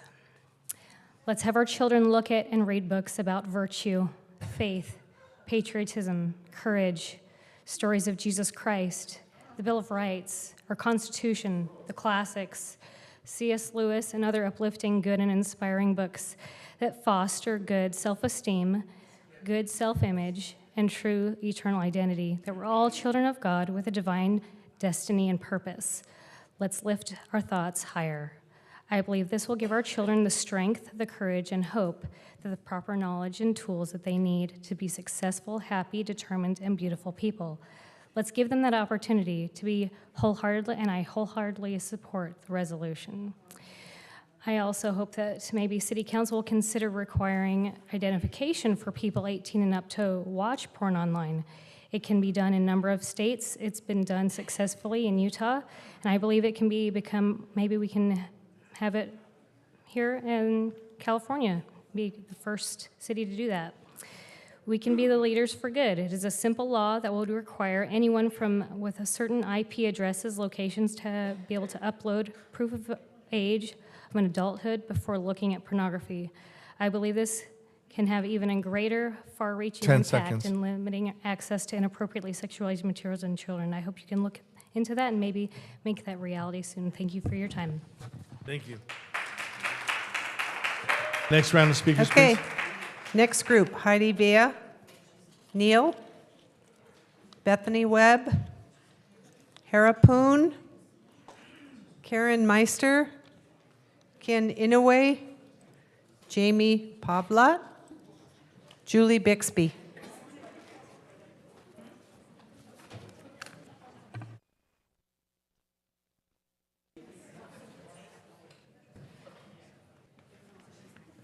Thanks for being here. So I wanted to come down here tonight to address the issue of the book ban and to bring up the implications of recently passed state law as it pertains to housing in this and local control specifically. But unfortunately, there are other items in the agenda I feel compelled to speak out on. Maybe I'll have time for the rest. First, I question the necessity of this resolution in the form to begin with. The focus of city government should be on serving the needs of the community. Nothing said here by the city will impact this issue on a global or even national scale, but it will have an impact on the residents of this community, and you have seen some of them speak out on this personally tonight. I condemn the terrorist attack by Hamas on Israeli civilians in the strongest possible terms, and I grieve for the loss suffered by their family and loved ones. But this resolution fails to make the critical distinction between Hamas and the people of Palestine. Hamas was elected in 2006. The Palestinian population is 50% under the age of 18 and 64% under the age of 25. The vast majority of the population has had no say in their government, and even if they did, that would still not justify the attacks on civilians. Approximately 1,300 to 1,400 Israelis were killed in the terrorist attacks. Just this afternoon, an airstrike on a hospital in Gaza killed between 300 and 500 Palestinians, and fuel, food, and medical supplies have been prevented from entering Gaza over the last week. How many dead is enough to satiate the bloodlust contained in this resolution? How does this statement serve, support, and strengthen our community? How can we as a city make any statement about this situation that doesn't even contain a single instance of the word Palestine or Palestinian? If the city must make a statement on this topic, let it be focused on the members of our community who are impacted by it, on those who have and had friends, family, and loved ones in Israel and Palestine. We should stand up and make clear our stance against both anti-Semitism and Islamophobia in all forms and reaffirm our commitment to support all members of our community. I urge the council to reject or at least heavily revise this resolution. Thank you. Next speaker, thanks for being here. Hi, I'm Hera Poon, and I'm a junior at Huntington Beach High School, and I'm here today to talk about Agenda Item 20. So after listening to countless individuals tonight, I've come to realize that we're kind of arguing about two different topics. Those for Agenda Item 20 are here to protect the children, which I totally support, and those against Item 20 are here because we are worried about the future implications that this measure will have if passed. So let me be clear in stating that I am not opposed to the idea of protecting the children, as many proponents of this item have claimed. I am opposed to the government-facilitated regulation and censorship of media. So I want to ensure that my words are not misconstrued. I want to protect the children, but I also want to maintain the freedom for the people in the city to read what they want to read, and the solution that is presented tonight is obviously not taking both into consideration. Sometimes the content found within literature can be uncomfortable or even disturbing, but some of the greatest works in literature, in my opinion, are made because of this powerful breach into this discomfort. So let's say that this agenda item passes and books begin to go under review. Under review by who exactly? How will this committee be decided? What qualifications will these members possess to ensure that these committees are truly doing their part in facilitating a productive and inclusive library? Pass this measure, and you will create a library that functions solely based off of the opinions of a few people who represent the beliefs of only certain groups within the city. First, this committee will move certain books from the children's section. Okay, sure, fine, harmless. But what will happen to this committee after they achieve this goal? Will the committee dissolve? I doubt it. What is the next round of media that they will target? What safeguards will be instituted to prevent this city from sliding down the slippery slope of book banning and censorship? Yes, this policy might not be here to ban books, but it is the first step. If we pass this measure, Huntington Beach is taking the first step into this world of censorship and of book banning. The conversation always seems to be around protecting the children. However, censoring everything and anything that people might find uncomfortable is not the answer. Censoring books may lead you to believe that you are quote-unquote protecting the children, at least in the short term, but in the long term, you are just exposing these very children to harm because of your facilitating of ignorance. Please, I urge you to find a better solution to solve this issue. Create a solution that can both protect the children without taking away from the freedom of the people in the city. This measure, as seen by the numerous contrasting opinions, will only create further divisiveness in our city and add to the narrative of a corrupt city council. Vote no on agenda item number 20. Thank you. Next speaker, thanks for being here. Thank you for the opportunity to speak on agenda item 20 this evening. As a longtime patron of the library and a mother to 3 daughters who would be directly affected by this item, I'm extremely concerned about the potential erosion of our intellectual freedoms should you vote to create this oversight committee. So many questions I hope you'll address later this evening. First, have you considered the purpose of a public library? I believe it should be a place where all worldviews are represented, even if those views are unpopular and offensive. When we start cherry-picking books that don't align with our morals and values, we're on a slippery slope where any book may be judged unfit. I'm concerned that appointing this committee in the way proposed will result in a majority group seeking to eliminate not only books they consider obscene, but any books that don't align with their belief systems. I'm incredibly concerned that this group would seek to eliminate any books with LGBTQ content. Who would stop them if they did? Our LGBTQ kids deserve to see their lives reflected in the books they read, and I don't trust that your committee would feel the same based on the public commentary I'm hearing in these meetings. What objective measures of obscenity will this committee use? Will this committee be trained on how to apply the Miller test?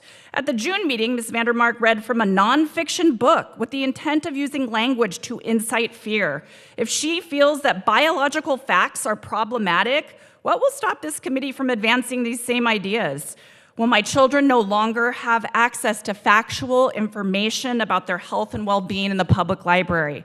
Why are a group of untrained citizens more qualified than librarians to understand the nuances of children's books? Would you ever form a committee to advise police officers on how they should provide services?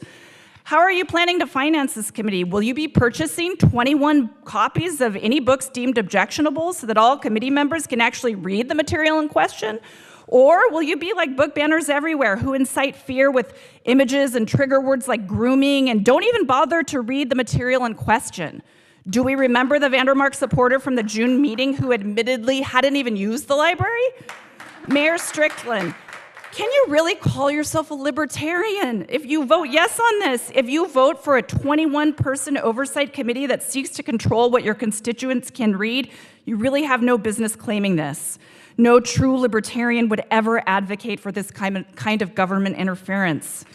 Have the four of you ever publicly recognized the truly amazing library system that you have? It should be a tremendous source of pride for the city, and you should be recognizing your librarians' efforts instead of making their work harder.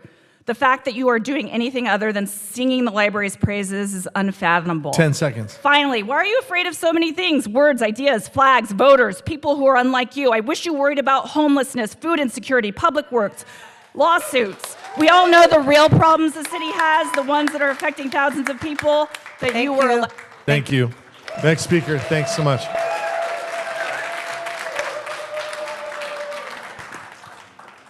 Bethany Webb here again. So I want to talk about a couple of things first. Both one side with their continuous reading of scriptures, and then we had our brothers and sisters from Palestine shows you that there are multiple religions in Huntington Beach. So the idea that we're going to decide what books should be in the library based on one religion is not conducive of the entire city of Huntington Beach.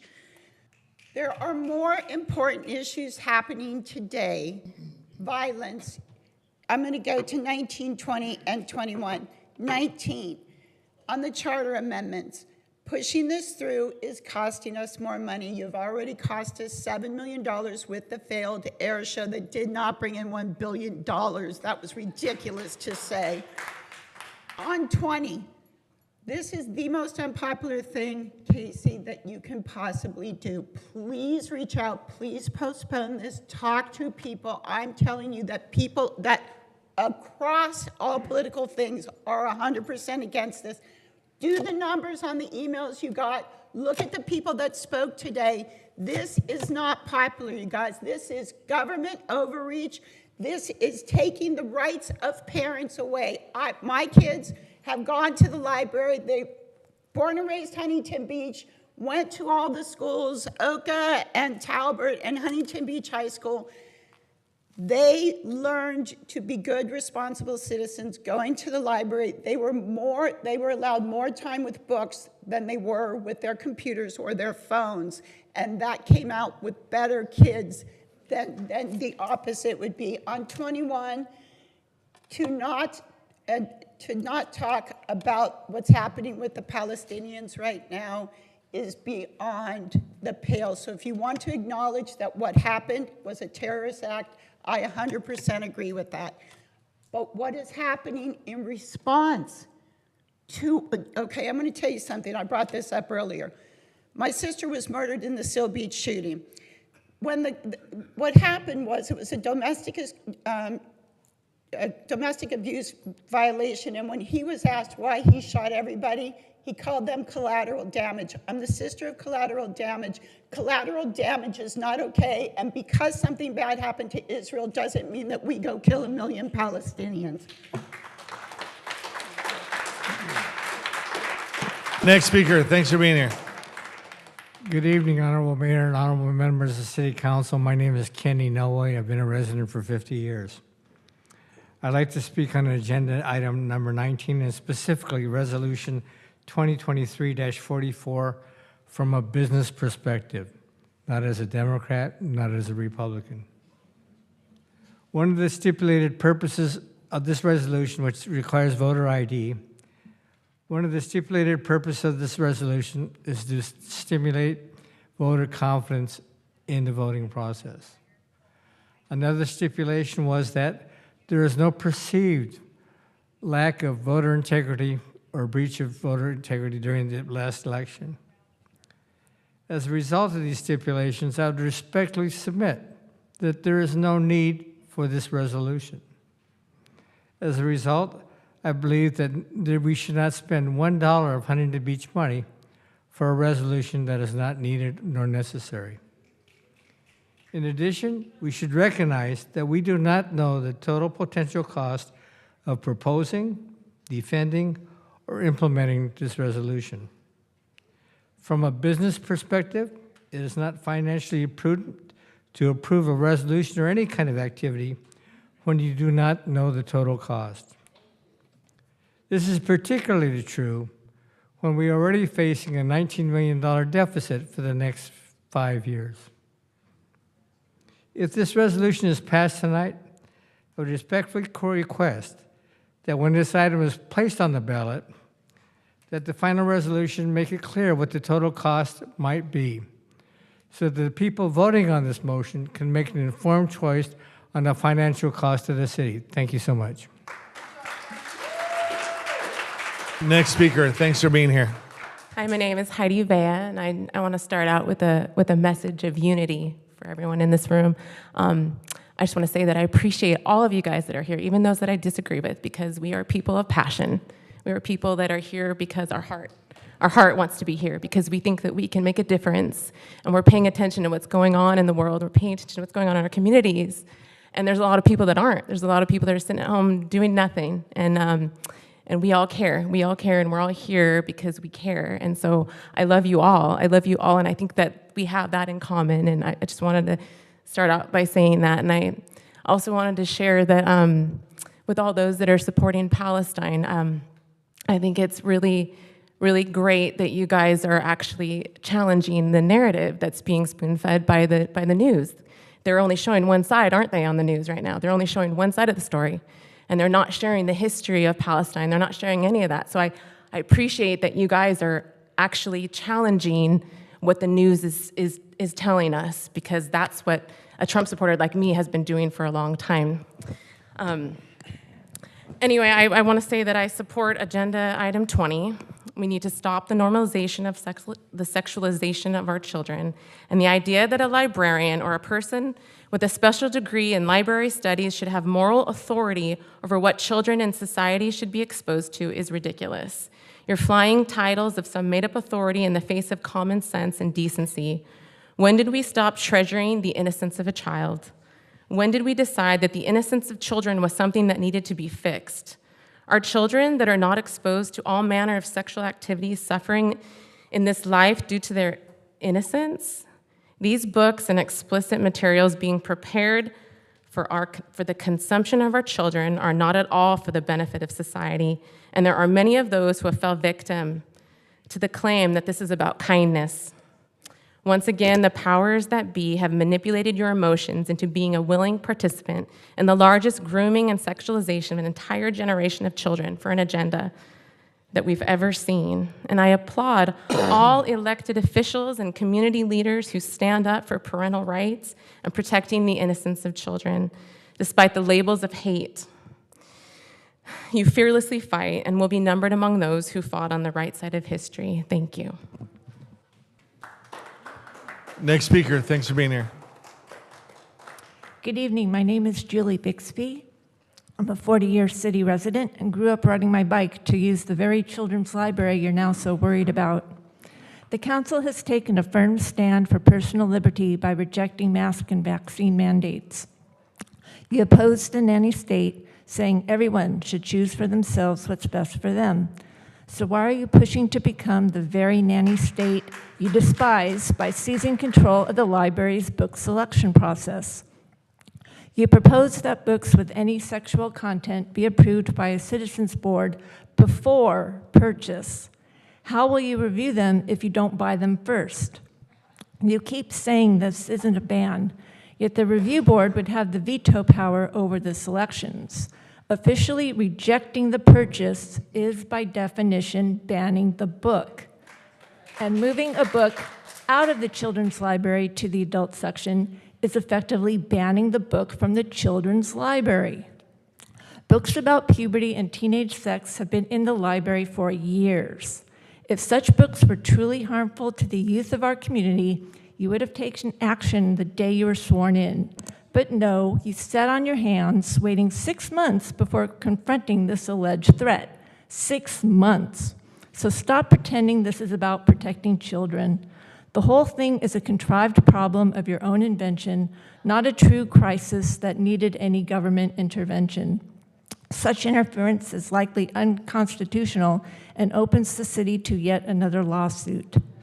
Your resolution also states that children's books and other materials are necessarily procured by taxpayer funds.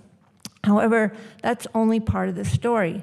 Over the last 2 decades, a majority of the children's and teen collection has actually been bought with generous support from the Friends of the Library and Friends of the Children's Library.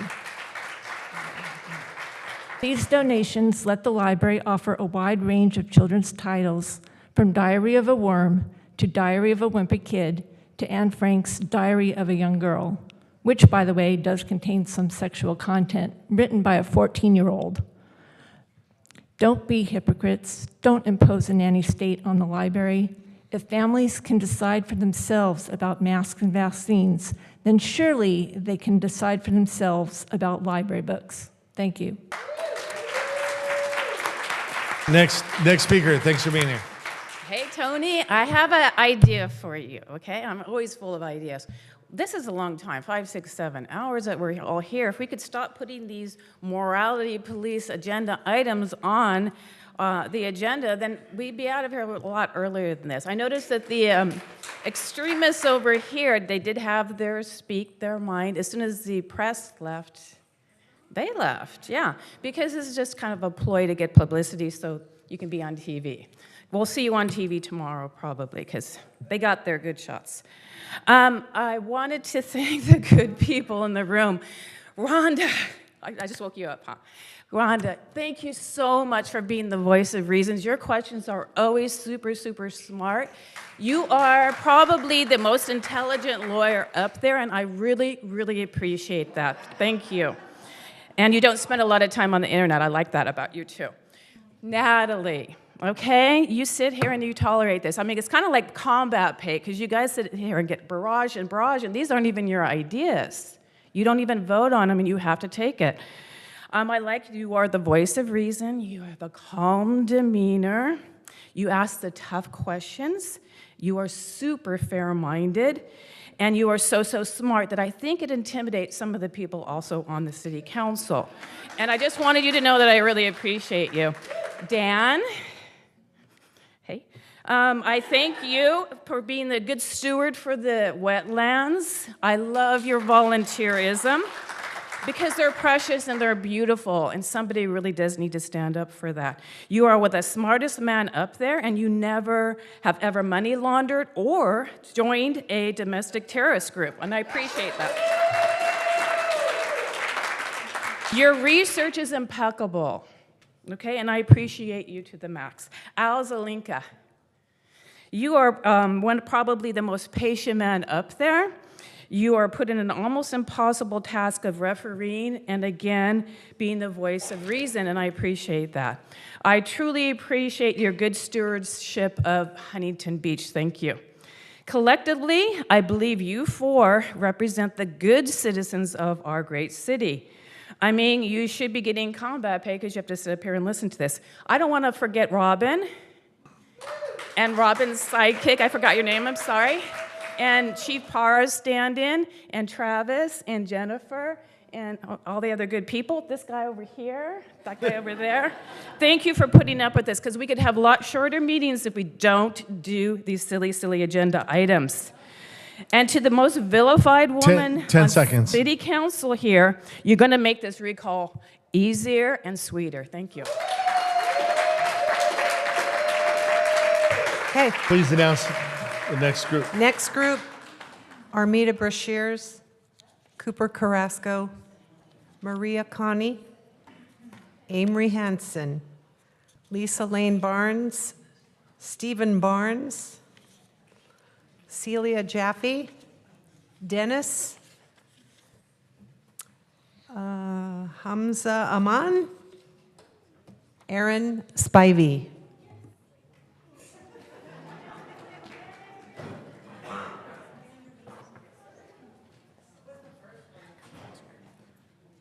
Good evening, everyone. This left. Okay, let me start by saying we've heard online and on the dais that it's not a ban, and sometimes it's kind of condescending the way it's said too. So I have to say we really don't need clarity on this. Like, you're upsetting people who love the library, so we actually read these resolutions, we read the agenda item, and it really doesn't matter what it's called. Like, we're pretty clear about what it is and that we don't agree with it. So saying it's not a book ban doesn't really change that a lot. The procurement section in the resolution is really unclear. Like children's is in parentheses for kind of, I'm not sure why. And like saying procurement too, like that you can reject it. The procurement process is written, it's really unclear, and it seems like it could totally be used to actually really prevent a book from making its way into the library, which really would be like banning it. It seems you realized how silly using the words pornography and obscenity were from the beginning, because it's switched to any content of sexual nature, which is a lot more broad, and like, obviously, none of it was going to be porn or obscenity, because it's obviously not. So that's a huge leap, and it kind of demonstrates this was really misguided to begin with. And then the presentation really reveals that there was no demand for this, especially this year in particular. There were no books challenged in 2023. Even with all this attention, nobody bothered to challenge a book this entire year. That was in the presentation for anyone that missed that. Shown earlier, and it's still on the online agenda. If even one person seriously supported this, they should have done that. They should have gone to the library. Like even someone who was here in June that supported this, they could have done it after to like at least help your case. And they didn't. I really don't understand why you guys didn't. I'm serious, like, you should have helped them out. It would have, like, at least... if you want to know what's really happening at the library, look at the Huntington Beach Public Library's Facebook story. Like, right now, they did this cute little s'mores making thing tonight, and they told scary stories. I go to the library all the time, and it's a lot more like that than, like, porn. There's... 10 seconds. I know, right? The Israel thing was a little one-sided, and I think the Palestinian American people made some pretty good, like, had some good concerns about it. Thank you. Take care. Next speaker. Thank you. Thank you, Mr. Mayor. My name is Mr. Amory Hansen. I rise today to express my support for an additional charter amendment. I urge the City Council to consider revising the city charter to require a special election in the event of a council vacancy. This amendment will allow for we, the people's voice to be heard, regardless of circumstances that may prevent a councilman from continuing to serve. With increasing public interest in our local government, it is important that we, the people, always be able to participate in electing our councilmen and other elected officials. I urge the council to consider adding this charter amendment to an election ballot. Thank you. Thank you. Next speaker, thanks for being here. Good evening, Honorable Mayor, elected City Council members. My name is Dennis, and I am not going to talk about the library.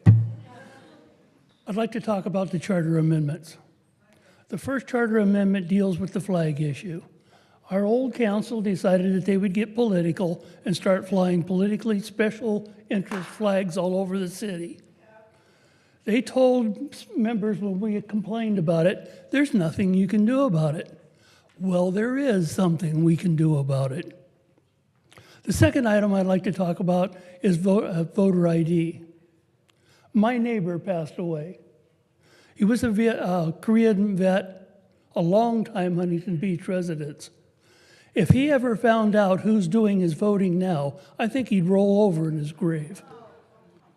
As for the last item, that has to do with vacancies on the council. Our old council made an absolute mess on how they dealt with it the last time.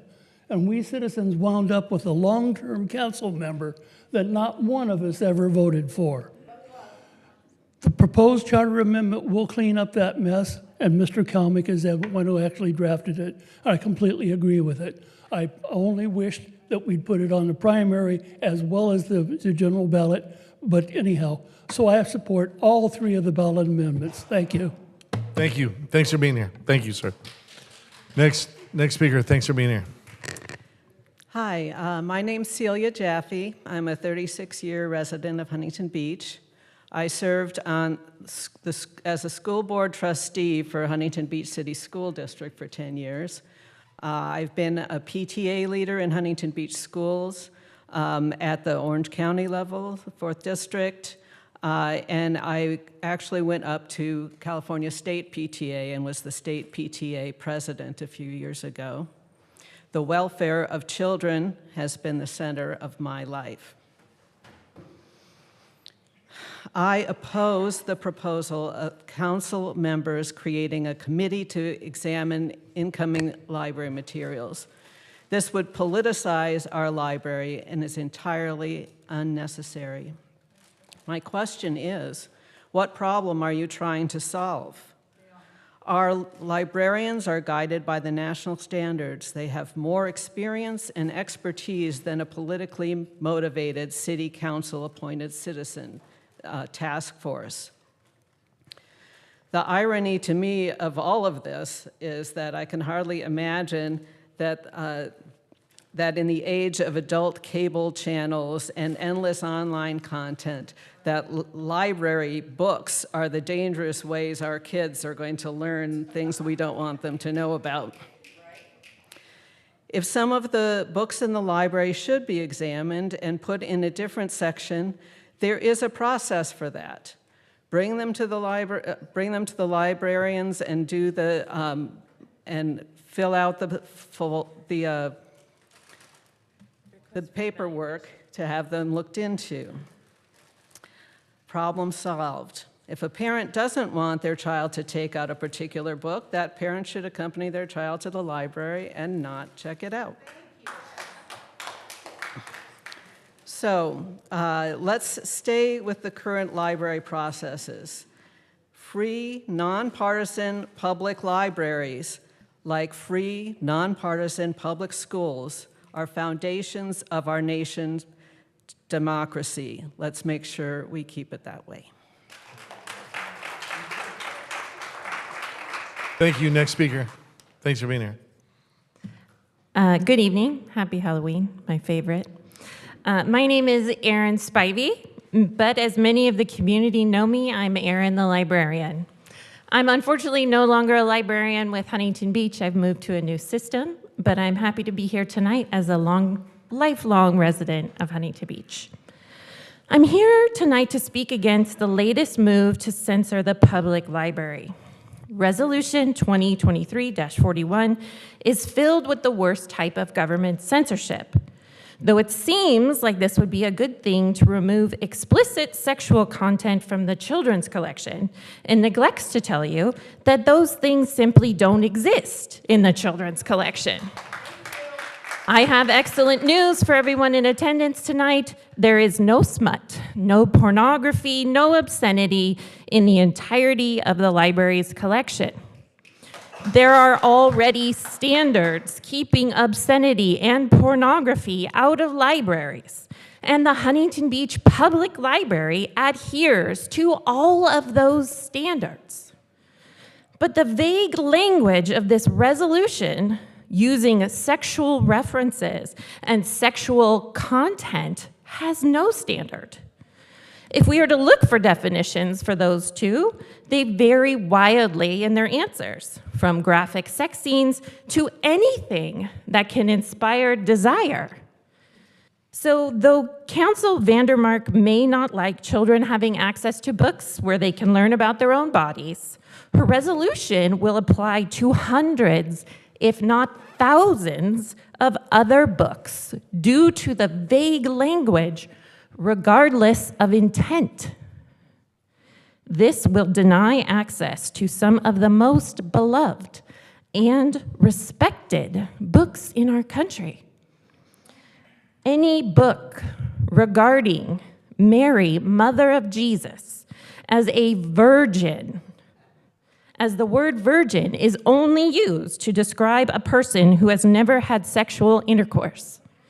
The only time that word is used is in reference to sexual contact. Thus, under this standard, it would be removed from children's and teens' collections. Any book, including images or references to pregnancy, would be removed from children's and teens' collections, as pregnancy can result can be the result of a sexual act. Any book that includes a romantic 10 seconds. kiss could be removed. No more Sleeping Beauty, Snow White, or Disney Tales. I encourage you to vote no on this resolution. Thank you. Mayor Strickland, we need a vote to continue after 11 p.m. Oh, do I hear a motion? Do I hear a second? It's been moved and seconded. Any objection?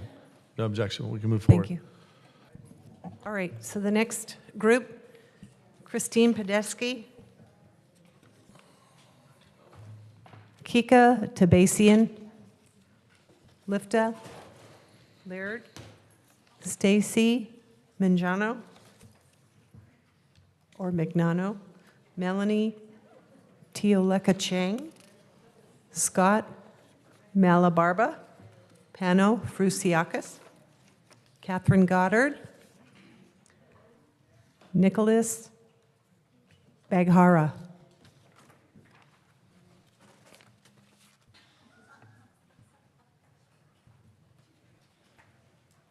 Thanks for being here. Thank you. My name is Scott Malabarba. I'm a 20-year HB resident. Good evening, everyone. Thank you very much for your time and attention. I really appreciate it. Thank you especially to council members Kalmick, Bolton, and Mosier. I absolutely appreciate you. You do great work up there. It's late. Regarding the charter amendments, a lot has been said by people that know more than I do, so I'll say very little, except that I oppose them. One takeaway from the long, complex process is that even the people who voted for the majority can't trust you because you're trying to manipulate them into giving you more power. It's just going to be a mess if you continue with those, and I hope that those of you who are working with integrity up there are able to keep whittling that down until there's nothing left and we can just drop it and move on. So, to the library. I've lived in HB for 20 years. My wife and I have raised our kids here. I read children's books. I write children's books. Maybe one day you'll ban one of mine. #goals. The library has always been a part of our life here. We went to story time with our kids, arts and crafts, the reading and writing contests. We'd spend time in the pirate ship with our little one while the bigger one went off and browsed the middle grade section, maybe even got the occasional parent-approved YA book. The library was always a safe and happy place for us and thousands of other families in Huntington Beach. You're poisoning it. The attacks on the library and its staff were always gross, reckless, and in bad faith. It's insincere. Your words, pornography, obscenity, infecting children, grooming, that's a crime, a serious crime. If you actually thought that that was happening, where's the police investigation? If you actually thought that there was pornography in the library in June, why is it still there if you know how to get it removed? You just left it there? What's the deal? Well, you're not sincere. That's the deal. Across town, Barnes & Noble has the same books for sale to anyone with a credit card. They don't check IDs. They don't segregate them. They don't monitor all the children. Are you going to go tell them they have to rearrange their sales floor, check IDs at the counter? No, you're not, because you're not sincere. Apparently, there are people who they are sincere. They're really concerned. They've seen things probably in fake news. They've seen your manipulative presentations, and they're afraid. I think it's cruel to manipulate them. I think it's cruel to drive their fear and mistrust. I think if those people actually went to the library like I do and spent time in the children's section and look around, I've spent hours in there, they would feel better. That's how you can help them, not by driving this. I'm just always, I'm appalled and puzzled that there are people who think that when their teenagers want to look at porn, they go to the library. I don't know how it's 2023 and people don't know about the internet. Thanks for being here. Thank you. Next speaker, thanks for being here. Hi, thank you everyone for staying so late. My name is Melanie Tialeko Cheng. I'm a pediatrician, writer, mother, and a reader of books. I just finished reading a book with a Filipino teen main character and a close connection to her Lola, grandma, and recommended it to both my kids. What I loved about this book was that, yes, it was about potions and Halloween, but at its core was this Filipino family. I grew up a bookworm, reading many books at the library, but as a child, I never read a book with an Asian or Asian American character. My children are lucky. They are growing up in a more diverse Orange County than I did, but they are also growing up at a time when a select few do not value the freedom of choice when it comes to what is available for our children to read. They don't value the fact that representation in books, in movies, in city councils matter. My husband and I have been bringing our kids to the HB Central Library since they were small. They attended story times with Miss Barbara, who I saw here tonight, and Miss Deborah, and also at Banning and Maine libraries. They did arts and crafts, participated and won prizes at the summer reading programs, and the writing contest held by Friends of the Library. I talk about books and reading with a lot of my patients. We're not nameless faces here. We make decisions for our children as their parents. We make the decisions. We live in a country where we have that choice. We do not need government officials making these choices for us. When I've deemed a certain book as not age appropriate for either of my kids, I let them know. You don't have a right to make that decision for me. So please stop saying that it isn't a book ban. It's a book ban when you are removing books and telling my kids what they can and cannot have access to in a public library.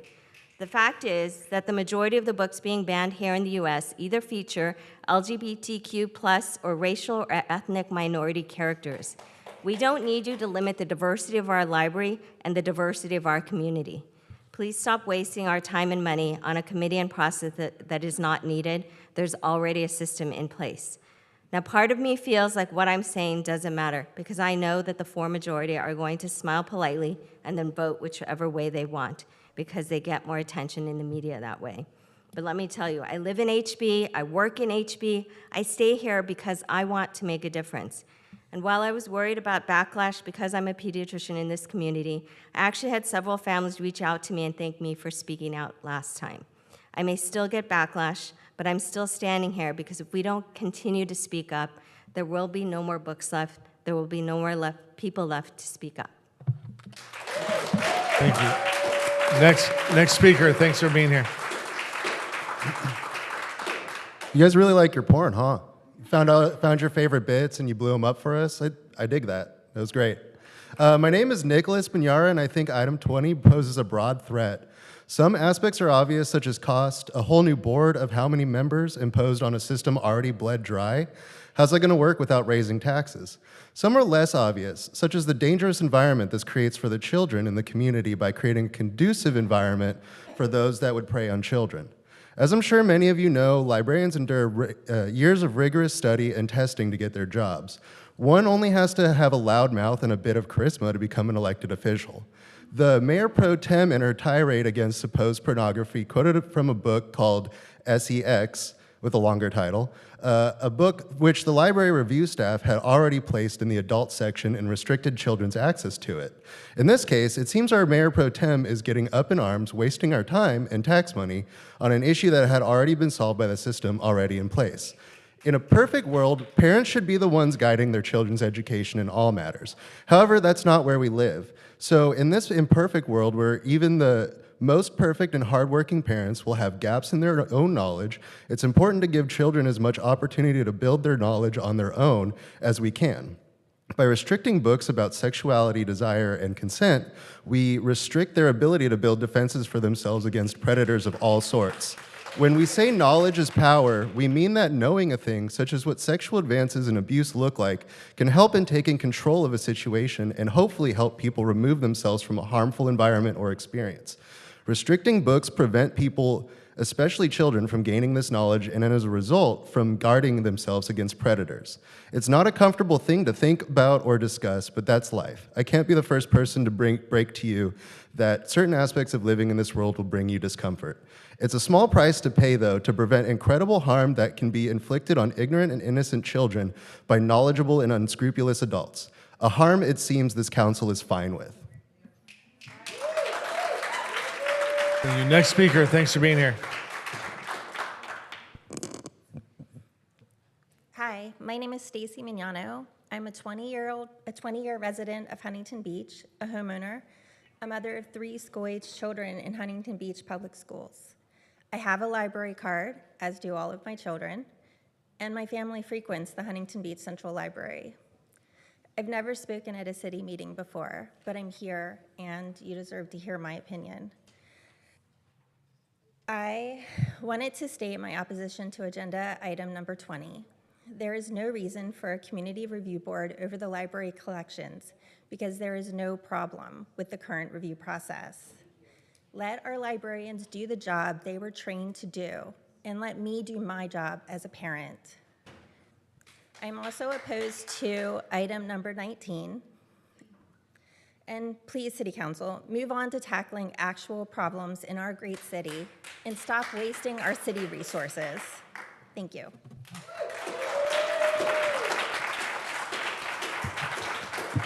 Next 10. Getting close. Nicole Cota, Jeff Burrows, Ashley Brady, Jennifer Cohen, Martha Hamilton, End the Genocide, Derek Yagazarian.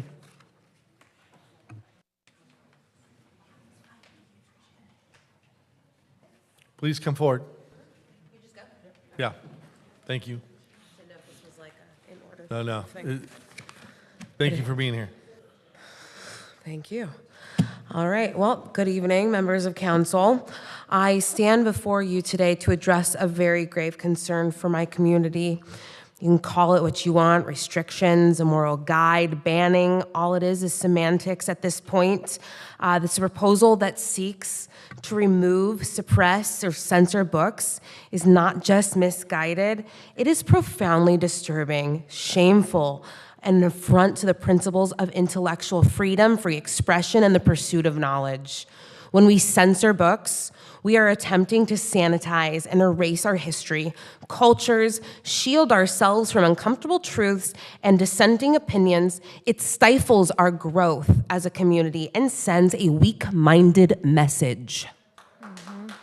This misguided sense of your moral superiority this council betrays is disgusting, and to believe that you have the right to dictate what others do, what we can and cannot read, imposing your values, your ideologies upon this entire community. It's not just censorship, it's an assertion of control over the minds of others. In a democracy that values diversity and open dialogue, banning, censoring books is a dangerous path to tread. It undermines the very principles upon which our society is built, eroding the freedom of thought and expression that countless individuals have fought, sacrificed, and died for. It hinders the exploration of new ideas, but also deprives individuals, especially our youth, the opportunity to develop critical thinking skills for themselves. It perpetuates ignorance and shields individuals from the world's complexities, leaving them ill-prepared to engage in informed, constructive discourse. It is our responsibility to protect the freedom to read, learn, and think for ourselves. Instead of resorting to book censoring, we should encourage open and respectful discussions about the content of books. We should empower children, individuals, to make informed choices about what they read and interpret it. In conclusion, let me be very clear. Book banning is not a sign of moral virtue. It is an admission of intellectual weakness. We should be confident in our ability to engage with ideas and content that challenges our beliefs. Let us reject this shameful practice of book banning and embrace a society that values the free exchange of ideas and the unfiltered pursuit of knowledge. Thank you. Next speaker, thanks for being here. Good evening. My name is Jennifer. I am a mother, an activist, a delegate for the Democratic Party, and a co-founder of a feminist nonprofit organization. And I am here tonight in fierce opposition of book banning and the ridiculous parental controls, what I'm calling them, that you plan to put on libraries and librarians. They have a system in place, and they are incredible at their jobs, and we should be thanking them. Book banning is it's a shameful, ignorant choice that elected officials have no business involving themselves in.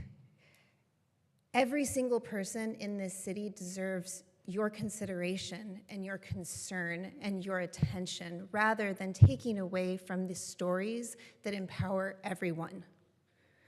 I recognize that you all insist that this is not a book ban, which is very interesting considering in your own agenda, it specifically mentions the selection, display, and circulation of library books, which sounds very much like censorship to me. I have a child that I have raised. He is a homeschool kid, went to Schroeder for a while, for a few years. It was a great school, and I'm glad that we've homeschooled since, but we've been going to the Central Library for years for him to study, for him to check out books, for him to engage with his peers at a homeschool level. There's never, ever been one time where I felt that he was unsafe in the library, where I felt that he had access to material that he should not be looking at, primarily because I was with him all the time, but also because I trust our librarians. And I really encourage that you all consider that because they are, as I said, amazing. Restrictions will negatively impact the education of our children going forward. I've always encouraged my child to read, especially reading banned books. Why? Because it encourages the growth of empathy. When you learn about other people's cultures, other people's religions, other people's experiences in the world, it helps you become a more well-rounded, more empathetic human being. And every single person deserves empathy in this world. I'd also like to make another point. There has been so many arguments that I've heard tonight that are involving Jesus, the church, the Bible, all things that are very interestingly supposed to be separate in our country, from our education, from our politics. We have a separation of church and state, and I see very clearly multiple people on this council that do not support that in any way, which is so undemocratic, it's disgusting. That's all, thank you. Next speaker, thanks for being here. You know, you could go either podium, so good to know. you don't always have to go over there. Thanks. Of Thanks for course. being here. Thank you. My name is Derek. I am a student at UCI Law. I'll keep my statement brief. Tonight, I strongly urge this body to reject the resolution for item 20 as it would serve against the public and private interest of the community. Libraries are one of the last places freely available to any member of the public. It is a place of learning and self-improvement. In its refuge, a person may not only learn about new experiences, but discover more about themselves. It is a crucial public good, and society has entrusted librarians who possess the right expertise and knowledge to carry the difficult task of carrying that good to the entire community. To impose a panel on libraries would be to cast book selection through a prism of prejudice and whim. The selections for libraries must be made to the merit of a diverse needs of the community, not to serve the sensibilities of a squeamish few. Further, the proponents for it claim that it is to protect children, but instead it would further the harm experienced by gay, trans, and non-binary youth. The adoption of this resolution contributes to the erasure of LGBTQ literature and deepens the stigma against the LGBTQ community. According to the Trevor Project, queer and trans youth, young adults are 4 times more likely to commit suicide due to the stigma and to alienation. Removing books exploring the experiences of gay, lesbian, and non-binary people sends a message to our young people that they should feel shame for who they are and who they love. I would also urge this body to reject item 19. I think voter ID was an instrument of Jim Crow South, and Huntington Beach should not follow. I also believe that this body should reject item 21. As an Armenian and being related to genocide survivors, I urge this body to recognize the humanity of Palestinians and the existential crisis that they face. Thank you. Next speaker, thanks for being here. Yes, hi, I'm Martha Hamilton. I am a resident. No one sent me an email to be here tonight. I just wanted to be. You know, I got this hat and this shirt from a friend who's a current teacher. I couldn't handle it, and I didn't want to stay in teaching. But, you know, I got to teach 7th and 8th graders science, and when they had a talk at the school that was promoted by the school in the regional center, I got to answer questions as a science teacher, you know. So I will tell you this, those kids know a whole lot, and they're not learning it from the library. All right, so what are y'all doing well? Thank you for making rules against these crotch rocket speed bikes that are going, you know, running stop signs, pulling out of cars, and we have the right of way. For someone who drives and lives downtown, it is very frustrating, and I do appreciate working with the police force and the schools to work on bike safety. All right, so since you got elected, you ran on no charter amendments. So first of all, Dan Clammett got screwed out, and other people became mayor, so not that tradition. All right, what other things can we get rid of? What other charter amendments can we do? So I'm not LGBTQ, and I'm messing it up, but the deal that they can't have that flag during Pride to say this is a safe place to come and spend our tourist dollars. So they ruled out all flags, right? If it's not an official one, it can't be flown. So I appreciate the police force that we do have and how late they've stood tonight waiting for all of us to speak. But the city Facebook page sent out in the last few days a post promoting the fire department's upcoming fire week. And in the wall there, in a public building which taxpayers pay for, there is a Blue Lives Matter flag. I believe Blue Lives Matter. I believe Black Lives Matter. I believe a lot of it. But if we're going to have a rule for some and not a rule for other, let's look at that. So one more thing. I got 52 seconds. All right. I invite everyone to look at the article where Gracie was interviewed by the OC Voice. She talks about that. And then at the very end of it, it says, and remove books and not allow books we don't want. So there's her own words saying it. I'm not going to read it. I was going to. But that sure sounds like censorship to me. And definition of censorship is suppression of words, images, ideas that are offensive. All right, so the last thing I want to say is my father was born in San Diego. His dad died. If you learned how to fly a plane and land on an aircraft carrier, my grandfather helped that team. And when I saw the air show 10 seconds. by a guy that said, losers and suckers fly over our city, y'all are disgraceful, repentful, and everyone here that was a person that... Thank you for being here. Thank you. Thank you. Last group. Last group. Okay. Last group. Ian Jamison, Linda D., Bruce Allen, Stacy B., Maya, Marwa Abu Baker, Mike I, Valentina Bankhead, Melvin Sterling, Matt, Trustee Gina Clayton Tarvin.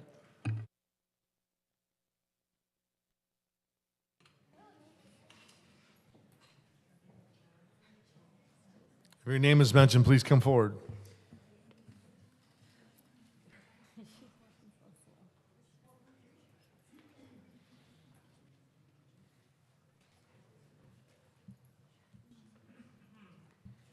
Thanks for being here. Thank you, Mayor. Good evening. I am Trustee Gina Clayton Tarvin.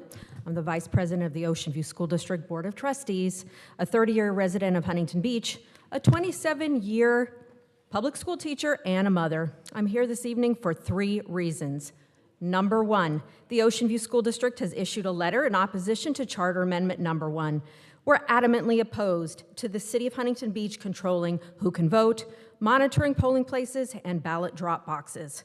School board elections will be negatively impacted by this proposed charter amendment because it will establish conflicting voting requirements and eligibility.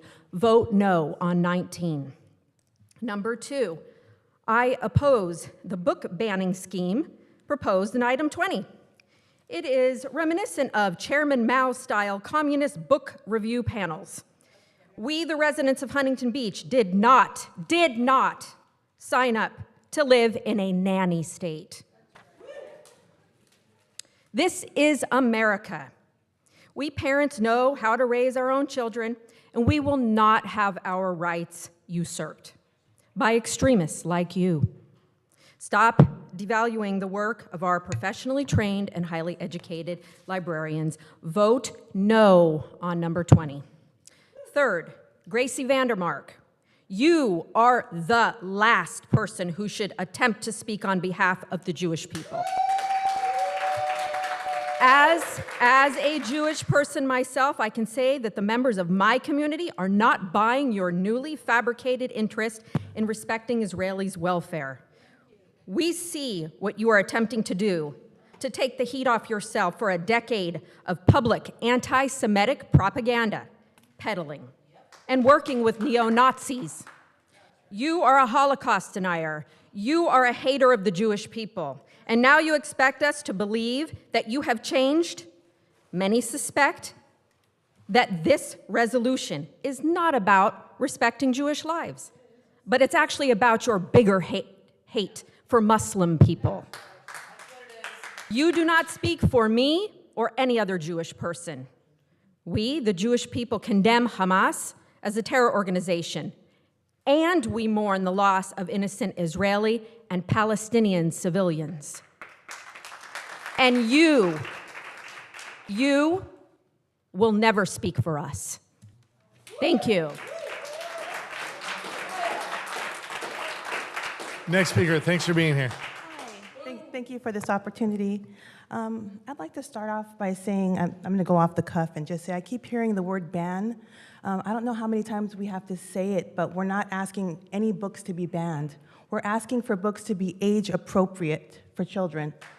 I have a question I'm not asking for, it's a rhetorical question, but do we not have control over what your children eat? Would you like just anybody to choose what your children eat, whether it be, junk food, cake and ice cream all day? So we should have the right as parents, it's a God-given right that we have to choose what our children view. Any psychologist will tell you that reading and watching things goes into the human mind, and it affects the kind of person we are.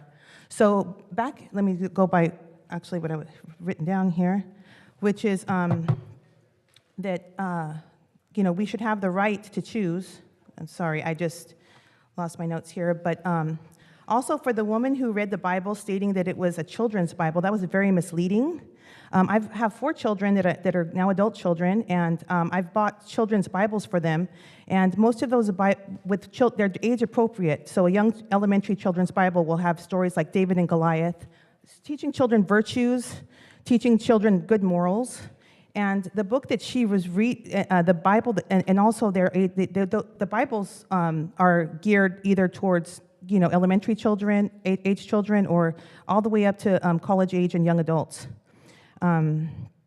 So what I was saying here is now, can you say the same for these books here, that they're age appropriate? I'd like to ask specifically which books here, because we're not talking about banning books from people. Number one, we're not talking about banning books, but we're not talking about, you act like we're saying that people should not have the right to read what they want to read. They can read whatever they want as adults.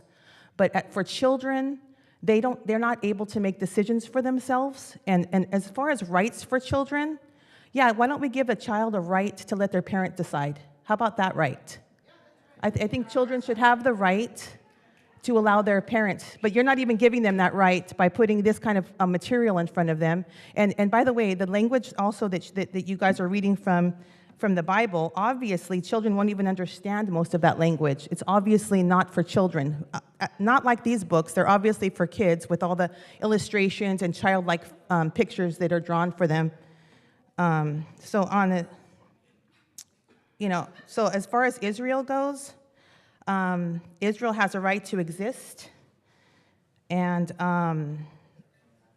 there's a lot of propaganda out there.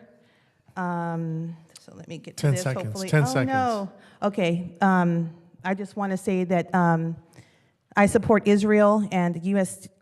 should also support Israel, as Israel's always been an ally to the United States. Thank you. Thank you so much. Thank you. Next speaker, thanks for being here.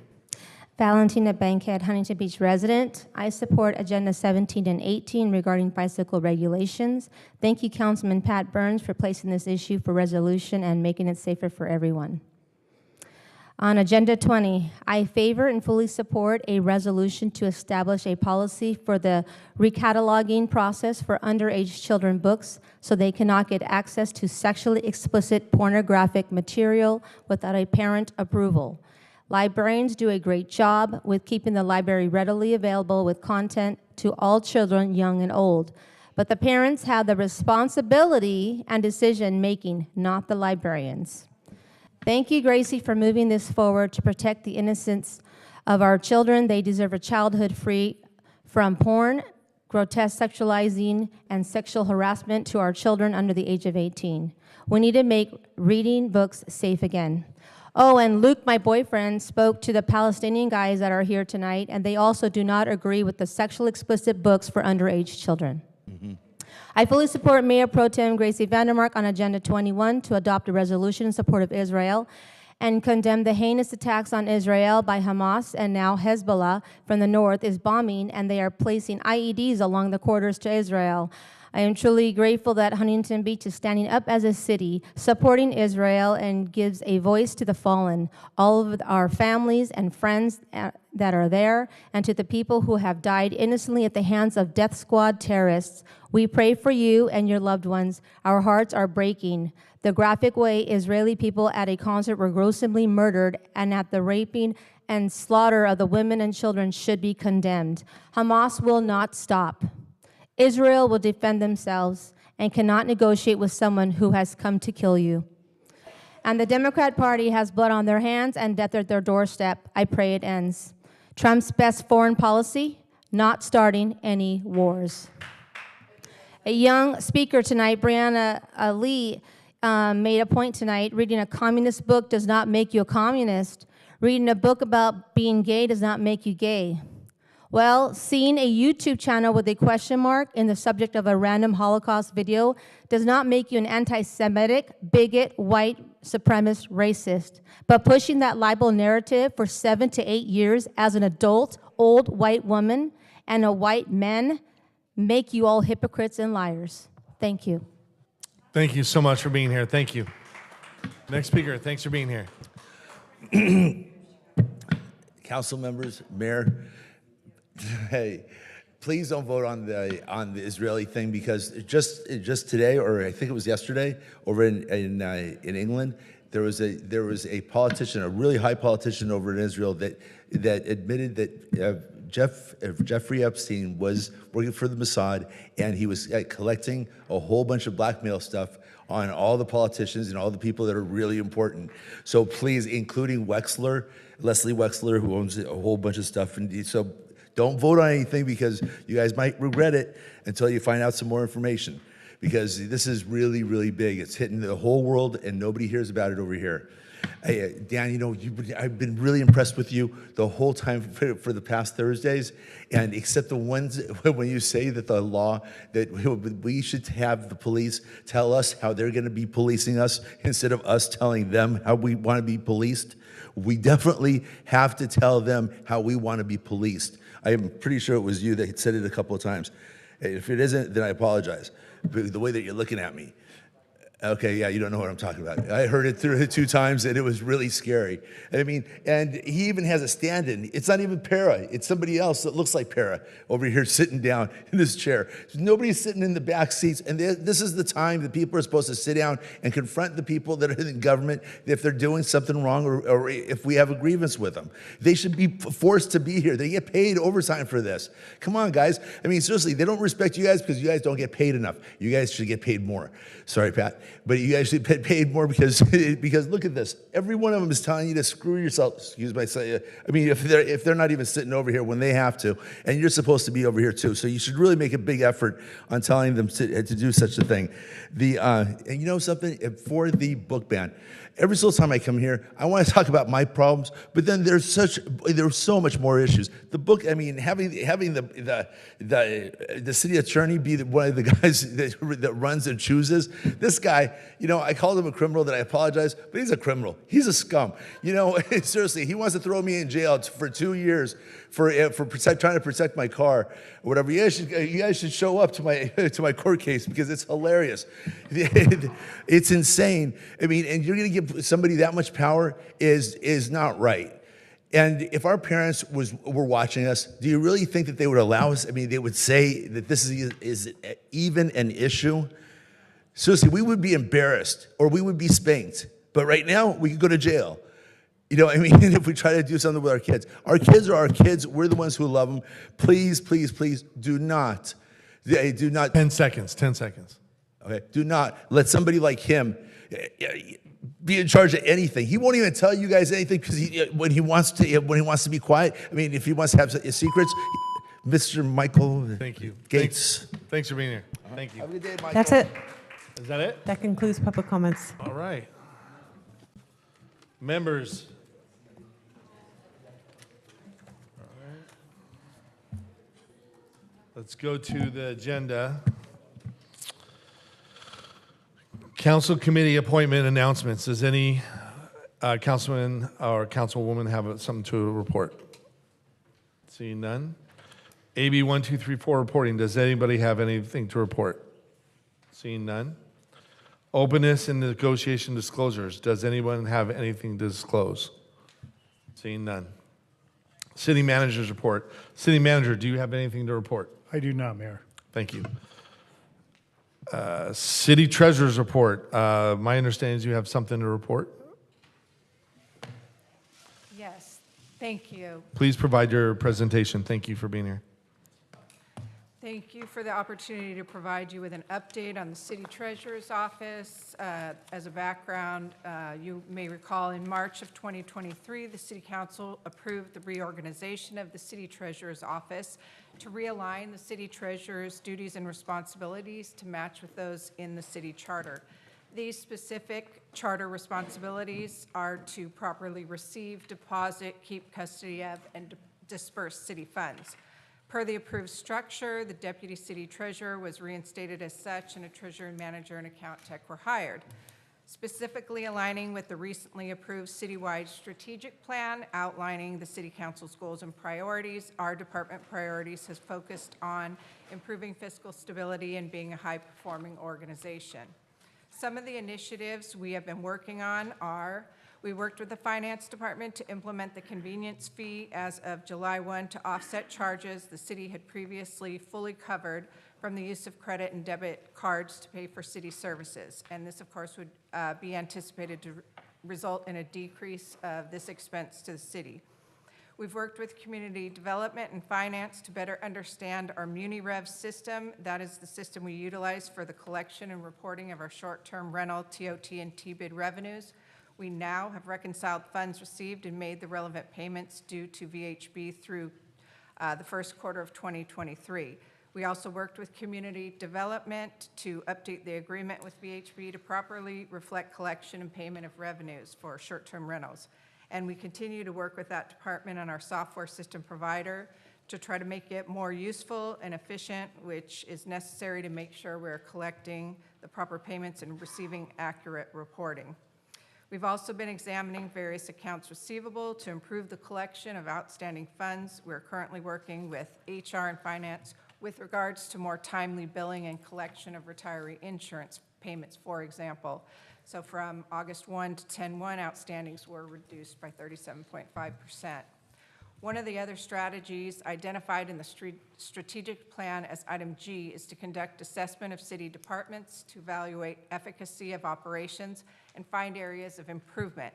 So in looking to move more of our payments from paper to electronic, we've worked with other departments to create improved electronic payment forms and working now to develop some best practices associated with those. We also worked successfully with IS to reconfigure a certain aspect of our iNova cashiering system so that it would not print out unnecessary receipts. While this is just a small savings, we did significantly cut back on this relevant supply expenditure.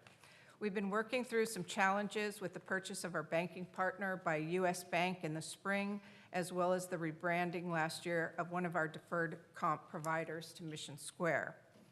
As well, we have actively brought issues that our department has experienced with the CELA and been involved in numerous citywide discussions, including IS on this topic. We continue to examine our department's internal processes and procedures to look at ways we can improve and create efficiencies. Such areas include banking products and services, our internal vault processes, our daily balancing and closing process, and many different vendors and systems we utilize, some of which do not talk to each other or coordinate with each other. As mentioned during the presentation at the previous council meeting on the strategic plan, on average, it currently takes an estimated 85% of the current employees' time just to run city operations. If we could obtain efficiencies and get this figure down, there would be more time for the new and ongoing city council priorities.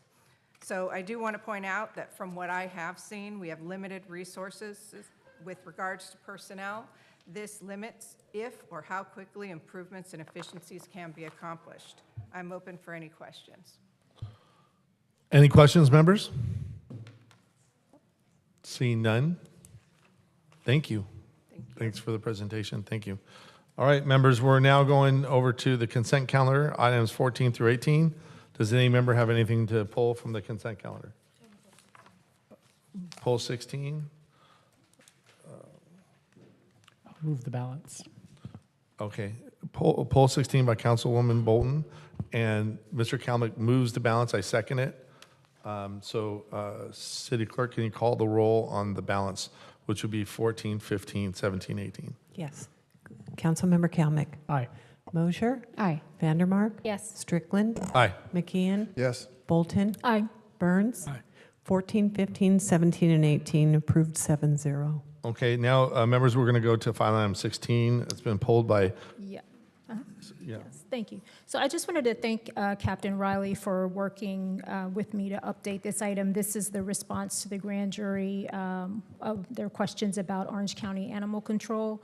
So the letter back to the grand jury has been updated to reflect that we have received some complaints from residents in the city about the operation of the of OCAC.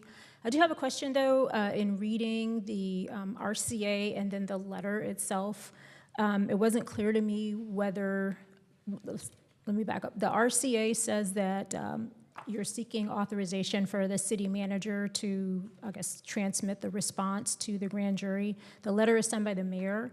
So I wanted to check and make sure that that is consistent, because it wasn't clear to me when I was reading the RCA, like what the letter was supposed to say or who the letter was supposed to be from. Yes, I can speak to that. We feel fairly confident that the recommended action does allow for the mayor to sign. Any documents that are approved by the city council are typically signed by the mayor. And so that takes care of that piece. And then really the second recommendation is for our city manager to submit it directly to the county, the presiding judge. And so we are confident that the recommended action will allow that to happen. But if you'd like to clarify, just to make sure everyone's on the same page, you can always amend the recommended action to state that it authorizes the mayor to sign on behalf of the city council, and then the city manager would submit it afterwards. Yeah, I think that's preferable, just to be perfectly clear. Absolutely. I'll second that amendment. So I'll move the item. Okay. Thank It's been moved and seconded. Clerk, can you call the roll? Oh, any other questions? I'm sorry. No, okay. Please, clerk, can you call the roll on item 16? As amended, and you seconded that motion, I did. correct, Mayor? I did. All right. Councilmember Kalmick. Aye. Mosier? Aye. Vandermark? Yes. Strickland? Aye. McKeon? Yes. Bolton? Aye. Burns? Aye. Approved as amended, 7-0. So now, members, we go to file item 19. Staff, please introduce your report.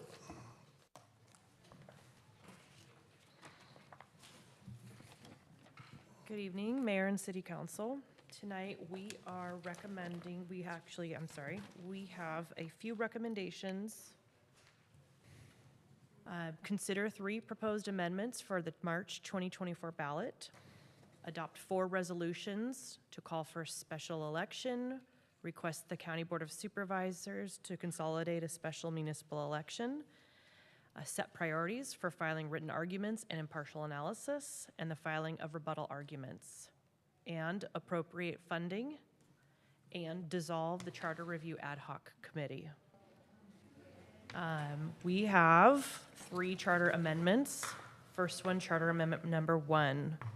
Shall propose Charter Amendment number 1, which provides that commencing in 2026 for all municipal elections, the city may require voter ID for elections, provide more in-person voting locations, and monitor ballot drop boxes. Shannon, I'm sorry, if I might. Yes, I'm sorry, jumped ahead.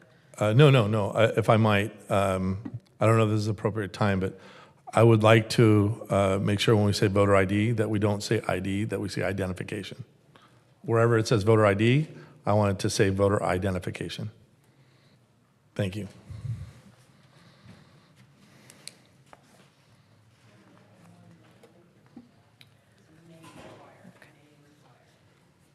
Okay. Thank you. Would you like me to go forward to number 2? Please, please, thank you. Charter Amendment number 2. Shall propose Charter Amendment number 2, which provides that the only flags to be displayed by the city on city property are the United States flag, the State of California flag, the County of Orange flag, the City of Huntington Beach flag, the POW MIA flag, the 6 armed forces flags, the Olympic flag during the Summer Olympic Games, and any other flag, if authorized by unanimous vote of the City Council, be approved.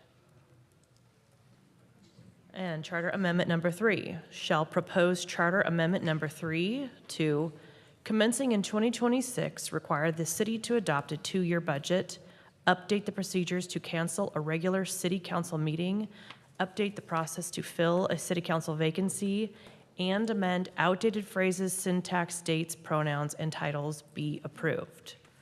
These are the 3 proposed charter amendments that were voted upon by the City Council at the charter meetings. We have prepared 4 resolutions to handle the administration of these measures to the March 2024 ballot.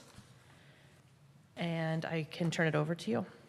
Okay, I would like to move recommended action of A through G with a modification of, instead of ID, it's a identification.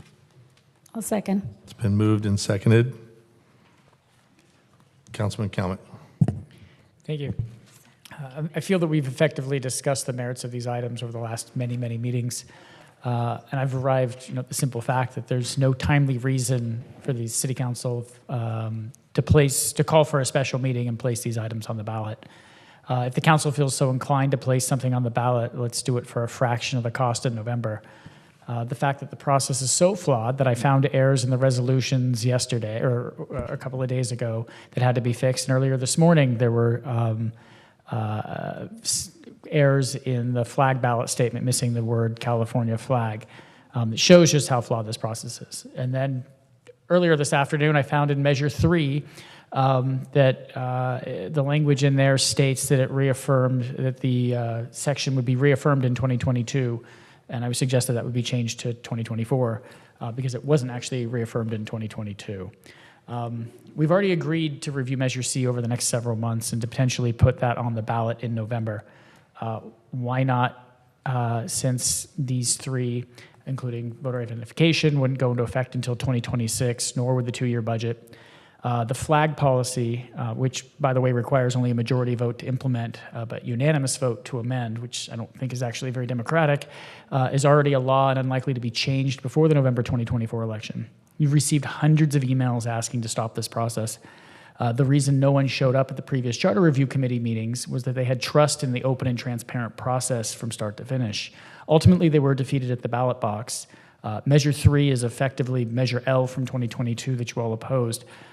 So I'll again make a substitute motion to table these charter amendments for reconsideration next year after more information on the costs and logistics to implement the voter identification is ascertained. I'll second it. Hey, Clerk, it's been the substitute motion. It's been moved and seconded. Please call the roll on that. Councilmember Kalmick? Aye. Mosier? Aye. Vandermark? No. Strickland? No. McKeon? No. Bolton? Aye. Burns? No. Item fails. Now, 3-4. can we call the vote for the original motion by myself? Yes, and then after we take care of that Seconded, vote? yeah. Yes, I've got that. After we take care of that vote, we can talk about arguments and rebuttals, all right? As amended on what? Well, I think I made the motion. I made the motion. Gracie Vandermark seconded. No. I mean, as amended through the late communications from staff, do we have to Yes, declare that's that? already part of it. I mentioned that earlier, plus Mayor Strickland's amendment from ID to identification, correct? Correct. Thank All you. right. Councilmember Kalmick? Nay. Mosier? Nay. Vandermark? Yes. Strickland? Aye. McKeon? Yes. Bolton? No. Burns? Yes. The item passes 4-3. Okay. Now, City Clerk, I understand that you have some items to move forward on this, for arguments for or against. Yes, so what the measures and the deadlines that we've identified previously, 14 days after you call for the election will be the date that the impartial analyses for these measures will be due from the city attorney's office, and also written arguments. So tonight, you guys will discuss who will be providing arguments in favor and opposition to these measures. You can propose that tonight and name that. Well, I mean, Rebuttals are later, not till November 13th. I'm not going to put you on the spot, but Councilman Burns, the flag issue was your issue. I assume that you wanted to author that. That'd be great. Okay.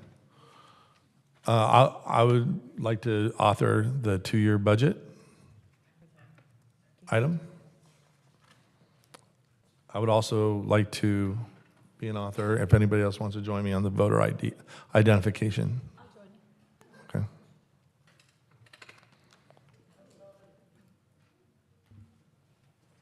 Okay. Is anybody, yeah, I mean, that's what I propose. Is there any member that wants to add on support? And then I'm sure we'll go to opposition. For the flag? I mean, for the You wanna do the voter flag? ID? No, for the voter ID, I'll co-author that with you. Right. Did you? Yeah. Madam Clerk, okay. I think that's where we are. Any others in favor of any measure? Okay, so we have Councilmember Burns writing an argument in favor of the flag measure, and the 2-year budget you will author, Mayor Strickland, and voter ID yourself and Mayor Pro Tem Vandermark. Is that correct? Correct. All right, so I guess we'll move in to the opposition. Yeah, I volunteer to write opposition for 1 and 2. Okay. 3? That's all 3? I don't. Yeah, I mean all 3. Okay. I don't want to do. I mean. No, I mean it's open to council member. Yeah, I prefer to have help. Councilmember Mosier, would you like to do all 3 or any of them? Absolutely. Okay, so that's May as well add me. okay. And, Perfect. I mean, but the process goes if we opt to not, then somebody else can do that, right? That's after the fact. correct. So we just, okay. Yeah. So you're saying all three measures? 1, 2, 3. Okay, so council members Kalmick, Mosier, and Bolton will present arguments opposing measures 1, 2, and 3. Great. So we're done, right? I think we're done. Okay. Do we do official vote on that? Or I think it's, I don't think suppose we you, do. I suppose it would be a good idea. Okay. Yes. So would somebody like to move these? I'll move that. Moved and seconded. So when we're voting, let's be clear, we're voting for, Yes. you know. Do you want to do the ones in favor first? Well, Or I all think together? We're all together, I believe. All right. So as I said, Councilmember Burns in favor of the flag measure, the 2-year budget, Mayor Strickland, voter ID, Mayor Strickland and Mayor Pro Tem Vandermark. Those are in favor of. And in opposition to measures 1, 2, and 3 are council members Kalmick, Mosier, and Bolton. Correct? Perfect. Okay, do I have a second on your motion? Seconded by Mayor Pro Vandermark. Tem. All right. Councilmember Kalmick, Aye. Mosier, Aye. Vandermark, Yes. Strickland. Aye. McKeon, Yes. Bolton, Aye. Burns. Aye. Pass 7-0. Thank you. Okay. Do we have anything else that we need to do with item number 19 at this time? Mayor, if I may just chime Please. in really quickly. Please. I just wanted to ask if there may be some consideration for the proposed amendment that Councilmember Kalmick had brought up, because it has to do with more of a factual consideration. And so if you look on section 300 in measure number 3, it states that the charter is reaffirmed in 2022. Considering that this amendment will be, stating that it will be reaffirmed in 2024, we may want to consider changing that from 2022 to 2024 so that we're accurate with what. Again, actions can you are tell me where you're pointing out again? Absolutely. Measure number 3, Okay. section 300, that's the very first set of amendments that you'll see. And you'll see that in 2 different places. One halfway through, pretty much the first set of lines, it says reaffirmed in 2022. Yeah, I see that. Same set of, same phrase in the very bottom, also reaffirmed in 2022. That was a carryover from Measure L in 2022, and so we should probably update it if you Sure. wouldn't mind. Okay. Yeah, that'd be good. Do we need to take a vote on that, just to be clear? One more time? Sure. We'll move it as amended to 2024. Got it. All right, everyone understand? Councilmember Kalmick? No. Mosier? I don't understand, actually. So, Well, so we're Mr. changing it from 2022 to 2024. What they did is they transpired the exact language from the last charter. Yeah. Okay. Okay. No. Vandermark? Yes. Strickland? Aye. McKeon? Yes. Bolton? No. Burns? Aye. Item passes 4-3. Okay, great. Now again, asking to make sure we're done with everything we need to be done with on this item 19. I believe so, and then we'll just be in touch with the city attorney on the partial analysis and the written arguments. Will Great. come through our office, and then we'll address rebuttals after that. Thank you. All right. Thank you. And we'll go ahead and let the registrar of voters know of this call for election. They'll be served our resolutions and such. Thank you. Thank you. So members, now we're going on to file item number 20. Mayor Pro Tem Vandermark, please introduce your item. So a couple months back, I did ask staff to put a PowerPoint together. We sat down several times to discuss some of our issues with our libraries.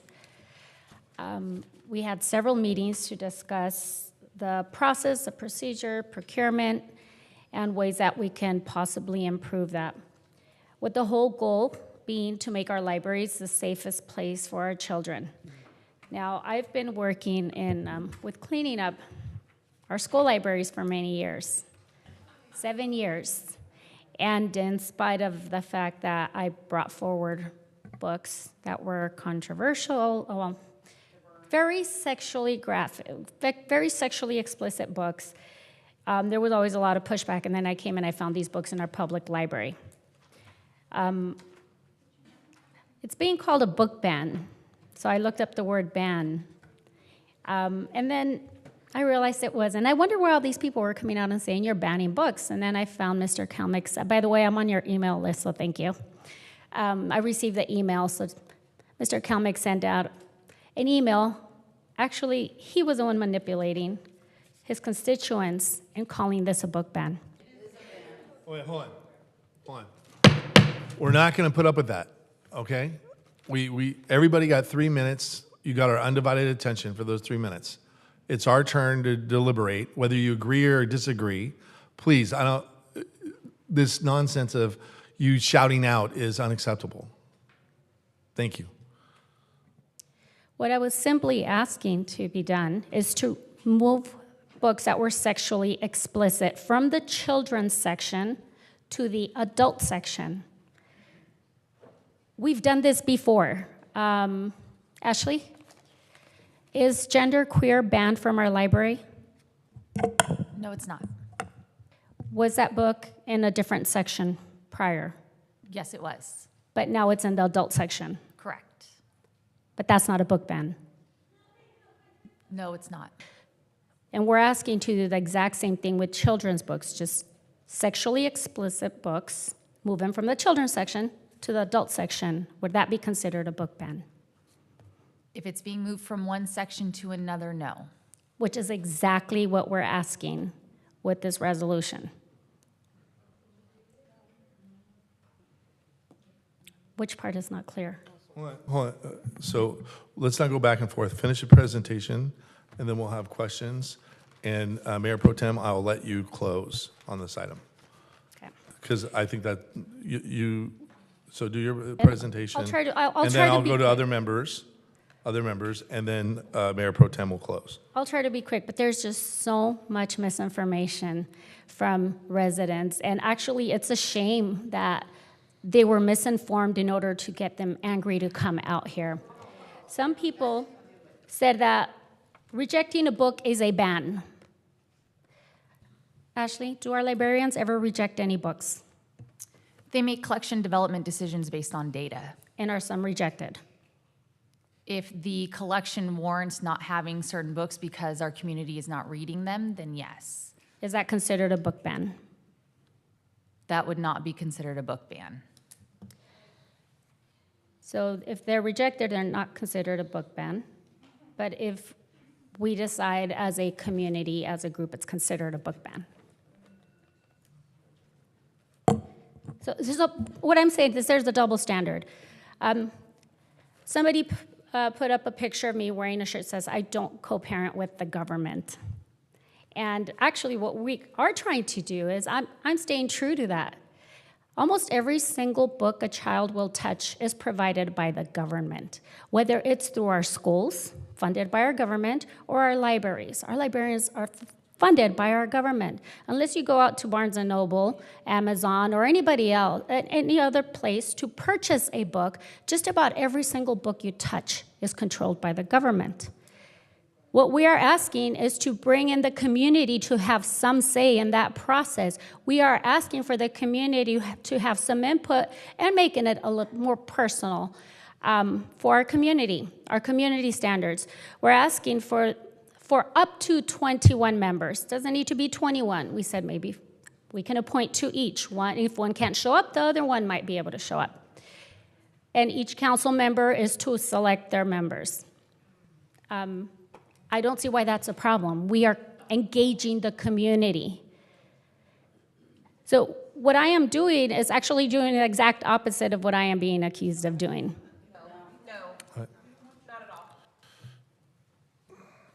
So, again, this is not a back and forth. No, hold on. It's not a back and forth. Again, you had your chance, you had your 3 minutes, we give you undivided attention. We didn't interrupt you when you spoke.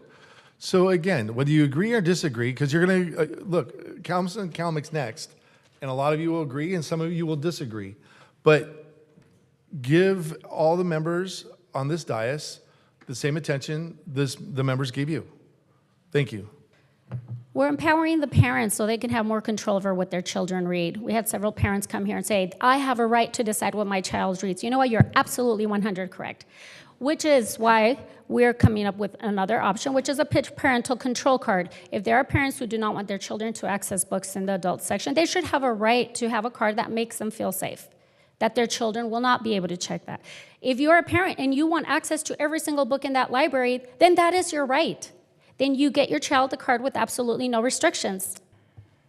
There is a card for everyone. As of right now, every child can check out any book in any section of the library. I used to work in a library. People go there just to read books sometimes. I used to go there, and parents, yes, they let their children run around in the children's section because children love looking at books. The moms would sit there and, do some homework. It was a safe place for children. And times have changed. The books that are in our libraries now were not in the libraries back then. They were not sexually explicit the way they are today. So along with the times, we should go ahead and update our policies to protect our children and to give parents more options. This policy will empower parents. Not a single book will be restricted from an adult. Not a single book will be removed. So this false narrative that books are being banned and powers taken away from parents is just 100% wrong. If there's one issue that we should all come together in is protecting our children. You saw the groups right here. This side was cheering for the same one thing, and that side was cheering for another. We should all be cheering together when it comes to protecting our children. We had the senator come out here and update us and tell us that bills were just passed to punish sex traffickers.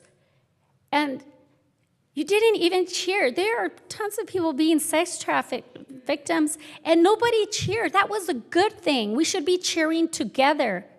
But that didn't happen. She was talking about a bill where they're providing Norcaine to protect our children from overdoses. Unfortunately, that is the world we live in today. Nobody cheered. That's a victory for all of us. Not one side or the other, but that is how divided we are. At this point, it really doesn't matter what I propose. We will have one side saying, we don't agree with it just because you proposed it, and we will have the other side saying, maybe they don't agree because they propose it. We shouldn't be this divided, and we are. My goal is to protect children. It will always be. And that will be the hill I will die on. If I can protect one child from looking at material that will damage them, then I'm okay with this. I'm just making it very clear that these false accusations of book banning are actually shameful, especially coming from people who were elected to be leaders. And that's where I'm at today. We need to empower the parents. We need to give them more knowledge and offer them more options, and that is what we're doing here today. All right. Councilman Calmet. Thank you. All right, so first, before we even get into the procedural, I think this item's actually out of order. Charter Section 307 provides that except for the purpose of investigation and inquiry, the members of the City Council shall deal with administrative services under the jurisdiction of the city manager solely this through the city manager. So how can a member of the City Council have the city attorney prepare a formal resolution that he appears to have signed off on? As Section 309 states, the city attorney shall have the power and may be required to, Section F, prepare any and all proposed ordinances and city council resolutions and amendments thereto. So I'll ask again, how can a member of the city council have a resolution drafted by the city attorney to be presented to the city council as a council member item on the agenda? And that there's still a request from legal services open from library services on this exact topic. This item should be asking council to direct staff to come back with a policy document outlining library procurement policy, and not as a resolution, as this appears rushed after 5 months, which I don't know why. The fact that it has typos, it's internally consistent, and also why does this item and the next item have a signature line for the mayor pro tem that no other resolutions in the city have ever had? I don't quite understand that. So I guess I'll ask the city attorney that question. I have more after this, but for procedurally, how are we bringing forward a resolution as a council member item when historically the ask from a council member is to have staff draft an item so we could discuss the policy and then have a resolution brought back? So the charter provision that you cited is a non-interference with the city manager's basically departments, but that doesn't apply to the city clerk, the treasurer, or the city attorney. Anybody can come to my office and ask for research or a draft. Councilmember Patrick Brendan came to my office and wanted a bunch of research on sober living homes or sober living home regulations once upon a time. So there's, members can come and ask for any number of things, and they get it. The other thing is, I'm trying to, what was your second question? It's more of how this is procedurally brought forward as a resolution to the council. So you said historically we have not, yet the previous city council attached resolutions to H items previously as well. I think there was one that Mike Posey did. I don't recall who it was, who the sponsor was, but Sure. it has happened. Right. Is it procedurally correct? Well, in that case, no, because he got it from some other attorney outside of City Hall. Right. So, if we want to, open up that discussion, no, it did not come from our office at that time. Sure. But it was brought. So the city council can ask the city attorney's office to do as much work as a city council member deems fit? We've never had traditionally that 4-hour cap on our office ever in the 9 years that I've been here. Okay, so Ever. I just want to Ever. be clear. So Like ever. any council member Yeah. can use staff time without the direction of council, could have you go do hours and hours of legal research and come back? They have come to me and gobs of research. Absolutely. The sober living home regulation is a perfect example. That took hundreds of hours. I just wanted to understand how that was working. Councilman, Okay. do you mind if I just ask on Yeah, this yeah. issue? What is the 4-hour rule? I'm sorry. It's basically that That if we can't have you more- if council sees, city council, not legal council, city council sees a need for staff time on a particular item, that if it were to take more than 4 hours, that it would come to council as a proposal and then direct the city manager to work with his staff to accomplish that goal. Sorry, the floor is yours. No, Thanks. No, that was an excellent question. So I was digging around and I found this. This is my original library card for Danny F. Kalmick from the Mary Wilson Library in Seal Beach. And my first memory of the Huntington Beach Library was when I was in elementary school doing genealogy research when my family came to the United States. The Central Library is overwhelming in its size and splendor compared to the Mary Wilson Library in Seal Beach. And when I moved to Huntington Beach, one of the first things I did was to get a library card. I love the library. My daughter loves the library. We go to Oakview Library. It has a great bilingual section for books, for children's books. And when we're at the library, I walk with her as we look and we go check out books. The health books that were shown earlier in the children's section are used to help explain sexuality to children with their parents. And my daughter picked up a book that I didn't feel was appropriate. I'd explain why and put it back on the shelf and redirect her to something I found more appropriate. Problem solved. When she's 11, we can have that conversation of what it means to go to the library yourself. But my job as a parent is to help guide her to become a well-rounded, thoughtful, and empathetic citizen. So now onto the resolution. First, I'm not sure, but the first draft of the resolution titled "A Policy for the Review of Recataloging," which was spelled wrong, of the library materials containing sexual content. It was then revised for the policy of children's library materials containing sexual content. It's unclear as to why the title was even changed, as it still reflects the content still reflects the initial title. A lot of other issues, because this is very ambiguous, and staff had a presentation earlier where they said that they needed to do more research to bring something forward like this. So this is jumping the gun. Children's not defined in the resolution. Are we talking about 12 and under, 15 and under, 18 and under? Are there currently sections for 18 and over in the library, or do we just call that the library?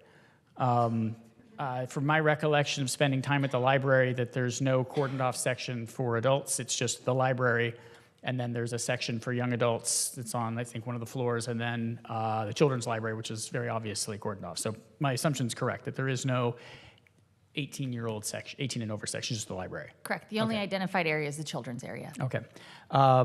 So I don't understand how this is even going to work. Are there going to be shelves into a special area? I just don't know how this is workable, because Section 1B is parental or guardian consent will be required before accessing or checking out a book with sexual references. So if I have to stop people from accessing books, it means I have to lock them up. So I don't understand how that's going to even work at all if we're going to be reviewing these books. We'll get to how we're even going to get to what books have sexual references in them, because that seems like an intractable long-term problem. The policy references sexual references, right? which is ambiguously defined. So I don't know if this has included discussion of someone who's pregnant. I mean, a lot of people brought these items up earlier. Humor about how someone got pregnant, calling someone literally a bastard because it references someone who was born out of wedlock, or being born by definition is a sexual reference. So that's the entirety of most literature, quite a bit of music, and numerous other books and movies. How are we going to reclassify and requalify all 200,000 pieces of media in our library? If we're talking about children's section, there's thousands of books and media in the children's section. What about the online library stuff that's available at home? Are we going to require restrictions on that interface, or are we just going to remove it for everyone? I am a big user of the online library for ebooks. It's a wonderful resource to be able to get a book and not have to drive down to the library to get a copy, or it gives you another additional option to consume knowledge, or fiction for that matter.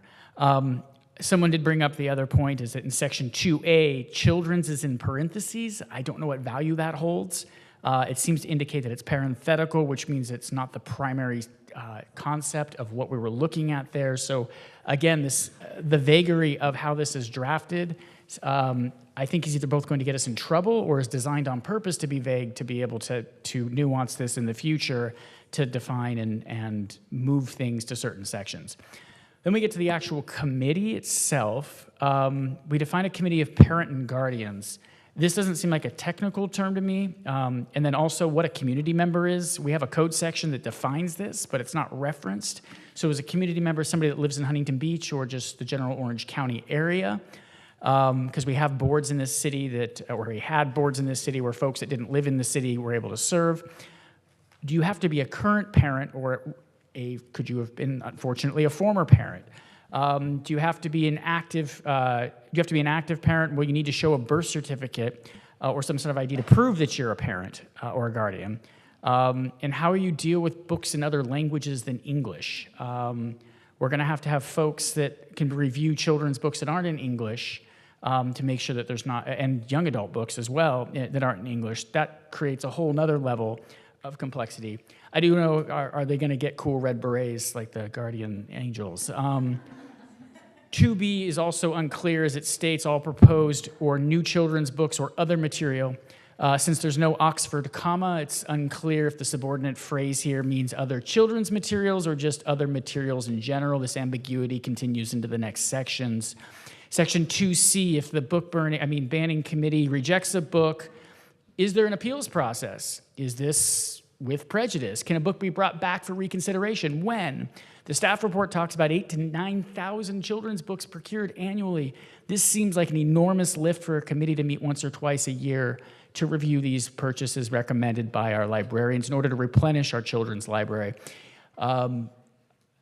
Again, as this is written, doesn't seem to solve that problem. I mean, obviously there's some books that are like, oh, there's not, but this includes children's books, but we're not defining children. So if that includes the young adult section, several hundred-page books may have references that this committee does not like. So if I read this as written, anything currently in the library won't be removed from circulation. No one accused any of that. We just move it behind a velvet rope, but there isn't any velvet rope. It's just the library.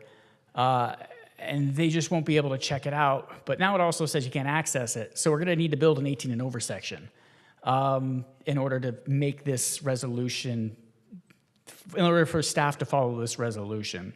This new committee of parents or guardians who will definitely have had sex at some point in their life because they're going to have to understand what this is, and they have progeny to prove it, can stop a book from entering the library with an unclear and non-existent appeals process. This is where I get to the point, is that, so if we're stopping something from entering someplace, I forget what that's called, and when you're 86th from a bar, I forget what it's called. If you're counting casino cards in a casino and you aren't allowed back in, it's called a ban. You're banned from the casino, you're banned from the bar, and your new books are deemed inappropriate by this committee of parents or guardians will be banned from entering the library. There is a nuanced difference between what a librarian does for collection resources and what a group of folks that are appointed by a political board decide what some community standard is based on a really bad reading of the Miller code, is a ban. And if this is not the intent, then this resolution should be tabled until staff can come back after more research can be performed, and this item can be brought forward in proper order. Anything else, members? Yeah. Go ahead, Thank Councilwoman. you. So I first want to respond to a question that someone had written in, and it's actually a very good question, so I want to make sure that I answer this person's inquiry. So what they asked was, how come the library can't just take the books and materials and like separate them out based on what their content is, the way that Blockbuster did. Does anybody remember Blockbuster? This is like, I'm showing my age, like a long, long time ago, there were stores where you could check out videos, and apparently they had some section in the back, I never went back there, but some section where the adult videos were stashed away. Okay, so the question was, how come the library can't just do that? And so, like I said, good question. I want to answer that question. So the reason is because of the First Amendment and the Bill of Rights and the way those work. So the First Amendment prohibits the government from restricting speech based on the content of that speech. So we're a local government, we count as government. It's really hard for the government to restrict speech based on the content of that speech. Blockbuster, back in the day, or a store, or whoever, is a private entity, so they don't have the same restrictions on them and their ability to categorize and segregate stuff as the government. So, so freedom of expression includes the right to learn and the right to read what one wants to read. So just think if the shoe was on the other foot. Just say that we had this wave of, secularist fervor take hold across the country, and people decided that books about religion, about Christianity, are, something that's offensive, and we want to protect society from seeing these books that are about religion. If that was the case, would that be right? Would it be fair? If you were a person who wanted to read a book about religion, how would you feel about that? If someone could just come along and say, no, those books are dangerous. Those ideas, we don't like those. So we're going to take those out, or we're going to put those away someplace so that you have to feel like you're going underground to do your research. Is that a good feeling to have? So the founders of our country, I believe, thought about things like that when they framed the First Amendment. And I think that they thought to themselves, people are going to be interested in all kinds of things. And so what we should do is we should allow for maximum latitude when it comes to freedom of expression, which includes freedom to learn and freedom to read. The default should be it's as broad as possible. So government, if you want to restrict something based on content, that's going to be really, really difficult to do. And that makes sense. I mean, that's the way our system works. So the question came up, why is it that, having this community board, decide that we can't have something? Why is that a ban versus what the librarians do? When they decide we're not going to have any more, they may get rid of it because it's old or because it's outdated or because it's worn out or what have you. The difference is the community board is making those judgments based on content. They're saying we don't want this because we don't like it, or because we don't agree with it, or because we think it's dangerous. That goes to the very core of the First Amendment, the Bill of Rights, which some people mentioned here earlier. That's how our system works. When you come and say, oh gosh, I really wish we could do something with these books that make me feel uncomfortable, what you are really saying is, I wish the First Amendment worked differently than it actually does. I wish that it allowed me to have some type of control over this material because I don't like it or I think it's dangerous. So here's the deal.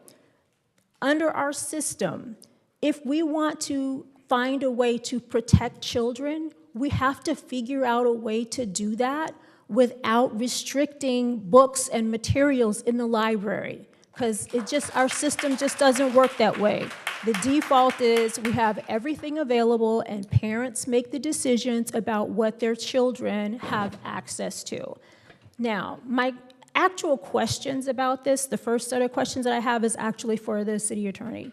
So my question is this: do you have an opinion? Because I personally can't weigh whether we should do this without having an understanding of what kind of legal risk is involved in creating something like this board. So do you have an opinion about the level of risk that we're taking on, risk of litigation, if we create something like this? Well, I usually don't publicly announce risk, but what I will say is this was researched by a couple of attorneys in our office, and this proposal was worked on with input from the Mayor Pro Tem and the Mayor. And this is a safe path forward. I will say that your statements about the First Amendment, and I think this is important not only for the public benefit, but also for the record, in case there ever is a challenge, that what you said about the First Amendment is not untrue as it relates to adults, but it does not apply in the same way to children. And if it did, well, let me put it this way. Governments all over the land modify and screen for age appropriateness every single day of the week, because first graders don't read what 8th graders read, 3rd graders don't read what 12th graders read. And those are governments. Those are school, those are classrooms, those are teachers, all government employees, constantly, every day screening material that their children are going to be exposed to. So that's just an example of how children get different treatment under the First Amendment, just like children get different treatment under the Second Amendment. Children can't have guns. Children get different treatment under the Fourth Amendment, under the Eighth Amendment. Children get different treatment under all of the Bill of Rights than adults do. And to say, for instance, that the government cannot restrict, screen, or modify what a child is exposed to, that statement can only be made if you have no idea what the public school system does. That's exactly what they do every single day. I'm glad you brought that up, because there is a case on that. There is a case that distinguishes the school setting from the public library setting. And that case said the school setting is slightly different, but even a school doesn't have unfettered right to restrict books. What is AB 1078 that the governor just signed that says the school district can't ban books based on who they're authored by? That's what that's about. I don't disagree with you, but a school district also doesn't have the unfettered right to restrict the freedom to read and the freedom to learn. Understood, but for the city, according to this policy, to basically say what is appropriate for exposure to children without parental involvement is completely permissible legally. And as was mentioned before, if the city didn't reject books, if the city librarian or the libraries didn't ever reject books, we would have over 100 million books in our library. I mean, they reject books all of the time. And we know this because we can go look and see, 30 or 50,000 books on the shelves, and that's it. We don't have 100 million books on the shelves. So we reject them all the time. So they can be rejected legally. I just think it's a bridge too far to claim free speech, and that this can't be done because of free speech. When it comes to the law, there are no First Amendment concerns with regard to this proposal. Okay, question for you. So in your research, did you review the PICO case, the Supreme Court case, and how do you square this with what the Supreme Court said in PICO? Because that was a library, that was a public library situation, and basically what it came down to was the Supreme Court saying that the state can't contract the universe of knowledge that's available in the public library. So Yeah, you're not wrong, and a lot of those cases, like that case, had to do with basically taking books completely off the shelf and taking them out of circulation. This is not taking the books out of circulation. This is taking it from a lower shelf and putting it up on a higher shelf and requiring parental involvement to access the book. But if the board says that we're not going to accept a book, we're going to reject a book because of the content. That's not contracting the universe because it's not in circulation yet. Well, no. Okay, so did you? I'm just telling you. Did you review Fayetteville versus Crawford County, which I believe is very, very similar? So it was an Arkansas case. It came out in July. And the situation that they had was a body that they were going to set up to review books and make decisions based on their content about whether they were going to be in the library. And the court did not, the court ruled that is unconstitutional. Okay, so I'm just asking a question. Did you So we was that part of your reviewed, yes, we research? reviewed a whole host of cases, and I can look to my attorney to see, if he has the list of cases offhand. But this board that's being proposed here is just a parent. It's a citizen. It's essentially a citizen volunteer board. It's a parent review board, and this board, and if you read it, they're just reviewing the books to see if it meets the community standards. So, okay, community standards brings up another issue, but just one more question. There's the Sund versus City of Wichita Falls case from Texas in 2000. That had to do with just moving books from the children's section to the adult section, also ruled unconstitutional. So I just want to make sure that, and maybe we should just talk about this offline, and make sure that that was part of the research, because I want to understand how this situation is different from the situation in those cases where courts have ruled that something that sounds awful similar to me was unconstitutional. So I'll go ahead and move past that. So community standards. Okay, so that's one of 3 parts of the Miller test. So even if you have this commission that says, okay, here's what the community standard is and this book doesn't fit it, that still leaves the question of whether the book is totally without scientific or literary merit, the last prong of the Miller test. You still can't restrict it just based on the board's finding. And also, the board doesn't get to make that finding. That's the type of finding that a court makes. So how are we going to restrict books or reject books constitutionally just based on the community standard and this board saying, this meets or doesn't meet the community standard? Again, there's 2 issues. One is once a book is in circulation, regardless of the content, it stays in circulation. It just may require parental involvement for a child to access. There's no law or constitutional right or authority that suggests that cannot occur. It can occur.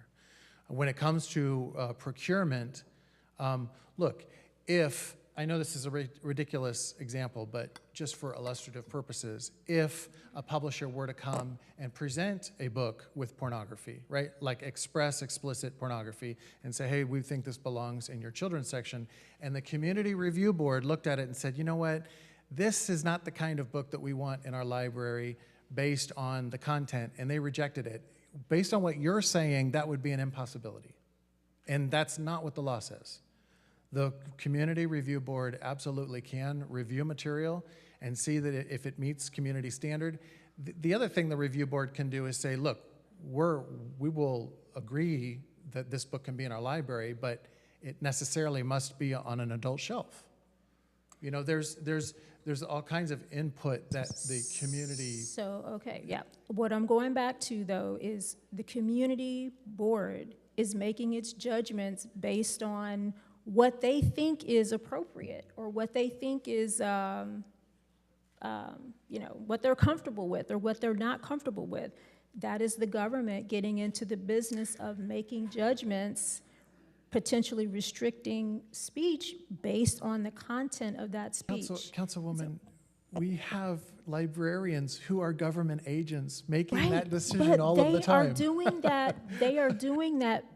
You saw the woman come in and say her job is to bring in as much, as broad of a universe of work as she can. She's not doing it based on her personal viewpoint. Their ethics requirements prohibit them from making choices based on their personal viewpoints. And what I am saying is the members of this board are making these selections based on their personal viewpoints, and that's what the problem is. That's the crux of the problem.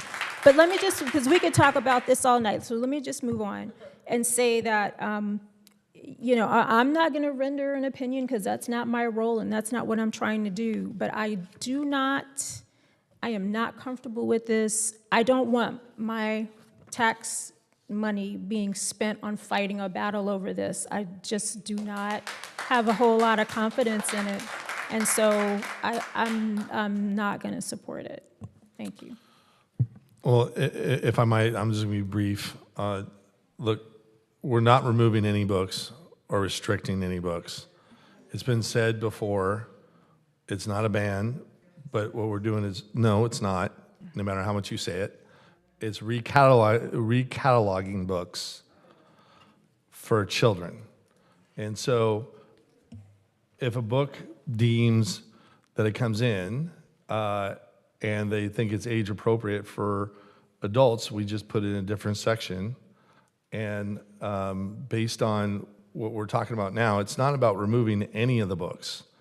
It's just about recategorizing the books in certain sections to protect children. And that's all we're talking about. We're not talking about removing, and we're not talking about restricting any books. You just said restrict. So, Okay. go ahead, Council. I got lots. I'd probably be repeating some things, so I apologize. First of all, City Attorney Gates just said it's restricting it, actually, because you're removing it from the children's section. So it is restricting. You're just saying that's not banning. That's what I heard you say a second ago. They can be relocated and require parental involvement for Which is a access. restriction. That is a restriction. Okay, thank you. Okay, so first, and these can be rhetorical, we don't need to have a back and forth, but I just wanted to say them. One, Mayor Pro Tem, rhetorically, or if you'd like to answer, why couldn't you wait to hear the study session, have a discussion, and then decide to bring an H item back? And The study session did not address the issue. And But you hadn't heard it yet. I saw the PowerPoint. We went through it several times. And they complement each other. They can work together. They don't need to be mutually exclusive. Okay. Also, I think Councilmember Kalmack already asked how or why was this completed as a resolution brought back to council. I know that, I think, like as was mentioned one time before, a resolution was brought forward, and I remember Councilmember Posey getting essentially reprimanded and being told, like, well, this isn't how we do things. And apparently, you know, just because that happened that one time, apparently now that's precedent, so that's good to know. Also, you know, regularly Councilmember McKeon says this, you know, an H item is just an idea, and this goes to show that this is absolutely not an idea. This is a resolution being brought forward in advance of council directing you or staff to do so. And I do think it's important to note also, because it was mentioned a couple of times, that the city manager and the city manager's office staff did not create this resolution. Somebody on public comment said that it was dual, and it wasn't. They created the study session. I want to understand why members of this council majority keep attempting to fix what is not broken and to focus on contrived issues instead of working on the real issues that our community is actually asking us to work on. We are spending all of this time on all of these things, and I want to work on and talk about regularly housing and homelessness and infrastructure, and here we are.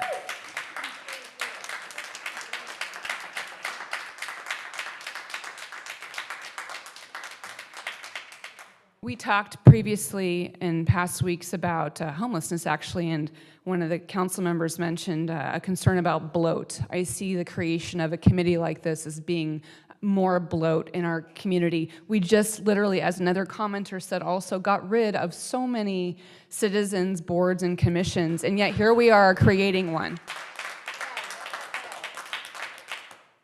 Another clarification, a couple people talked about that they were taxpayers for public comments and kind of insinuated that only conservatives are taxpayers.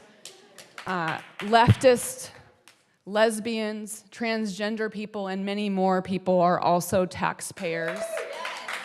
And they're from here. In Huntington Beach, we believe in intellectual freedom and expression. In Huntington Beach, we trust parents. In Huntington Beach, we trust our librarians. And I'd hope that in Huntington Beach, we trust data and that we learn from history. Now, on to the proposal itself. I, too, shared First Amendment concerns, which were already discussed, so I won't belabor them again. Also, concerns about the Miller versus California decision with regards to community standards and the three-pronged tests. We're not doing that by establishing a board that's looking at our own community standards. It doesn't go over all of those things. And there will be books that, again, as was mentioned, might, based upon that person's values, morality, politics, be decided to be rejected, and they might very well have all of the irrelevancy and meet the Miller test third prong. And it was discussed earlier that currently the librarians do reject books, but they reject it, as was mentioned, based upon data, based upon circulation, based upon actually, even, and I talked to some librarians, based upon even the different branches, they'll decide, this particular branch of the library loves science fiction, this other one doesn't, so we're gonna get science fiction books here and we're not gonna choose them there. That's the type of decision-making that they embark on. I think that, the resolution is extremely ambiguous in the definitions of obscene and pornographic in discussing just sexual content. It's broad, it's subjective, and it would lead to potential inconsistencies in enforcement and application. What one individual deems inappropriate, another might view as educational or crucial for children's development. And specifically with regards to that, and I'll skip forward to another part of this, one of the books that's been brought up repeatedly every time is It's Perfectly Normal. It's the book that they had the slides going for some of the public comments. It is a book series that I have presented to my children at home. At varying ages, they have different, it was recommended to me by a child psychologist. These are books that are reviewed, recommended by people who are educated in child psychology and education. And to say that this is an inappropriate book because there's pictures of naked people in this book that are cartoons. So is that bad? Is it bad for people to know about their bodies? I'm really concerned about that. These types of books help children, youth, and they're all, by the way, at different age levels. This one is, I think, up 10 plus, to make responsible decisions and to stay healthy. And by the way, it was mentioned that these are new things. This was first published in 1994. That's the year I graduated from high school. I am not new. And I think also, I think it was Hannah Cole who gave the public comment earlier that, it's not protecting children, it's potentially crippling them. People need to have information about their bodies to protect themselves, to be comfortable in their own skin, to understand that other people are going through similar types of things, to see themselves there. That's why all those different types and shapes of bodies were shown on that page.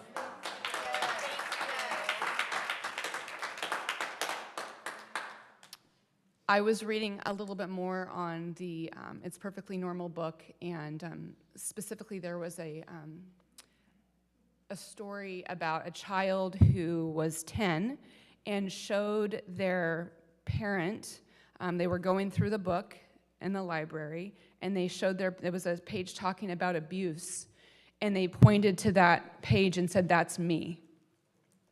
So it's in situations like this, in books like this, that children can see themselves, can also protect themselves, and find the language to be able to talk to respected and trusted adults in their lives. Kids have a right to have accurate, truthful, and when needed, researched information that can help to keep them healthy and safe. They need to know how to get help to make any abusive behavior stop. Come back up. I think that this is definitely potential for overreach and censorship, which we've talked about. Establishing a community parent guardian review board can lead to potential censorship based on the personal biases or beliefs of a few.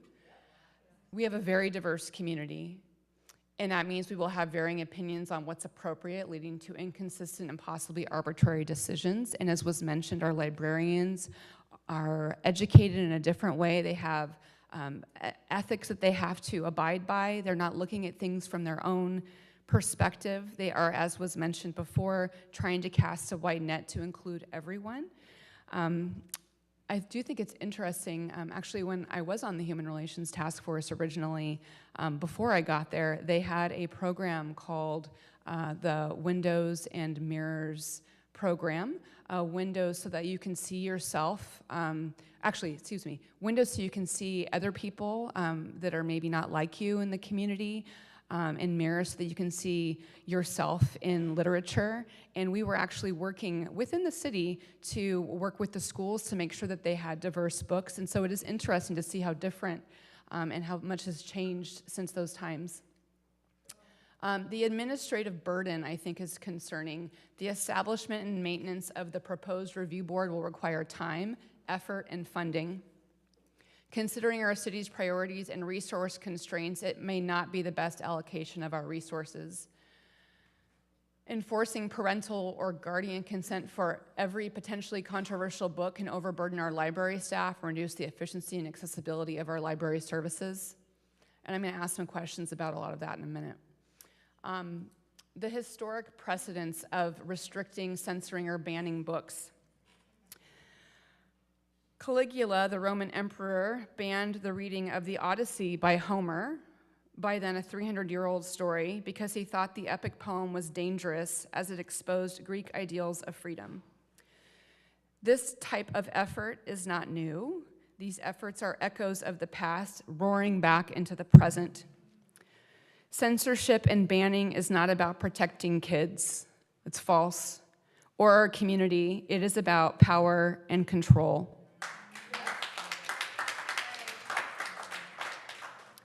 History is replete with examples where book banning led to stifled creativity, reduced access to knowledge, and infringed on individual rights, whether it was the burning of books in Nazi Germany or the banning of classic literature in various parts of the US.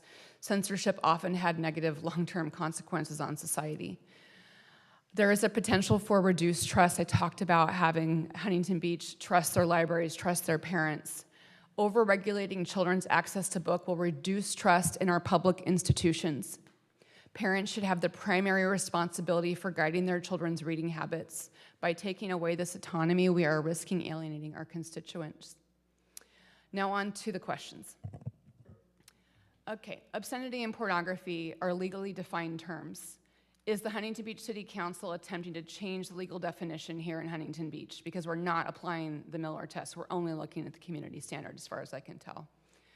A parent must sign up for a library card or accompany a child 10 and under. But what happens if they're studying and they want to look at books? What age can youth be alone in the library? We talked about this a little bit earlier. Is it 10? Is it 12? But how will that be validated and enforced? Do we have enough staff that's going to be able to do that? Do they ask for somebody's ID? Do they ask them the question, what happens if they don't believe them? We already talked about the Miller test and the community standard. Children's accessibility to library books. What is sexual content or references? Hugging, is it hugging or kissing? Kids finding out that he or she is going to be a big brother or sister. Adam and Eve, Mary's Immaculate Conception, which is in all the children's Bible stories in the library. Menstruation, which was discussed in a previous story time here. Pregnancy, encyclopedias, dictionaries, talking about animal reproduction. Where do we draw the line? Sexual content is overly vague, which was also mentioned in the ACLU letter. Will there need to be a separate area for these books? If so, will someone need to show ID to enter? Is that an invasion of privacy? Because that's not allowed in libraries, prevents access. So I'd like to know what the source of authority is for that. Where would that section be? As was mentioned, will we have a rope by it? Will there be a curtain or something like that? Will it be in the basement? How will we create it? Who will create it? Where is the space for it? What are the logistics? Branch libraries, there's no space to create separate collections like this. So how will you manage that? Parents need to be present at all times now with teens. I mean, that I can't even imagine. There's so many teens that are working on, in AP classes and honors curriculums in high schools, and they're not going to have access to these books without a parent present with them. Because again, are we just defining children as under 18? That kind of changes everything for the way that our library is used presently. And if we must, are we ultimately going to be closing the children's departments? Because where are the children going to go? How are we going to serve them? If we had this community standards group reviewing not only books coming in, but it says books currently in circulation. You've seen pictures of empty shelves in Florida, right, of libraries. So that's concerning because I want kids to have access to books. They currently do, and I want them to continue to. What kind of liability and exposure exists, which Councilmember Bolton previously talked about? What if their children get their hands on something deemed inappropriate? Will the city be sued? Will the librarian be sued? I feel like this would have a very chilling effect on our librarians as well, out of concern for what might happen. For the community committee, training, or the board, whatever it is, training qualifications, what are they? Will they be trained in First Amendment rights or censorship? Will they be in trouble or potentially sued if they allow a book or censor a book? Collection decisions, will they review data as the librarians do now? And who and how will that be provided? What's in the collection? What's circulating well? Where are the holes at? Access to that data. Are the librarians essentially made unnecessary at this point because they're going to decide these things? Should this board be a Brown-acted board? I think so. I don't think it should exist, but if it does, it should certainly be a Brown-acted board. I believe if it does exist, it should be public and the meeting should be live streamed.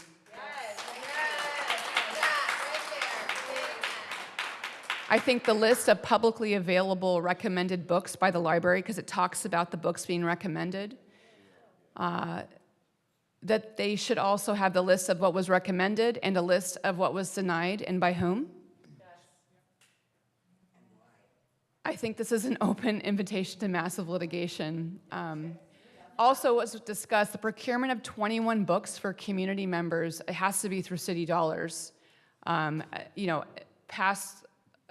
How do you do that? I mean, there's so many books that they'd have to read. We talked about it, what it was like 4,500 every 6 months. So there are so many books that they would have to read. It's nearly impossible. And right now, the librarians don't read every book because they rely on, for their procurement process, reviews. They rely on the publisher's reviews, starred reviews.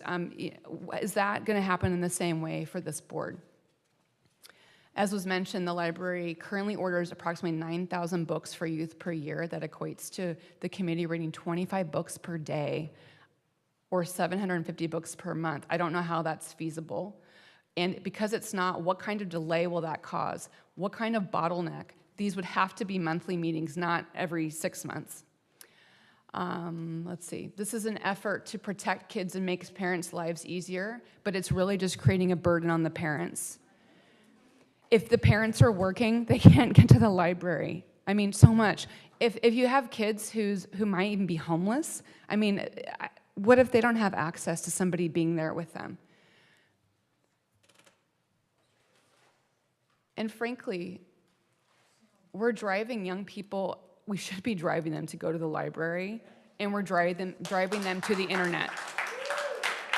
A place that is not fact-checked, is not curated, is not rigorously reviewed. And also it was mentioned earlier that Friends of the Library, since the recession, when our book budget was slashed, since then the Friends of the Library have funded almost the entirety of our young adult purchased books. I am curious if that will continue. Also, with private donations being where those books are coming from, that brings up an interesting question as well, since it's not necessarily taxpayer funded. Let's see. So protecting our libraries, library workers, and communities is essential for the long-term welfare of our community and of the public good. Those seeking to impede access to collections and dictate how library workers do their jobs are doing so to silence and obscure the voices and perspectives of those whose opinions they feel do not have a right to full and active participation in American society. While the protection of our community's children is paramount, this resolution is not the way to achieve it. Instead, we should continue using the processes and tools that we already have. We should focus on education, open dialogue, and providing parents with the tools and resources they need to guide their children's reading habits. Our public library system should remain a bastion of free thought, learning, and exploration of all members of our community. And the only people that should be making decisions like this about the curation of our books are librarians. The requirements for the education and training of our librarians are an ALA-accredited master's degree in library and information science. I would hope that everybody on this board or committee would be expected to have the same requirement of education and training. Thank you.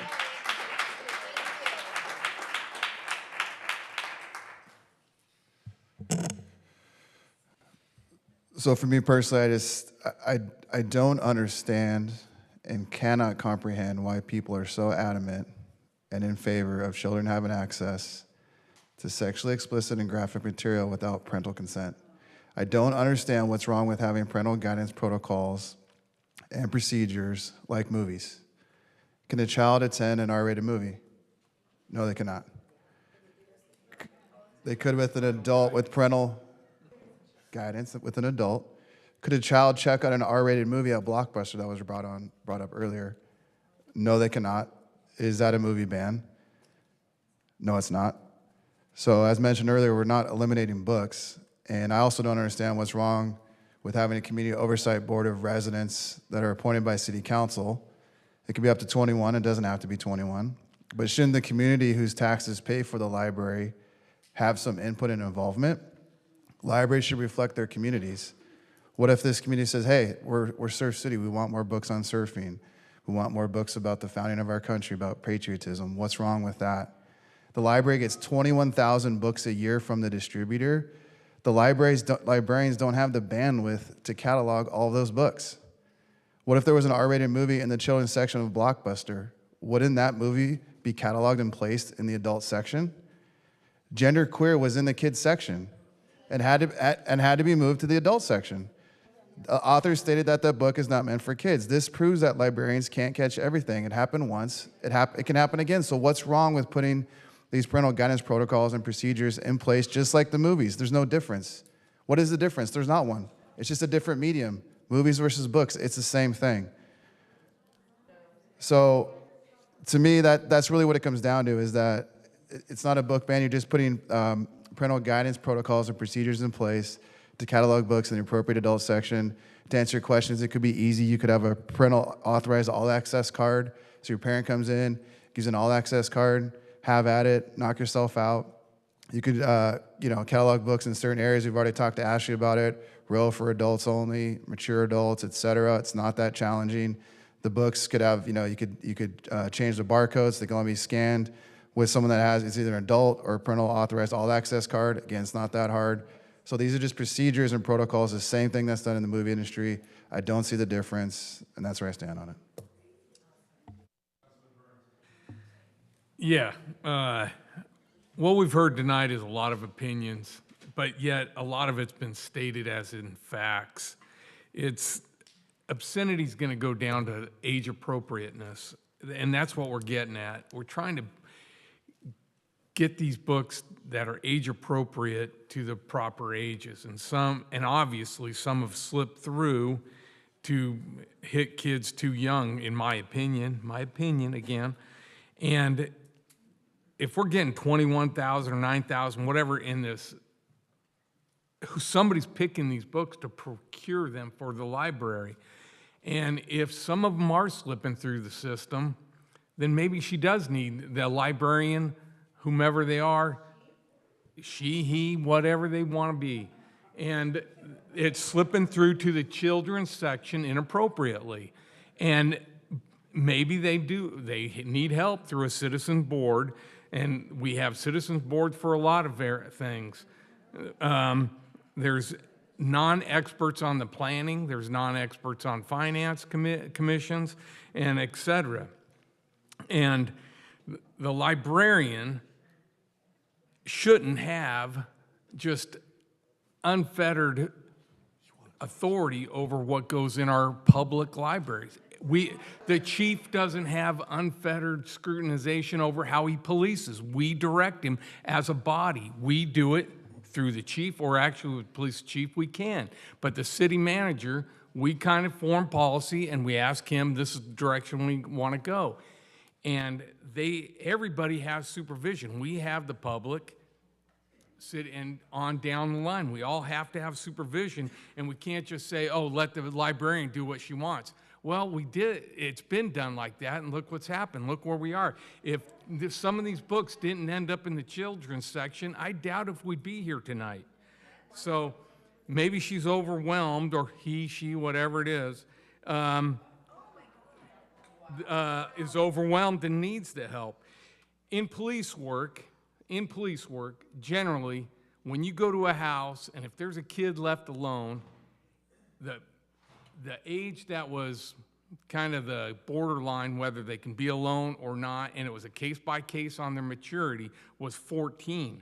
So we're even giving slack to 12. Maybe it's different these days. I've been out of it for a little while. But I don't see, there is a lot of things not allowed in that library for any age. We don't allow Hustler, Penthouse, or anything like that, and they have magazines, they have subscriptions in that library, but I wouldn't expect them to have that kind of smut.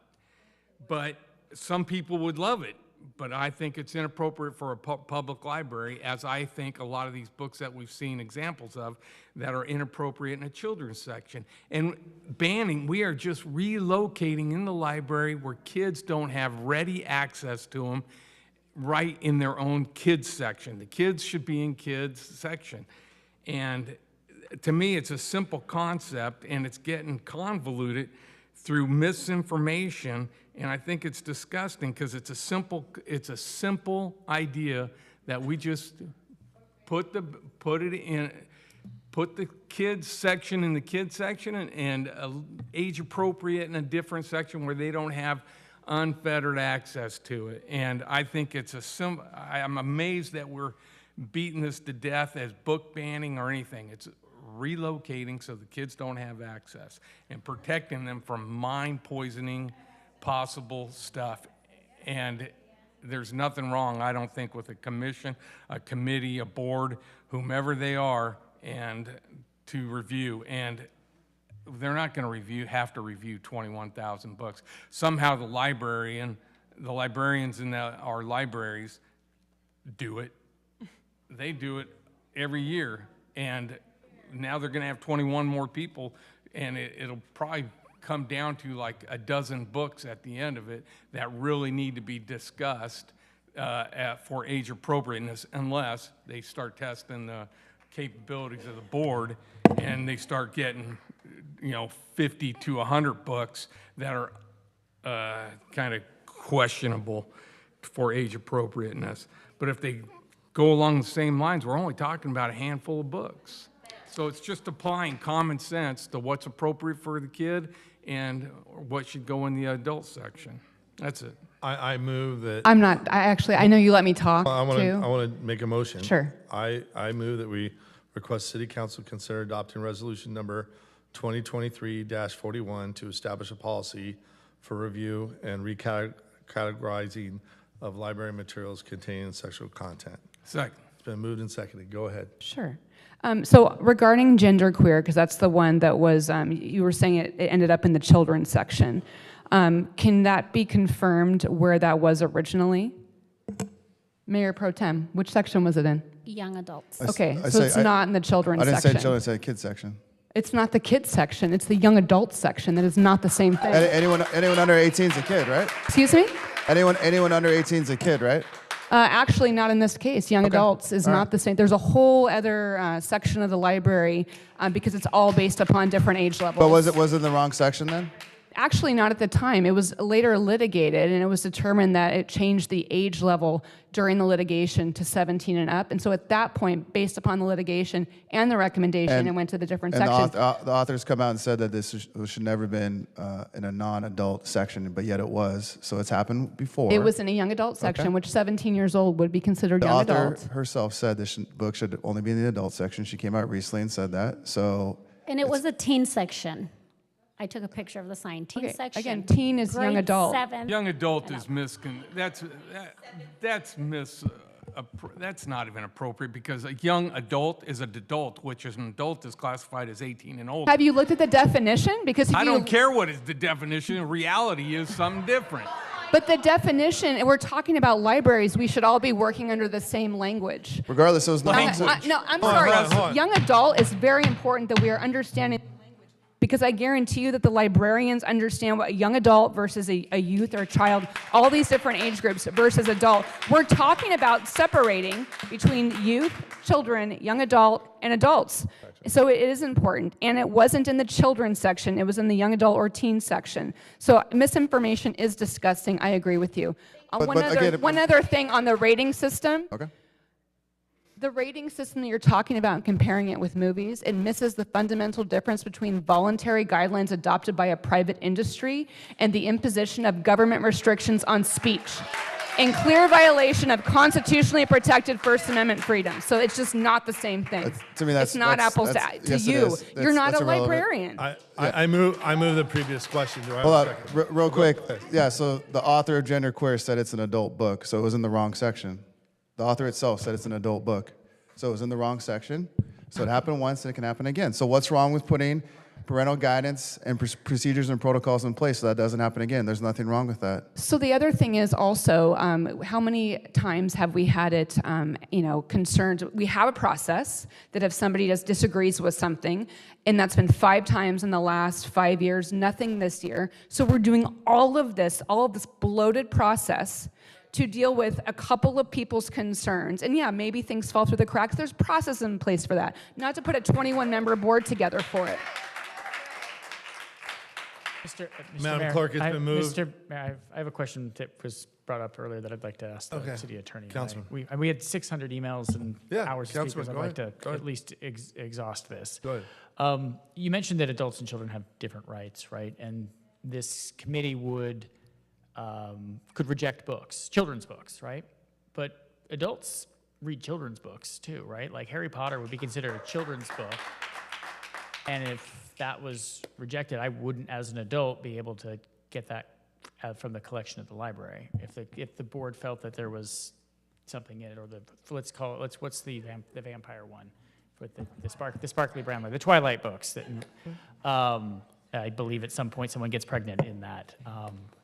And those books were rejected by this committee, but I wanted to read those. How would that kind of work? Because you'd mentioned that the library, that this committee would be able to restrict books from entering circulation, but under content rules, like they'd be potentially rejecting it based on content because it has sexual inference in it, let's say.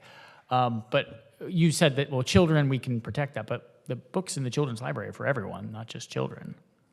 Yeah, so I'm not exactly sure what you mean by your question because the law, as it relates to First Amendment, there's a children are treated differently, and then the the content of sexual nature is treated yet different again. So there's a couple different layers there. With regard to the books that you mentioned, the Harry I'm just Potter. saying that there's a Harry Potter's not a sexual content type of concern, and It's been banned. Look, well, here's the thing: if you read the policy, right. 2A says no city library or other city facility shall procure children's books or materials containing any sexual writing, sexual references, sexual images, and/or other sexual content that are intended for children without first receiving the approval of the Community Parent Guardian Review Board. So of the 12,000 books a year that everybody's talking about, I can't imagine that there's 12,000 books with sexual content in them, right? So of the entire universe, we're talking about a very, very small universe. And when the review board evaluates that universe, they're permitted to say this is not acceptable for our library, or yes, it's acceptable, let's put it on top shelf. So all the other hypotheticals. No, I'm about- saying like if they say it's not acceptable for the library, but it's for the children's books. If an adult wants to read a children's book, Yeah. and this children's book, to make the hypothetical fit, has sexual content in it, that adult can reach up on the top shelf. No, but if it was and get- rejected by the committee because it had sexual content in it. For procurement. Okay. Procurement. And I wanted to read that book, but I was rejected from the library. Then- so like Twilight has sexual then- content in it. Right, okay, so you could probably go to any number of other outlets other than the city library then, I guess. But that's not illegal. And I'm here to answer Right. for the That's why I was asking the policy question. stuff. You guys can discuss policy over here, but as a matter of law, that's not illegal. Right. Can I make a friendly, I don't know if it's an amendment or just if we could discuss it here. I've kind of mentioned it already. As far as like the, I think this should be very transparent. So as far as creating a Brown acted board versus just whatever, it doesn't say anything basically, it doesn't provide any detail. Would you be considerate of adding things? not my item. It was your motion, so I didn't know. No, it's not my item. Okay. No. Go ahead. Would you consider? Mayor Pro Tem. No, Why? because I'd like more parents to be involved. But Brown acted doesn't mean that you can't have That people too. being involved. So when we had the youth board and it was a Brown acted board, there were a lot of limitations. So what we did is we stopped it from being a Brown Act board so they can meet more often, have more conversations, and be more productive. Right. And Well, they were that's doing what I would projects. prefer. Well, So, I'd like for them to have the same flexibility. okay, so then Pro Tem's answered your question. separately, how about just having public live streamed meetings? Public live streamed meetings. Mr. Gates is waving his arms Sure. up and down. Not particularly. I was just going to say you could have a public meeting, but not a Brown Act meeting. Once Right. you make it a Brown Act body, there's staff support, there's a whole bunch of other issues that go along with the Brown Act compliance. But if you could require them to be open public meetings and previously noticed, just not Brown Act per se. You bring up an important question or point, though, as far as staff supported. So would it need to be a Brown acted meeting to have staff support, or it could be either way? You just said that. No, I mean, the librarian could basically post that we're going to meet on the first of the month and then convene everybody the first of the month, and then they review the books or discuss the books that they've reviewed without having to go through all the other normal channels of hosting a Brown Act. So it wouldn't have to be posted to people that it was going to be a public meeting? It's not, is it a public meeting? I guess that's the question. All I'm saying is if the council wanted to entertain the amendment that you're proposing, it could be built in that these meetings are required to be held publicly. Okay, that's what But the with- second yeah, question I right, asked. and so I'm trying to help. Sure, thank you. But it doesn't necessarily need to rise to the level of a Brown Act. That's all I'm trying to say. Okay, so then the Mayor part Pro two. Tem already said no to the Brown Act. So this actually brings up a procedural question I have. So what happens after this? If this body approves this and this board is established or whatever, there's a lot of unanswered questions. So what happens next? Is somebody going to draft an ordinance or proposed procedures and things like, people had a lot of questions about qualifications. I mean, we don't have a whole lot to work with here, so it would be helpful to know what to expect next. So the resolutions are policy direction by council to staff. So once this is approved, staff will be able to move forward with the implementation. Nothing additional is necessarily required. And staff can move forward to start assembling I mean, it's going to take some time, so this isn't necessarily, having the board, for instance, is not effective immediately, right? It's going to take some time to actually put it together and get it functioning. Having the books relocated probably is something that could happen a little bit more immediately, but a resolution is just a policy directive to staff to move forward in that direction. So you don't need it can come back as an ordinance too, but doesn't need to be. So will staff define sexual content then? Sorry. Right, and qualifications, all of these things that the public has asked about that we don't have answers to. Well, I think again, if the resolution is read in its entirety, I think the sexual content and sexual references that books contain those, I think is pretty self-explanatory. But I'm asking about qualifications for the board members. I mean, people want to know what those are. Well, and you would need to talk to your colleagues to see if that's a requirement. That's not up to. Depends on who It's not specified in the resolution, so it's not required in the resolution. Okay, so in answer to my question, then staff could come back with something and it establishes the board and the public doesn't have any view into what the qualifications are. It just appears. Look, if you want to propose that there are certain minimum qualifications for review board members, then discuss that now. The resolution is silent on that, which means there are no requirements. They're parents The resolution and just guardians. says that we appoint, correct? Right, parents and guardians, and they're appointed by the council members. So if you want a change in the policy, then discuss the change in the policy now. And there's no statutory appeal process that would fall back on our code, right? There's no appeals, if there's no administrative appeal of a decision of this board, that would have to be drafted in the resolution, or does that fall back on other policy, other municipal code that we have based on boards and commissions within the city? Is there an appeal? There is no appeal process defined. So if this board makes a determination, can the city council appeal it? Is it go to an administrative hearing with a hearing officer?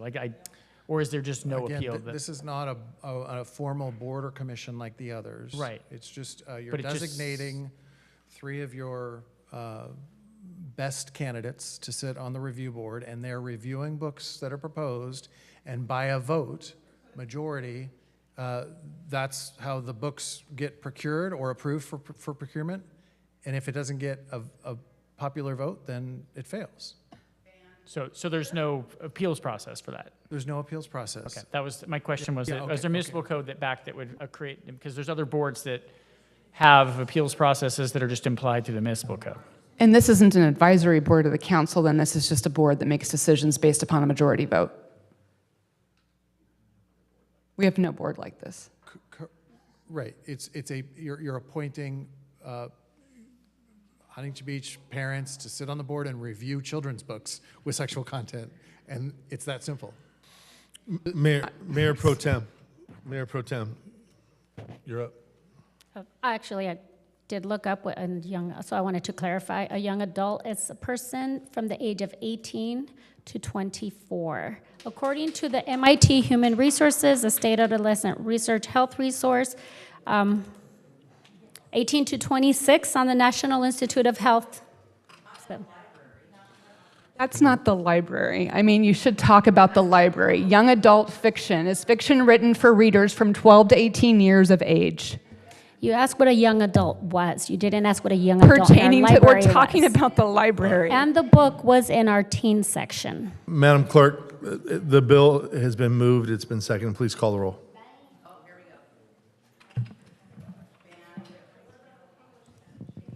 All right, and I just want to make clear, it is attachment to the revised resolution with the new title, correct? All right. Councilmember Kalmick? No. Mosier? No. Vandermark? Yes. Strickland? McKeon? Yes. Bolton? No. Burns? Aye. Item passes 4-3. So,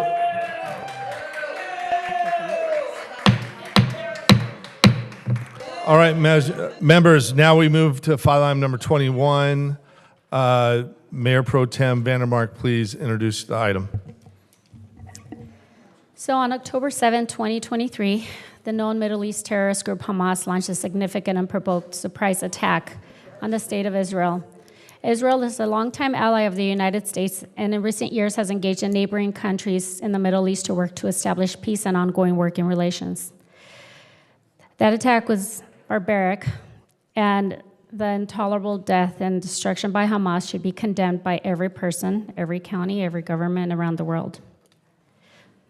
So to that end, the City Council too should make the city's position known.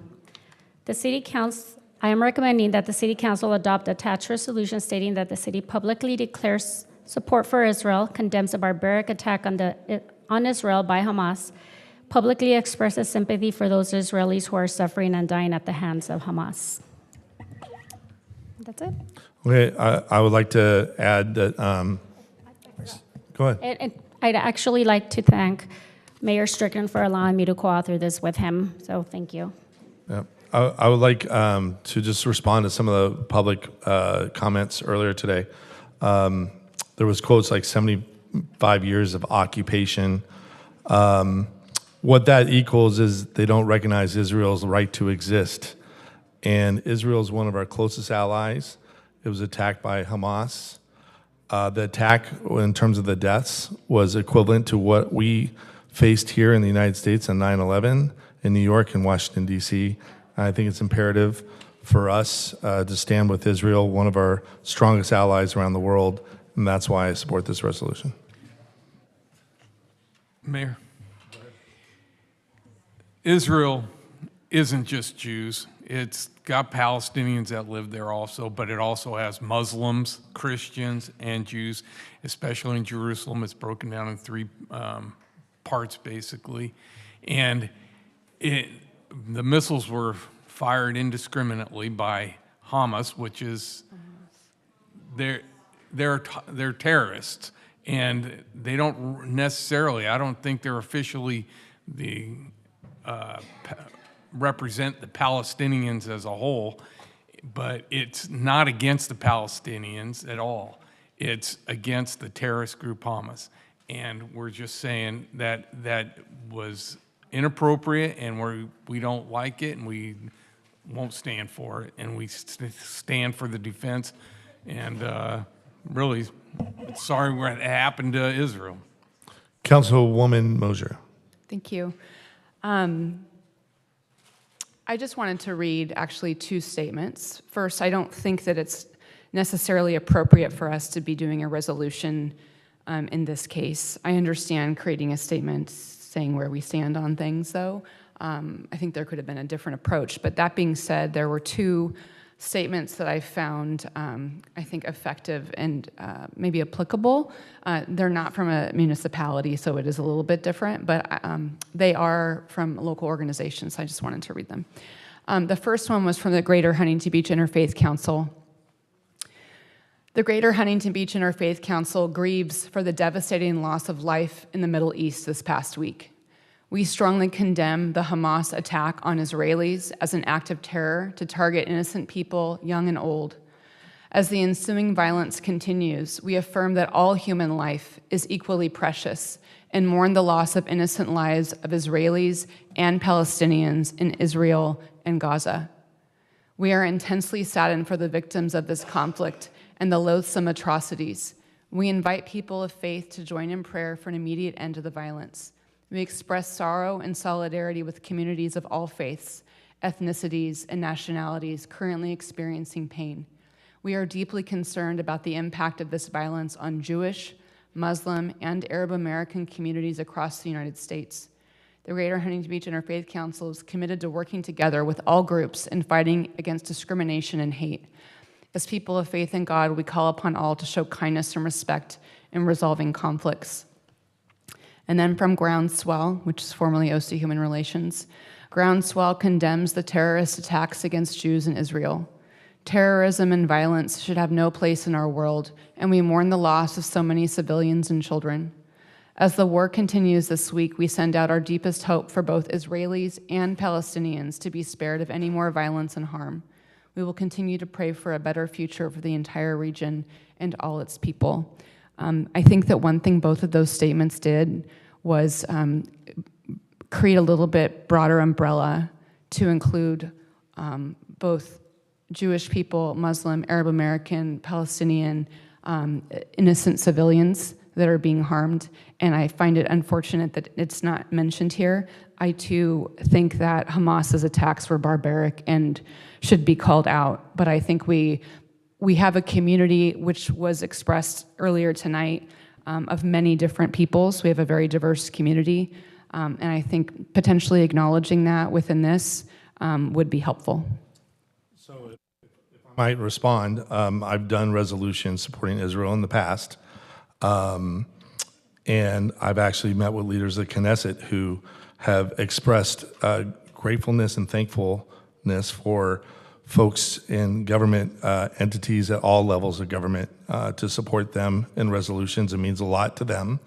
And let's remember when we talk about this, you know, you would say the broad umbrella, but Israel did not attack Palestinians. Israel did not attack Hamas. Hamas attacked Israel in the same fashion that we were attacked on 9/11 in New York and Washington, D.C.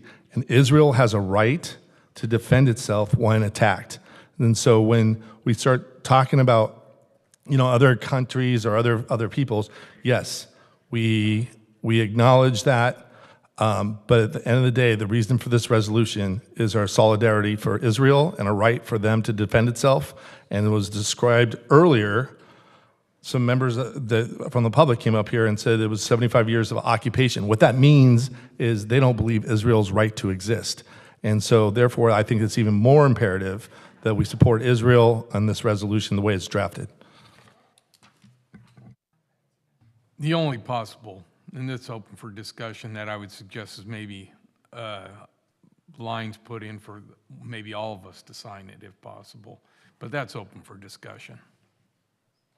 I would sign it. Okay, we'll leave it open to anybody who would like to sign it. You don't have to sign it, but we'll leave it open if passed by majority for anybody to sign it that wants to sign it. Councilman. Thank you, Mr. Mayor. I want to start with saying that I'm the only Jewish member of the city council here, and very likely the only member that has family that lives in Israel, however distant they are. I will be supporting this resolution, but I have some serious flaws that I'd like the council to potentially amend before moving forward. Obviously, there's procedural issues that I brought up earlier with the resolution. I also don't believe this is within our lane as a local city to be talking about one of the most intractable situations on the planet. Back in June, we brought an item to condemn anti-Semitism here in Huntington Beach, and this council made it meaningless by adding a very non-exhaustive list of other things that we should denounce. It's peculiar to me that this entire resolution about Israel doesn't use the word Jew or Jewish other than describe a holiday at all. We're supporting Israel. We condemn Hamas for their terrible and horrible actions, and we express sympathy for the Israelis. But there's no mention of Jews. I don't understand also how the council member item report talks about an immediate end of the war. It's actually even in the recommended action, but that didn't make it into the final resolution as well. I also ask why this now? What about Ukraine or Azerbaijan looking to invade Armenia? Another group has experienced genocide or Holocaust. South Sudan, the Rohingya Muslims in Myanmar, North Korea, freeing Tibet. The list goes on and on. We're going to get a real geography lesson today on all the different groups that are being oppressed or violence is going on around the world. The world's actually the safest it's ever been in history, and there's truly horrible things going on in it, and it's not our role as City Council of the City of Huntington Beach to involve ourselves in international affairs. Israel's primed to invade Gaza. Thousands of innocent civilians in Gaza have been killed, and yet we express no sympathy for them. There's children. Hamas is a terrorist organization, and they should be condemned with the strongest terms. Their tactics of interweaving themselves into the community and using civilians as human shields is truly reprehensible. But Gaza is full of innocent children, and we should be calling to protect them as well as sending our sympathies to the Jews who died 2 weekends ago. This attack killed the most Jews in a single day since the Holocaust. I wish there was obviously some symbolic icon that we could show that the state of Israel had to represent them, and we could show it to the people, maybe fly it on a flagpole, but I don't know if we can do that. We had the opportunity to denounce anti-Semitism that occurred right here in Huntington Beach just a few months ago, and we squandered that opportunity. Now we're calling for the support of Israel without even mentioning that there are Jews living there and innocent Palestinian children living in Gaza. This is the worst kind of opportunism in my mind. There's all sorts of strife. The city of Huntington Beach has a diverse population within it, and when I saw this come forward, it was a horrible, horrible thing that happened in Israel, and we're going to see what unfolds over the next couple of days. I mean, the news is coming in as we sit here. And so, yes, I would love to see some additional language in this to discuss the other folks that are dying as part of this and denounce violence as a whole, because violence isn't going to solve this problem. But backing up is that I don't know why we're really even putting this on the Huntington Beach City Council agenda when we have so many other issues in our city that we need to address. And I responded with, yes, I've done resolutions supporting Israel in the past. I've met with members of the Knesset. I've been to Israel, government officials. And let's also talk about the fact that matters. It is a Jewish state, but as Pat Burns mentioned, there's Christians, there's Muslims, there's Jewish folks there. And don't forget, Americans were also affected in Israel. And then I restate that Israel does have a right to defend itself, and the Prime Minister of Israel has already expressed and asked the people, the women and children, and the folks to evacuate Gaza before they moved in. So with that, I move the resolution as is. It's been seconded by Mayor Pro Tem Vandermark and Councilwoman. Okay, so when I ask a member of the Jewish community here, a leader in the Jewish community here, what the community could do to be supportive of Jewish people here, this is what I was told.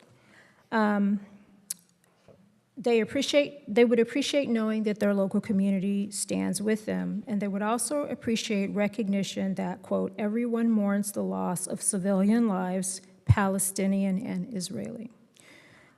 So I would like to, I know you said you wanted to move it as is, but I will still do this because of what this person said to me. I will propose a friendly amendment to add to the third paragraph that the city publicly expresses sympathy for those Israelis and Palestinian civilians who are suffering, dying, or being held hostage. And add a fourth paragraph to say the city supports and stands with our community members who have family and friends in Israel and Gaza, and denounces anti-Semitism and Islamophobia in any form and in any place. So that's my friendly amendment, suggestion for a friendly amendment.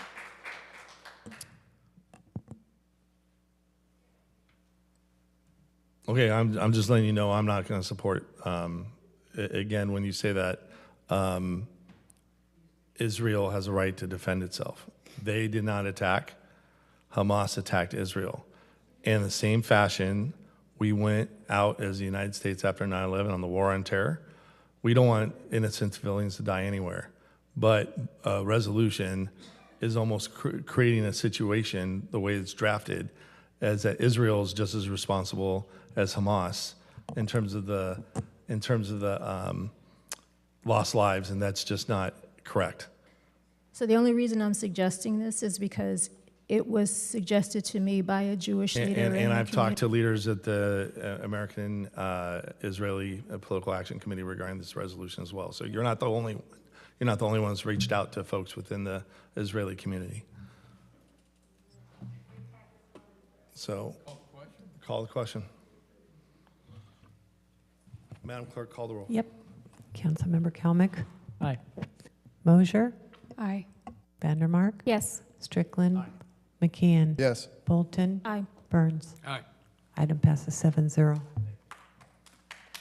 And just for clarification, that's as amended to add more lines for the council members to sign on as well? If they wish, if they wish, yes. All right, members, I call for a motion to adjourn. It's been moved by me, seconded by Mr. Burns. We're now adjourned.